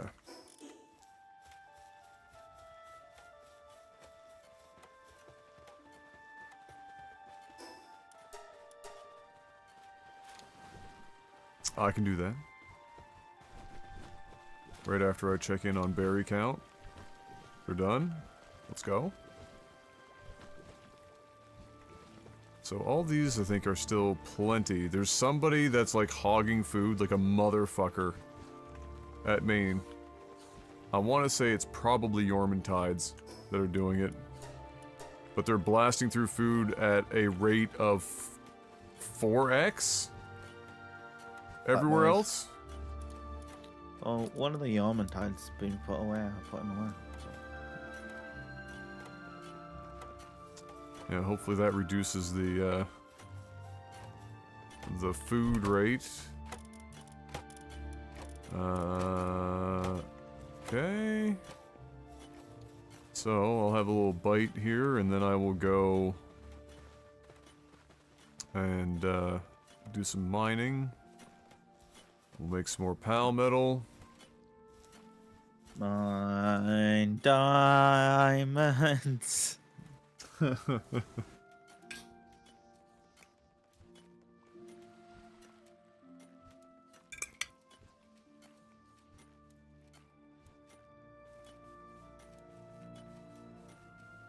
Boys. Dragon.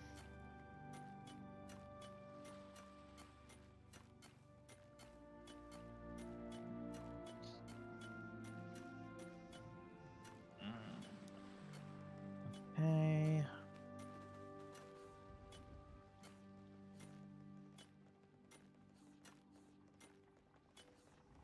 Like we do this node.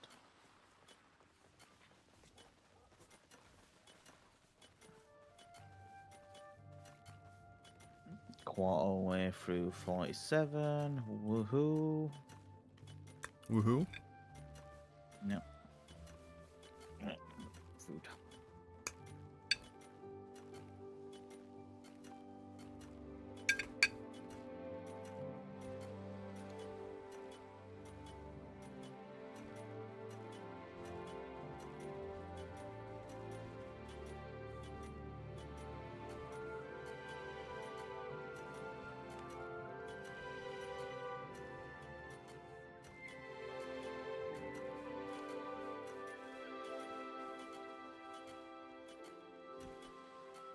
Oh boy, MLB The Show.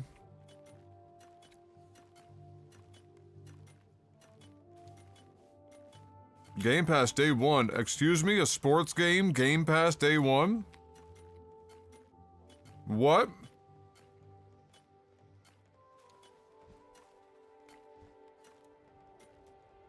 Is that legal?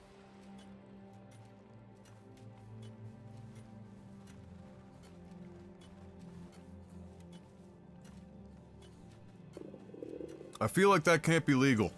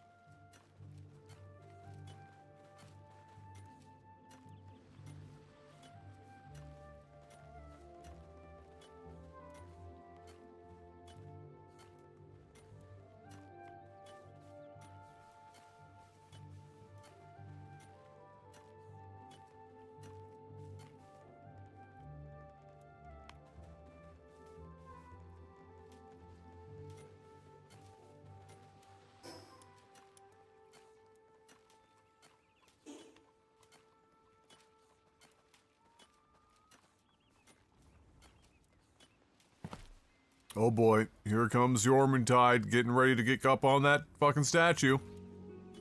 He's making a move for it. He's thinking about it. He was already halfway there. Yeah, well, he's trying.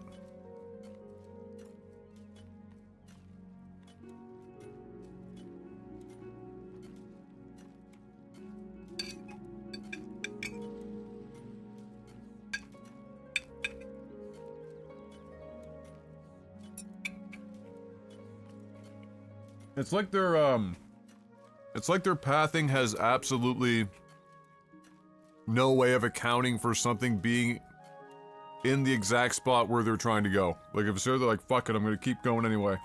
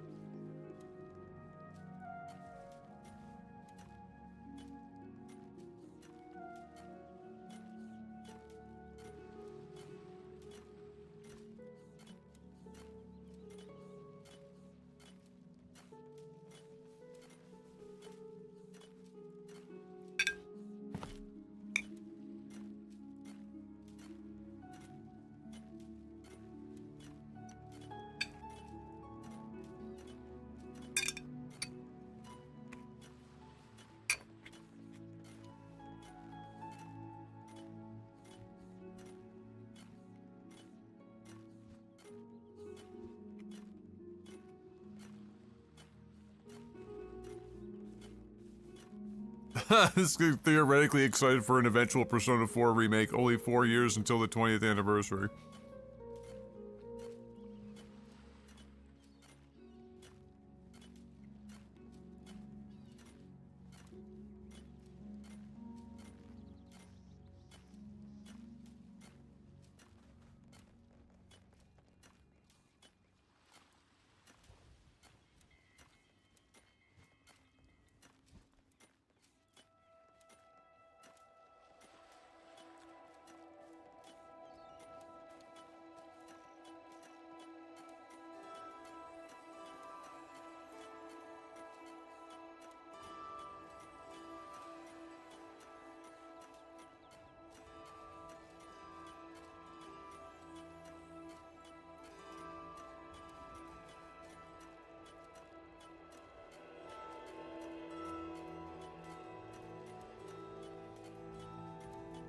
Wait, Game Deals Canada, Persona 3 Reloaded on Steam, $78 on Fanatical. That's 13% off. I'm sorry, that would indicate that they're trying to sell that game for 89 Canadian dollars and tax.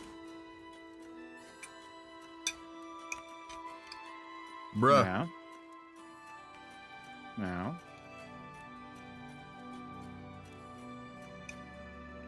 Holy shit. It's 60 pounds Jesus. for the base. For a the premium- remastered 20-year-old game?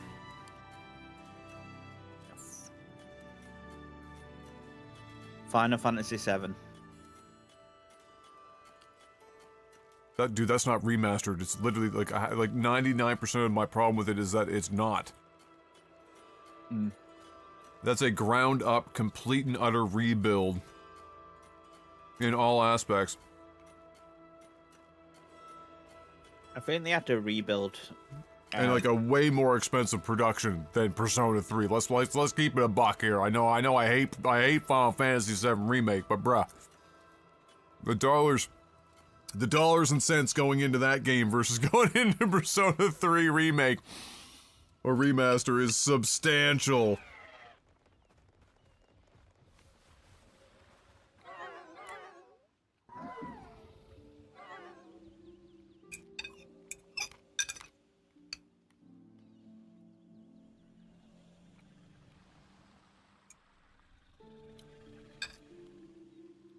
No, thankfully, if I remember correctly, maybe I'm misremembering. Persona 3 is Game Pass. Yes.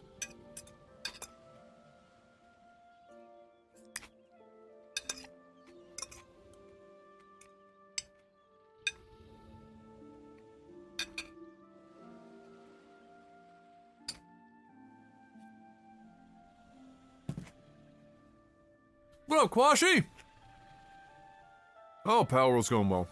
Oh, you want to sleep, Fox? Here. No, I'm munching. Oh, okay. Well, go fuck yourself. Now, try. Bro, this ain't a bed. The fuck out of here. What I thought. I feel like the Youngman tides are too big No. Really? for our base. I may have to move it up another level. Too big for our base. This is like the biggest fucking base you can, like, likely hope to have, too. Mm-hmm.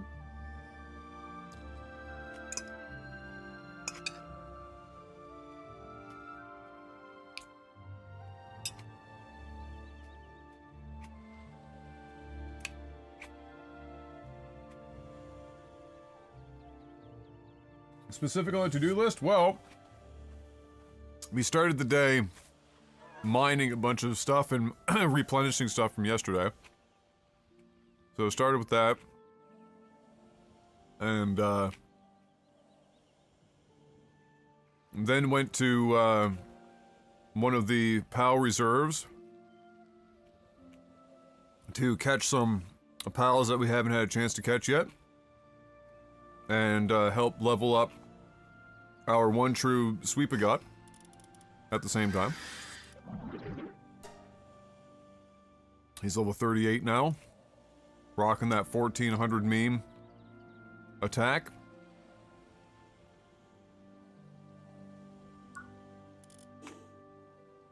What did we catch? Well, I caught sucks. I caught everything that I came across too, except for one because I accidentally pressed the wrong button and bitch sent him into the Shadow Realm. But we got a couple of Orzerks, male and female, which is nice. Means we can breed if we want to. Lylene, a couple of Shadowbeaks, and there was more on the island, but they weren't like anything interesting. There was like that one Phalaris, which is what I ended up accidentally killing. And then everything else was just kind of whatever. I was just killing them for experience. Oh, and then Cinderam Noct was the other one that was over there. And so we caught those up, and we'll go back probably to continue getting more experience. Because they're all like level 45 and stuff over there.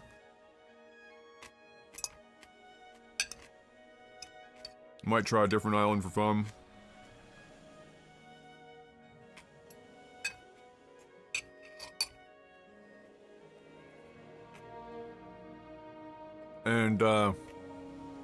And then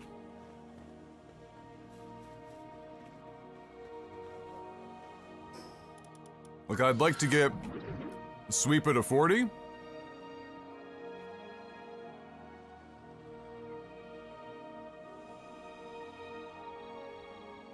And then once Sweep is at 40, I'll probably start to go and get some bosses.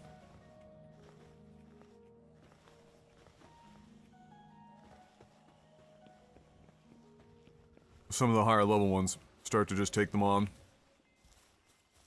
Because Sweep is gonna hit like an absolute fucking meme. Yeah, some of the ones that spawn on those islands are like the equivalent of like the Pokemon gods almost. And so they always have they have 100% rate of their like strong trait.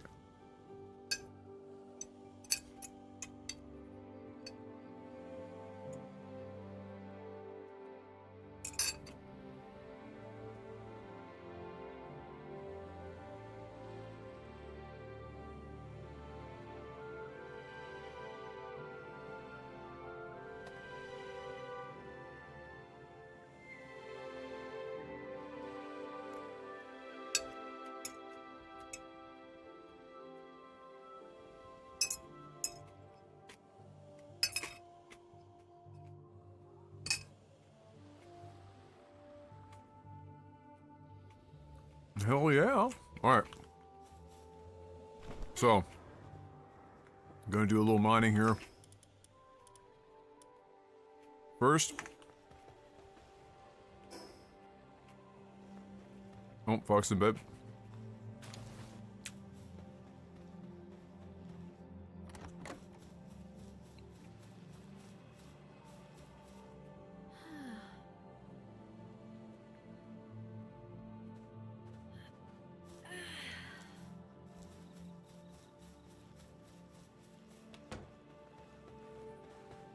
Beautiful.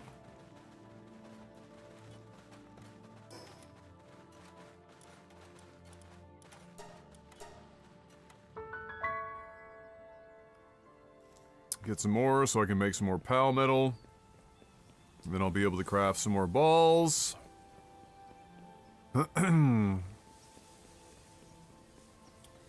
I'll have to pop up maybe and visit the mining bases while I haven't been there in a while. See how that's going, because we're likely going to need more refined metal as well, since everyone's going to be crafting some stuff.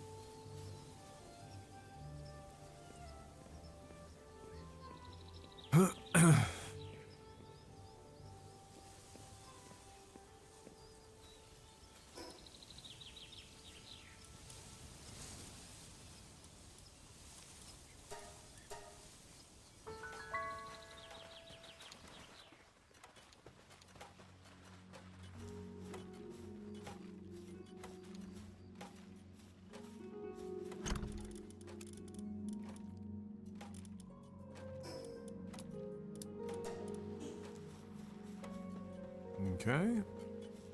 Oh, I can get started on some here. Let's see.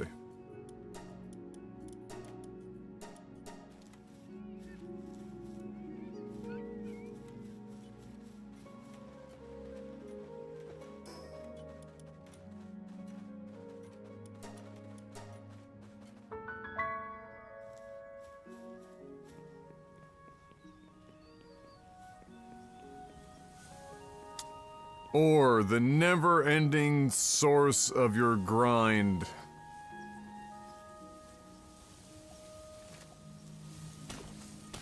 Always there. Always need more. Never enough.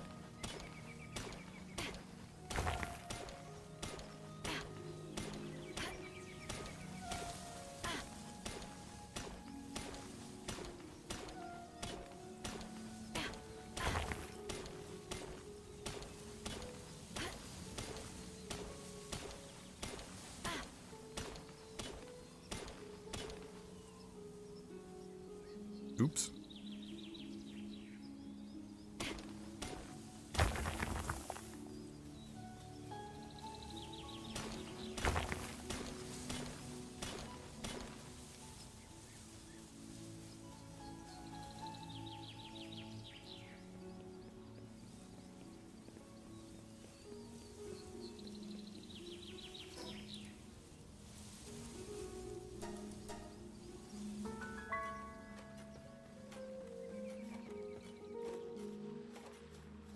It's so weird that you can't grapple to a chest.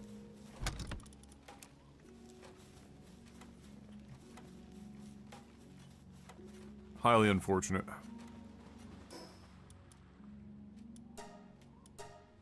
It's like my instinct, Zelda instinct, hook shot into chest. But, no dice.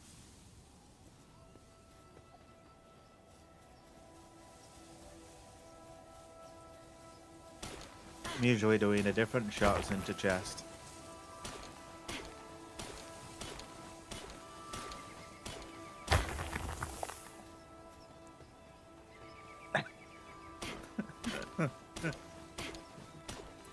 Why? Why? Why? When My you need to breeding. cap a bitch. Am I breeding anything? Not at the moment, no. I had to take a break from breeding after spending half of my adult life breeding sweepas for the ultimate meme. I think Fox is breeding right now, but maybe not. I'm breeding nothing. Okay. Did you get what you wanted of all those eggs? Did you find one or something? I got a Suzuki Swift with ferocious and ferocious, brave, and insulated body. Oh, nice. So plus 30 attack. Nice! Could be better.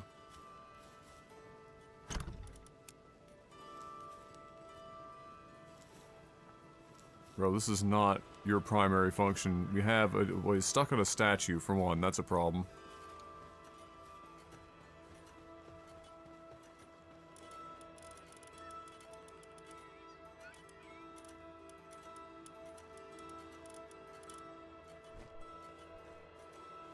Alright, let him eat and then get over there to do his job properly. Before we're here for an eternity.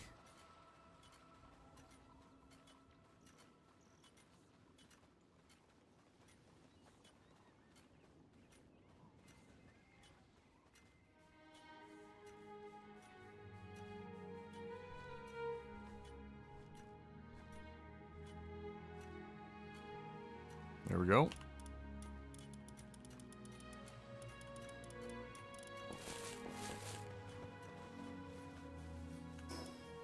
More like it.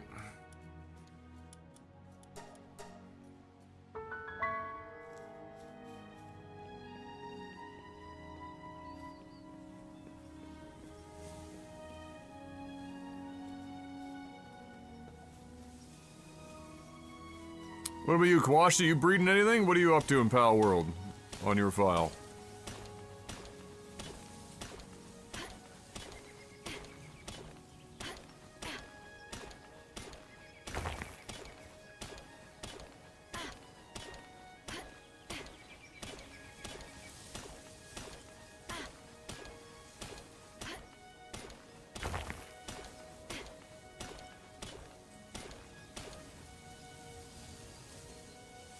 Oh wait, did I fucking repair this thing? No, I didn't, because I'm an idiot.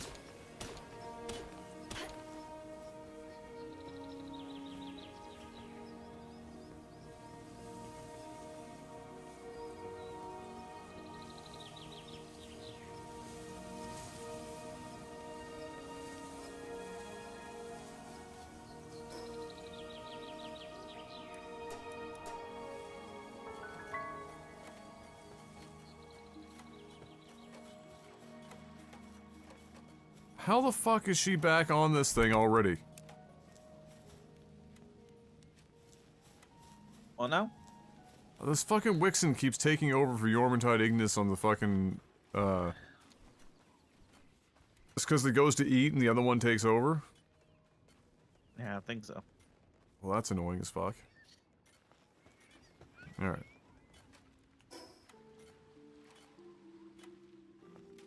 Repair your pickaxe. Making an army of Anubis right now. I have Phalaris with no traits, so building God tier Anubis with Ferocious, Musclehead, Lucky, and Swift. Those 4 traits will eventually be on my Phalaris. Oh man. We're going all in. Phalaris is who I accidentally killed on the island. That was a big oops.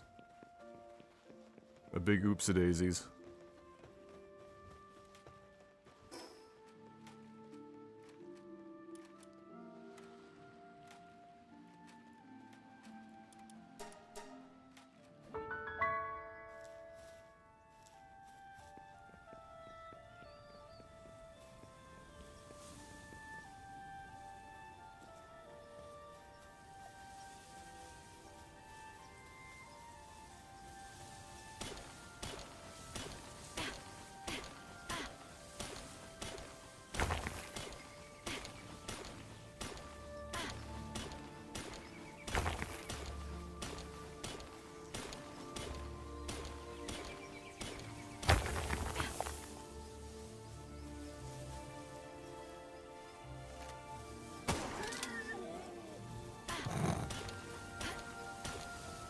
Other than that, I'm on the ore grind too, blowing through the high-level balls, catching shit.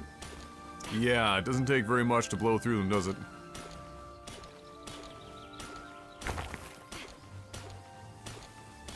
Especially when they kick out at such high rates. I don't know if you did on yours, but I increased our catch rates server-wide by 30%. I went to 1.3. And even with that, and full catch bonus from having collected the effigies, and using the top tier ball, and having them at like fucking 2 HP, there's still only like 43% maybe, and then they're kicking out at fucking 85, 93, like 3-4 times in a row. It's nutty.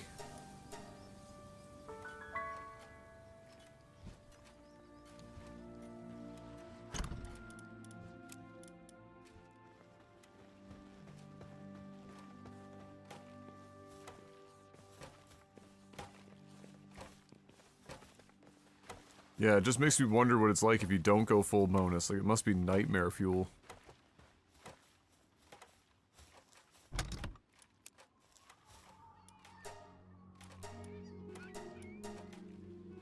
Boom. There we go. So I just mined and did enough to get us 60... 70 PAL ingots. That will give us enough to make some balls. It's gonna take some time for that to finish, though. Won't be that many balls. Be 20 at most. I mean, 20 of the highest level balls is a fair amount to work with anyway. Pretty reasonable.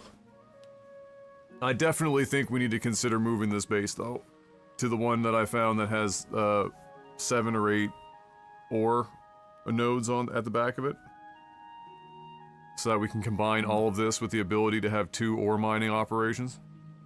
Because there's a, you know, we have a lot, you know, we have here 4 different wicks just literally walking around picking shit up and eating food. And so, I think it would be beneficial,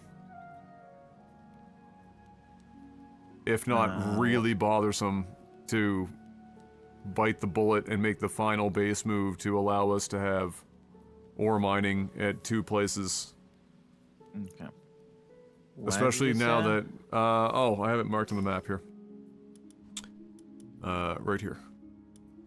I'll zoom out so you can see where it is. You can go look at it if you want. It's one point of entry. I'm in the final base. What do you? Yeah. Where would you? Yeah, right there. Oh, you'd have the final base at the ore place as well. Yeah, because we're at a spot where just having one base dedicated to having ore mines near it, we're not producing enough. We're spending so much downtime. Like, with the 3 of us now catching level 40 plus pals, we basically need access to the top level ball, more or less, for 20 at a time. Which, as you just, you know, hear with me, I'm like 20 minutes, 30 minutes of downtime just to be able to go mine enough to make my own balls without us building or doing anything else. So, I think the wise move here is to have this base move to a place where we can also have spare pals mining, because again, we have 1, 2, 3, 4 wicks here who are only carrying shit. So we've got unused capacity here for ore mining that we're just ignoring. We're not ignoring, but we're just not getting any benefit from, because, well, we're here at the moment. Right. Okay. We can move to the flat island, unless I was over in the islands looking around, unless I missed something. 2 things. 1, eventually I want to turn raids back on when they fix them, which means I don't want to just plant a base in the middle of an open field and get fucked on from all angles. Yeah.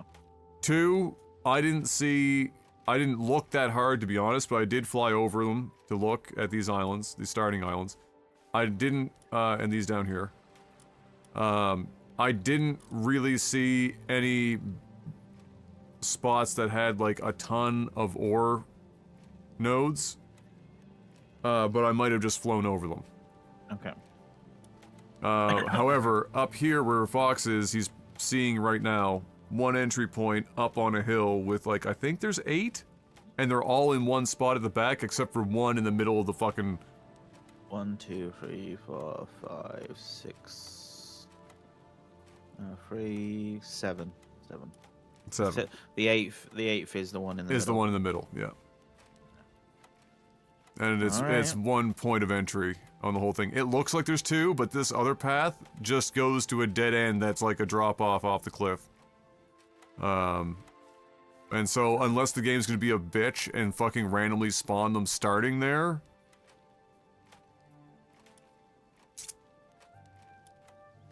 It's not as big of an area as the one we're in right now, but we also aren't using this whole area. Like, we're using, what, like a third of the zone? We've gotten pretty efficient about building up and using our space wisely. The trees are destructible, so we can destroy the trees. Oh, if we need to make some room, we can destroy the trees. Yes, it's true. And then what we can do to make our lives easier is right now the beauty of the ranch base is that it's still close, so we don't have to rush to dismantle, like, let's say, everything all at once, because we still have a teleporter that's pretty fucking close. And we can leave our houses standing here and then just rebuild different houses and not have to dismantle them all. We can leave them here and then take our chest materials that we want with us later. Because we don't have decay outside the circle anymore. And without a computer, this will never be rated. Oh no, my shack! I know, you're devastated. And I am beside myself that I might not have to look at it. I'm happy that we'll never look at it again. I'm gonna, once we've moved all the stuff, I'm gonna make some traps, put some in it, send that fucking shit sky high!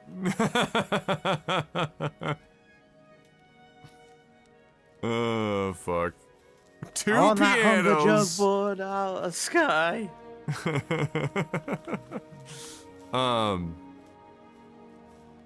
Yeah, so anyway, that was, I flew over, a lot of the map yesterday, looking, and that was the one spot that had a lot of ore nodes, plus 1 entry point, and space to build. Otherwise, yeah, you're getting like, you might have ore, but you don't have anywhere to build. And, or you don't have very much ore, you have more space. Yeah. May I make a suggestion? You may.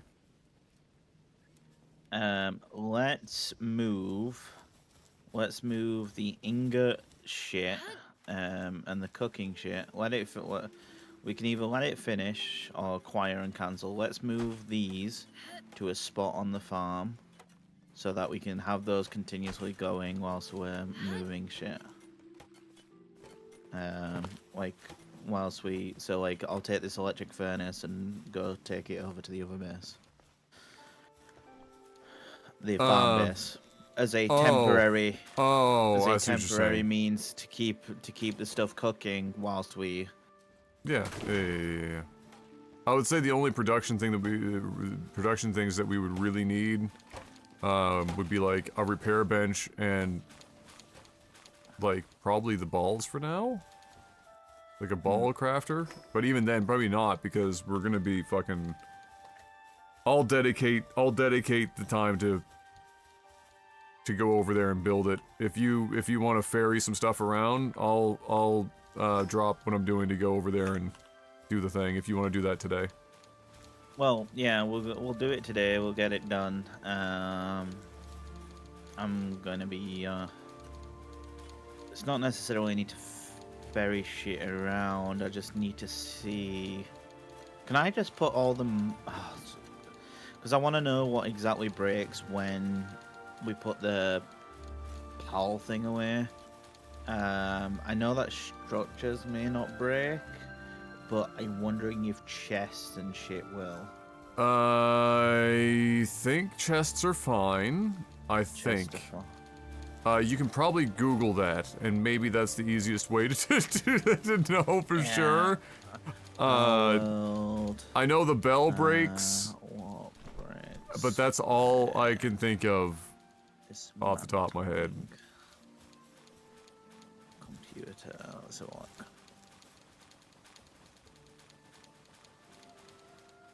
Statue of Power, one of the spas.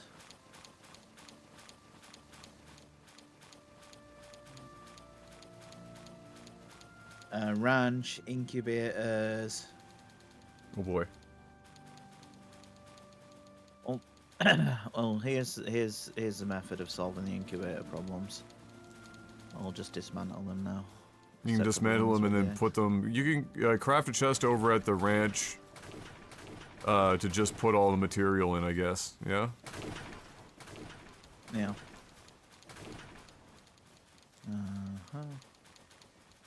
Let's do that. Let's do that. Let's add that there for a time being, and that as well. Let's make a hole. Oh boy. Try and think now about how I want to build that base over there.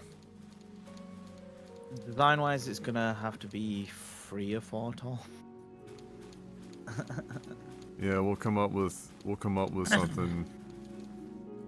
What I'm gonna do is I'm not gonna build us any personal houses up front. I'm going to we'll put beds in the farmhouse for now. Yeah. Once we dismantle the computer here, we won't be able to sleep in our houses.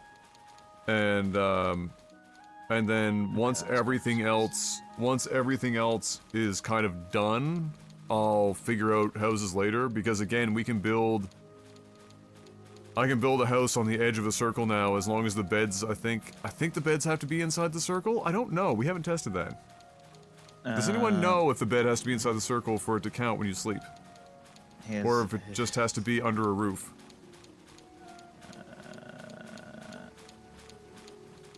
Beds can be built outside the circle. Okay. And then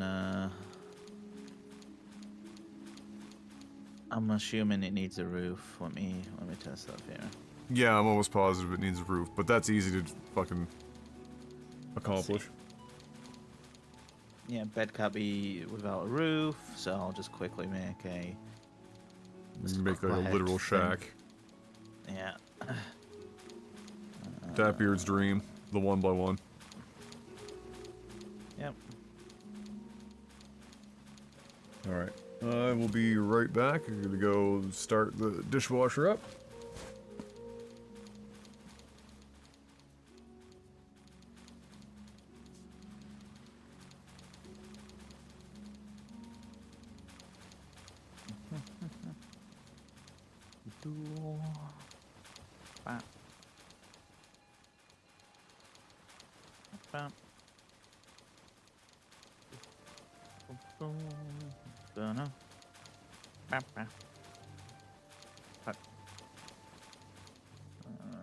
Do that. Get rid of that. Do that. And then bed.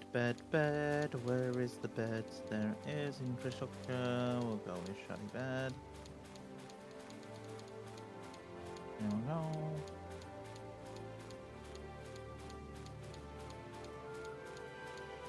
Okay. Yeah. You can't sleep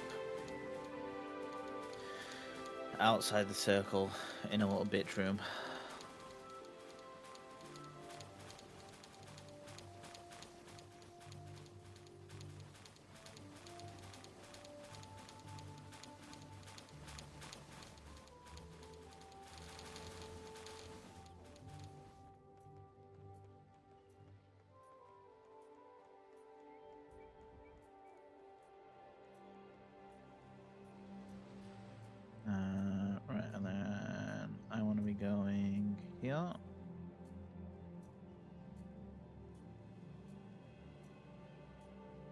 What do I need? I need nails, wood, fine.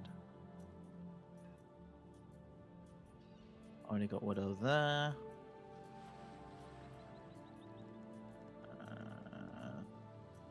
Take half of those.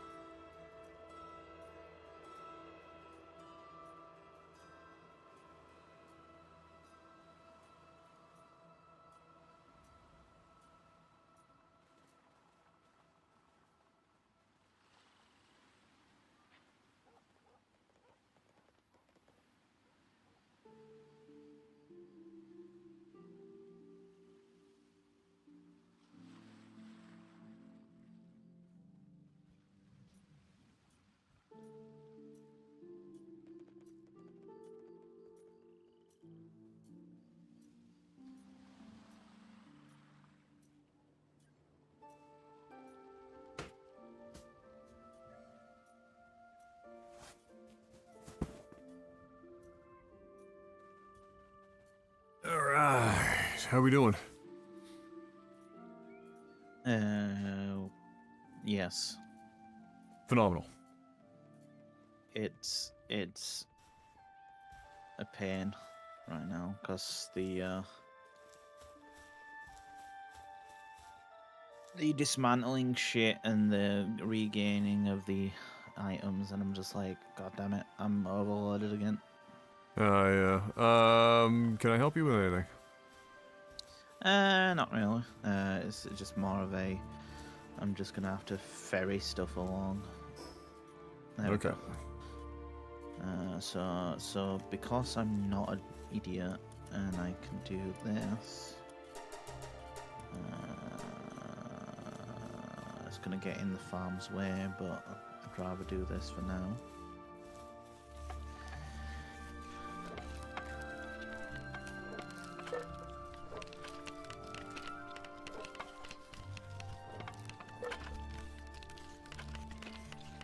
It's nice with the extended day-night cycle because, like, dawn and dusk last more than 4.3 seconds. It's not like it goes from broad daylight to dusk and then you blink and all of a sudden the lighting changed and you blink and the lighting changed again and you blink and it's night it's the nighttime. Yeah.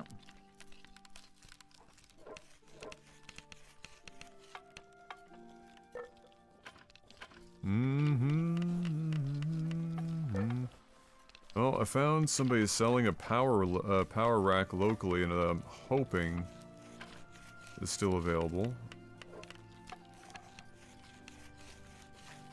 Because it would save me several dollars. Exactly several. Yep. Oh, found out, yes, you can still use your bed as long as it's got a roof over it outside the circle.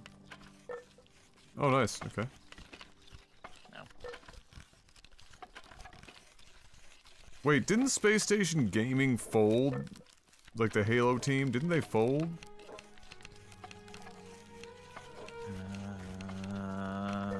Not that I know of. I thought they backed out. Maybe I'm thinking of another team.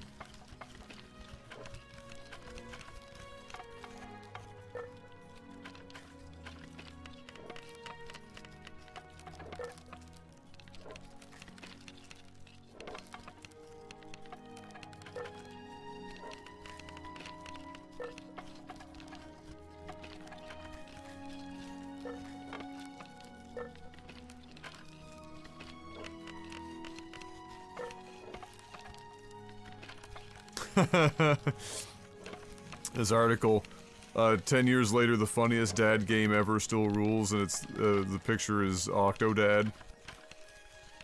Well, That was a pretty fucking meme-tastic game, I'm not gonna lie. And the top comment, what's so funny about it? It's just a game about a regular dad.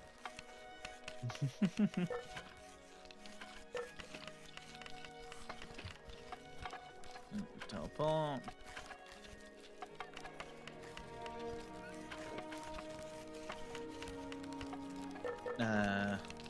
Okay. So I teleported, but it only teleported me halfway between his bases. Wait, what?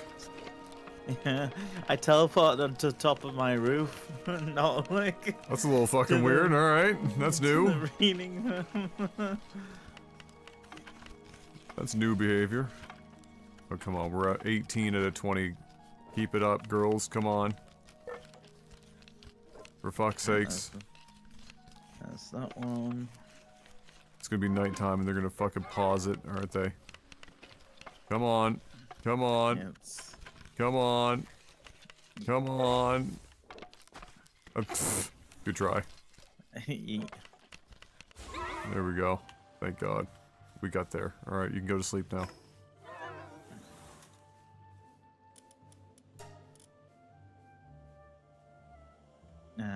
Right, to stop these assholes from doing this, I'm gonna get rid of those.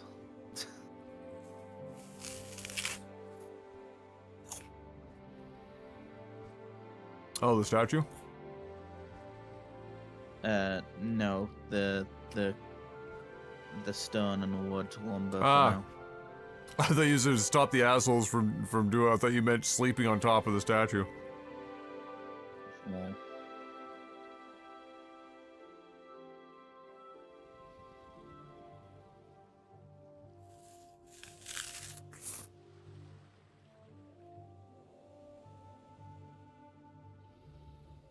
come on. Come on. Come on. I'm close. There we go. Turn around. Do this. Come on. Come on. Come on. Come on. There we go. Do, do, do, do, do, do, do, do. Do you want me to bring more of these incubators over there, big guy?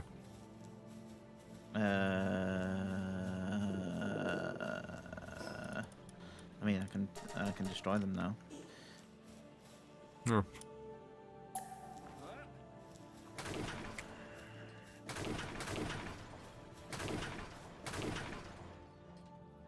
Rip. Here, take some of this shit. No. Just take that. That'll work. Alright. Do do do do do do do do do do do do do. So which chest? Did you make a chest to put some of the stuff in? Oh, you made several. Okay. Lovely. That's that. Yeet.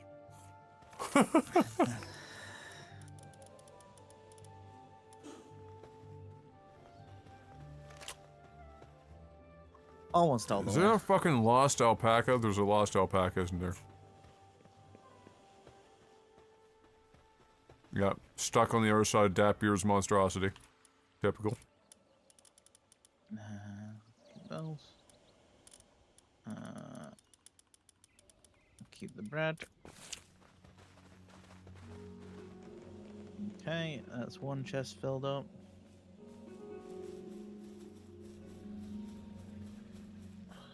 Alright, I'm just gonna hatch. Well, whose large scorching egg is this? Yours, Dapbeard's? Who's. I think I put it in, but I don't care. It's I think it's a rando. Okay. Oh, it's Dapbeard's. It's Fuckface McGee's. Okay. Hogging the hatcheries again. In fairness, he's only using 3 of them for now. Last time it was like the whole fucking room. Yeah. Let's put these away for now. I'll come back for those. I need all the inventory spaces that I can. Right. Hey, 3 for 3 on ones I didn't have 10 of. Let's go. I need to go to the bathroom. BRB.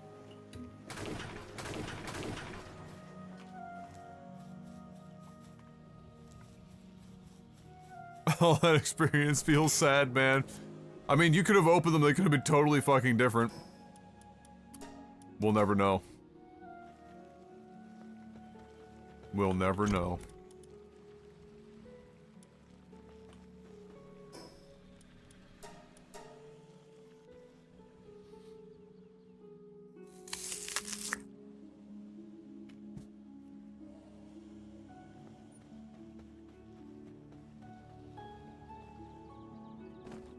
I guess look at it this way. You're trading that experience? How do I have 3 Lovanders? You're trading that experience for not having to be a part of this arduous fucking process of moving bases again.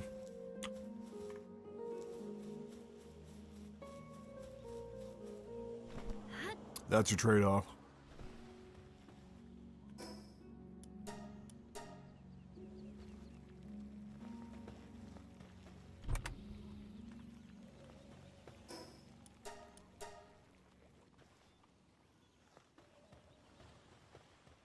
Oh yeah, well, it sucks.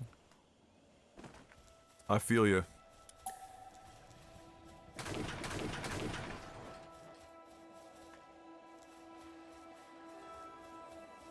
Creating shareholder value, yes.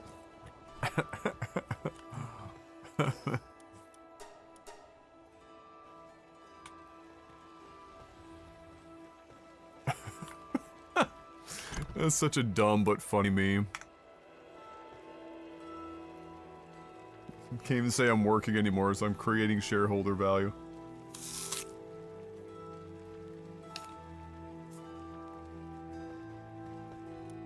Starving and major injury. Got stuck again.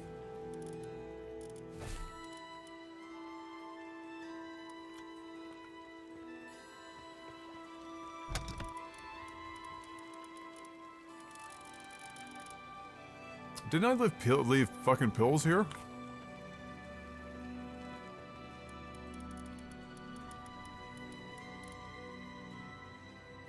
Okay, it healed up. Alright, we're good.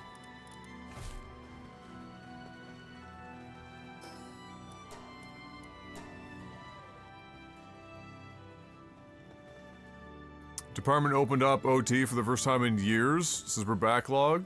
Oh shit! There's never much love when we go OT. I pray. And that's why I need a one shift. Got a hot tub on my wish list. Alright, let's clear this up. What's in here? Probably too much. Literally nothing. Phenomenal. And in here? Fantastic. Actually useless material.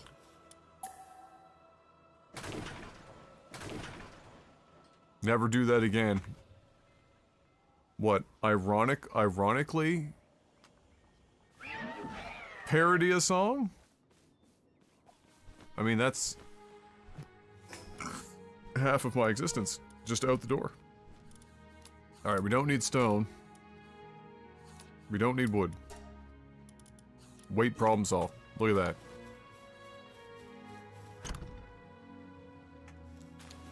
That was awful. I didn't make any guarantees.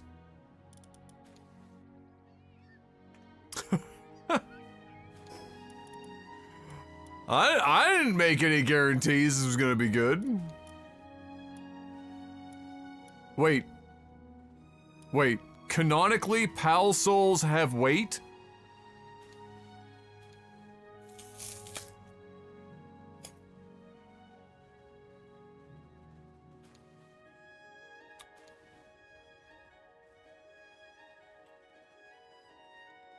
I feel like this begs scientific exploration.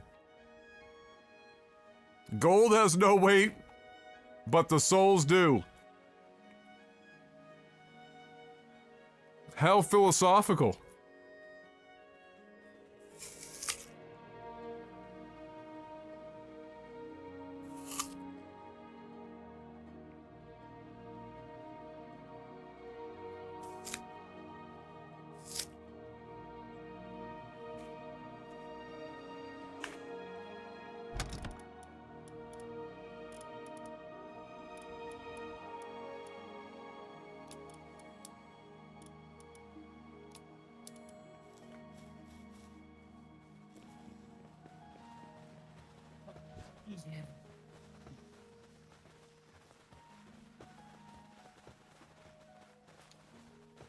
Look at this man.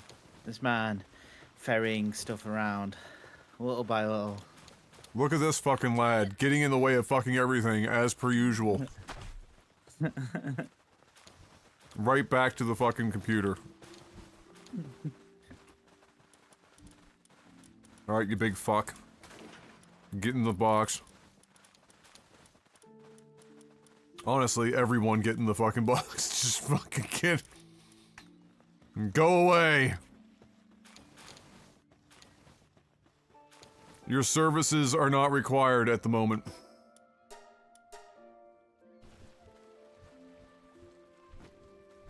The heavier they are, the more bad things they've done. It's like Ebenezer Scrooge, the Marley Brothers. Right. The chains they forged in life. To be worn in death. Damn, Palworld's getting fucking heavy.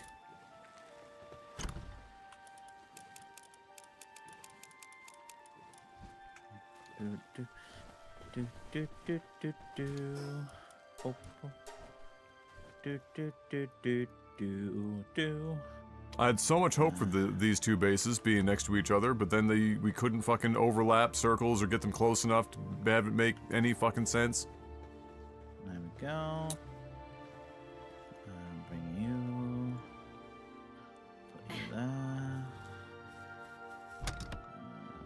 Do this.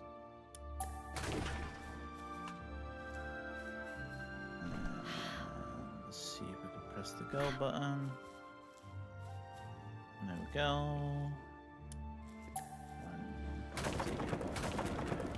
Oh my god, Pal beds weigh like a fucking metric ton because of wood. Why?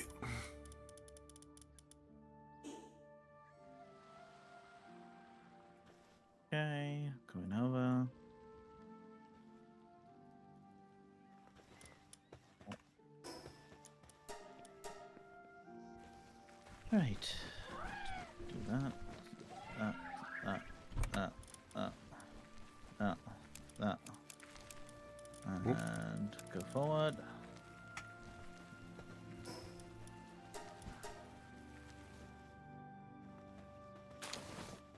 There we go.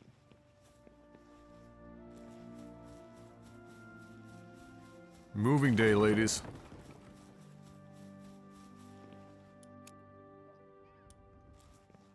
Garbage day. Excuse me. There we go. And bam. And bam. And Did you bring a pal with you to increase your capacity? no, No? Rip. no, just I've got the grapple trick. I'm gonna use it just to grapple around the entire thing. Wait, what did I accidentally put in here by pressing R that I probably shouldn't have? Is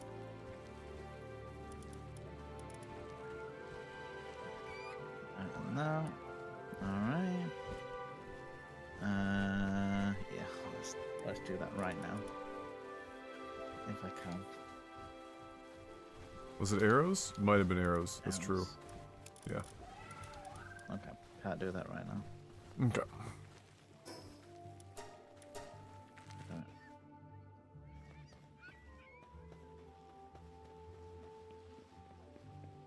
Wait.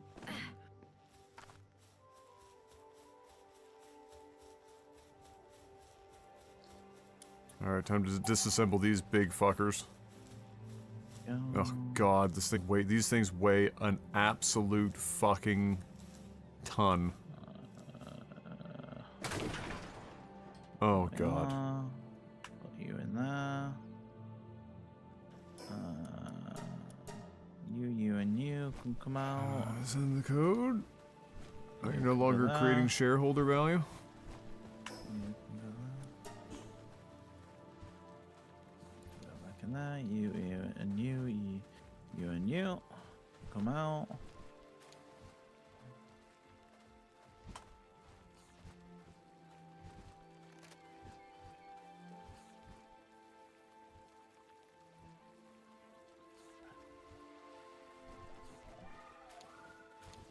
Taking a shareholder lunch. Ah. There we go. That's all in there. That makes sense. That's there. And that's there. Right. Back to this base.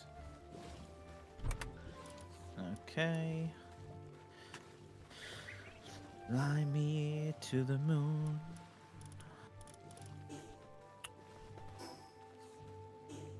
Yoink. Yoinky.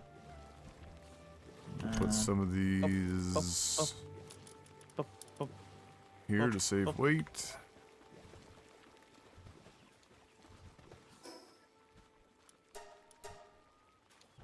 Yep. Oh, you don't need to clear out your shack or anything just yet. You can leave everything there for now. That bread.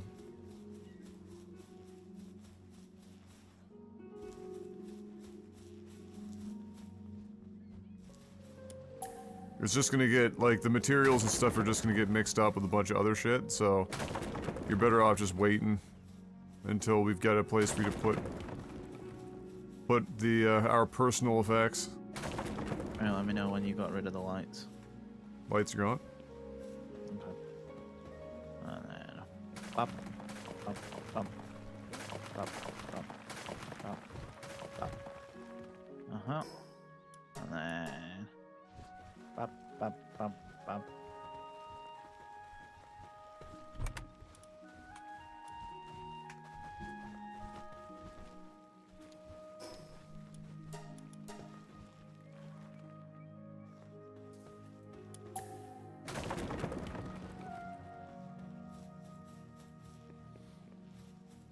Okay. Oh, God. Alright, that weighed a metric ton. Really? I can't? From here? Oh, dude, if you get rid of all... Oh, just careful it doesn't completely fucking destroy Tapbeard's place at the same time. Well, he That'd can't. be a catastrophe. Well, David's place is being is literally the only thing that's holding up the other thing. So as soon as David's place, literally, I think I could get rid of one fucking wall, and then it all comes crumbling down at David's place. Let's see. We just don't need that. All right. Stone was in the first one. Well, it's full. The whole thing's full, and it's 9,999. So, whatever. True. I'm gonna leave my house and shit for now. No reason to destroy it. Moment. Oh my god, that thing weighs 500 pounds in material. The fuck? What does? The tool chest. Oh yeah. Fuck.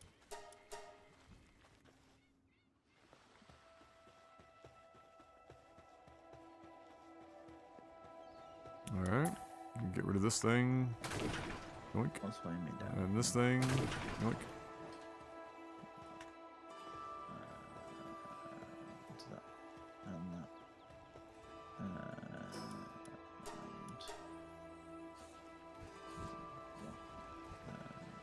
that. Okay. Very good.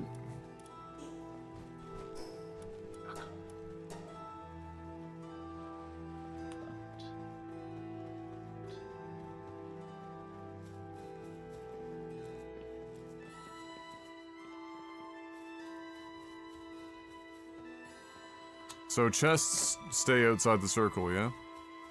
Yeah. Yeah, alright.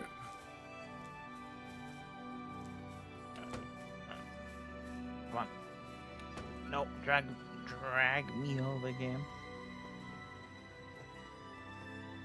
Oh. Yeah, when you're on a hill, it makes it very difficult to,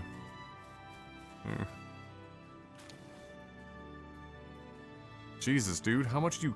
What are you carrying right now? Yes. Okay. Stone. Got an idea. Holy fuck. Okay.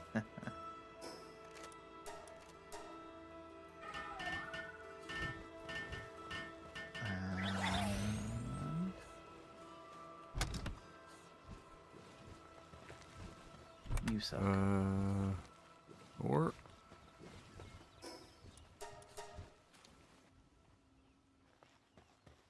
Didn't work? No. Good try. So I'll just have to. I like how you're Spell that. teleporting around the fucking map. Try that again. Uh-huh. You suck. Here.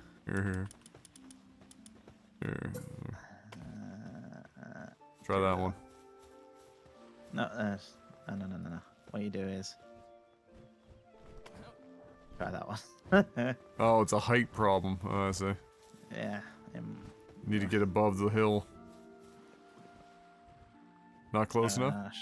I shot that. No, it is close enough. There we go.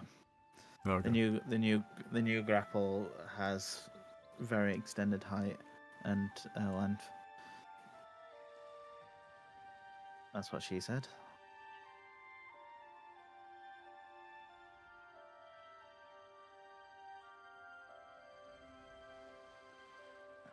It's still one of my favorite fucking gags of all time in a movie. Is which one is the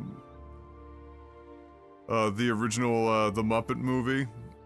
And every time I hear this phrase, it still makes me think of this scene in it. It's Kermit and Fozzie are driving in the car, and Kermit's got the map in front of him, and he's giving them directions.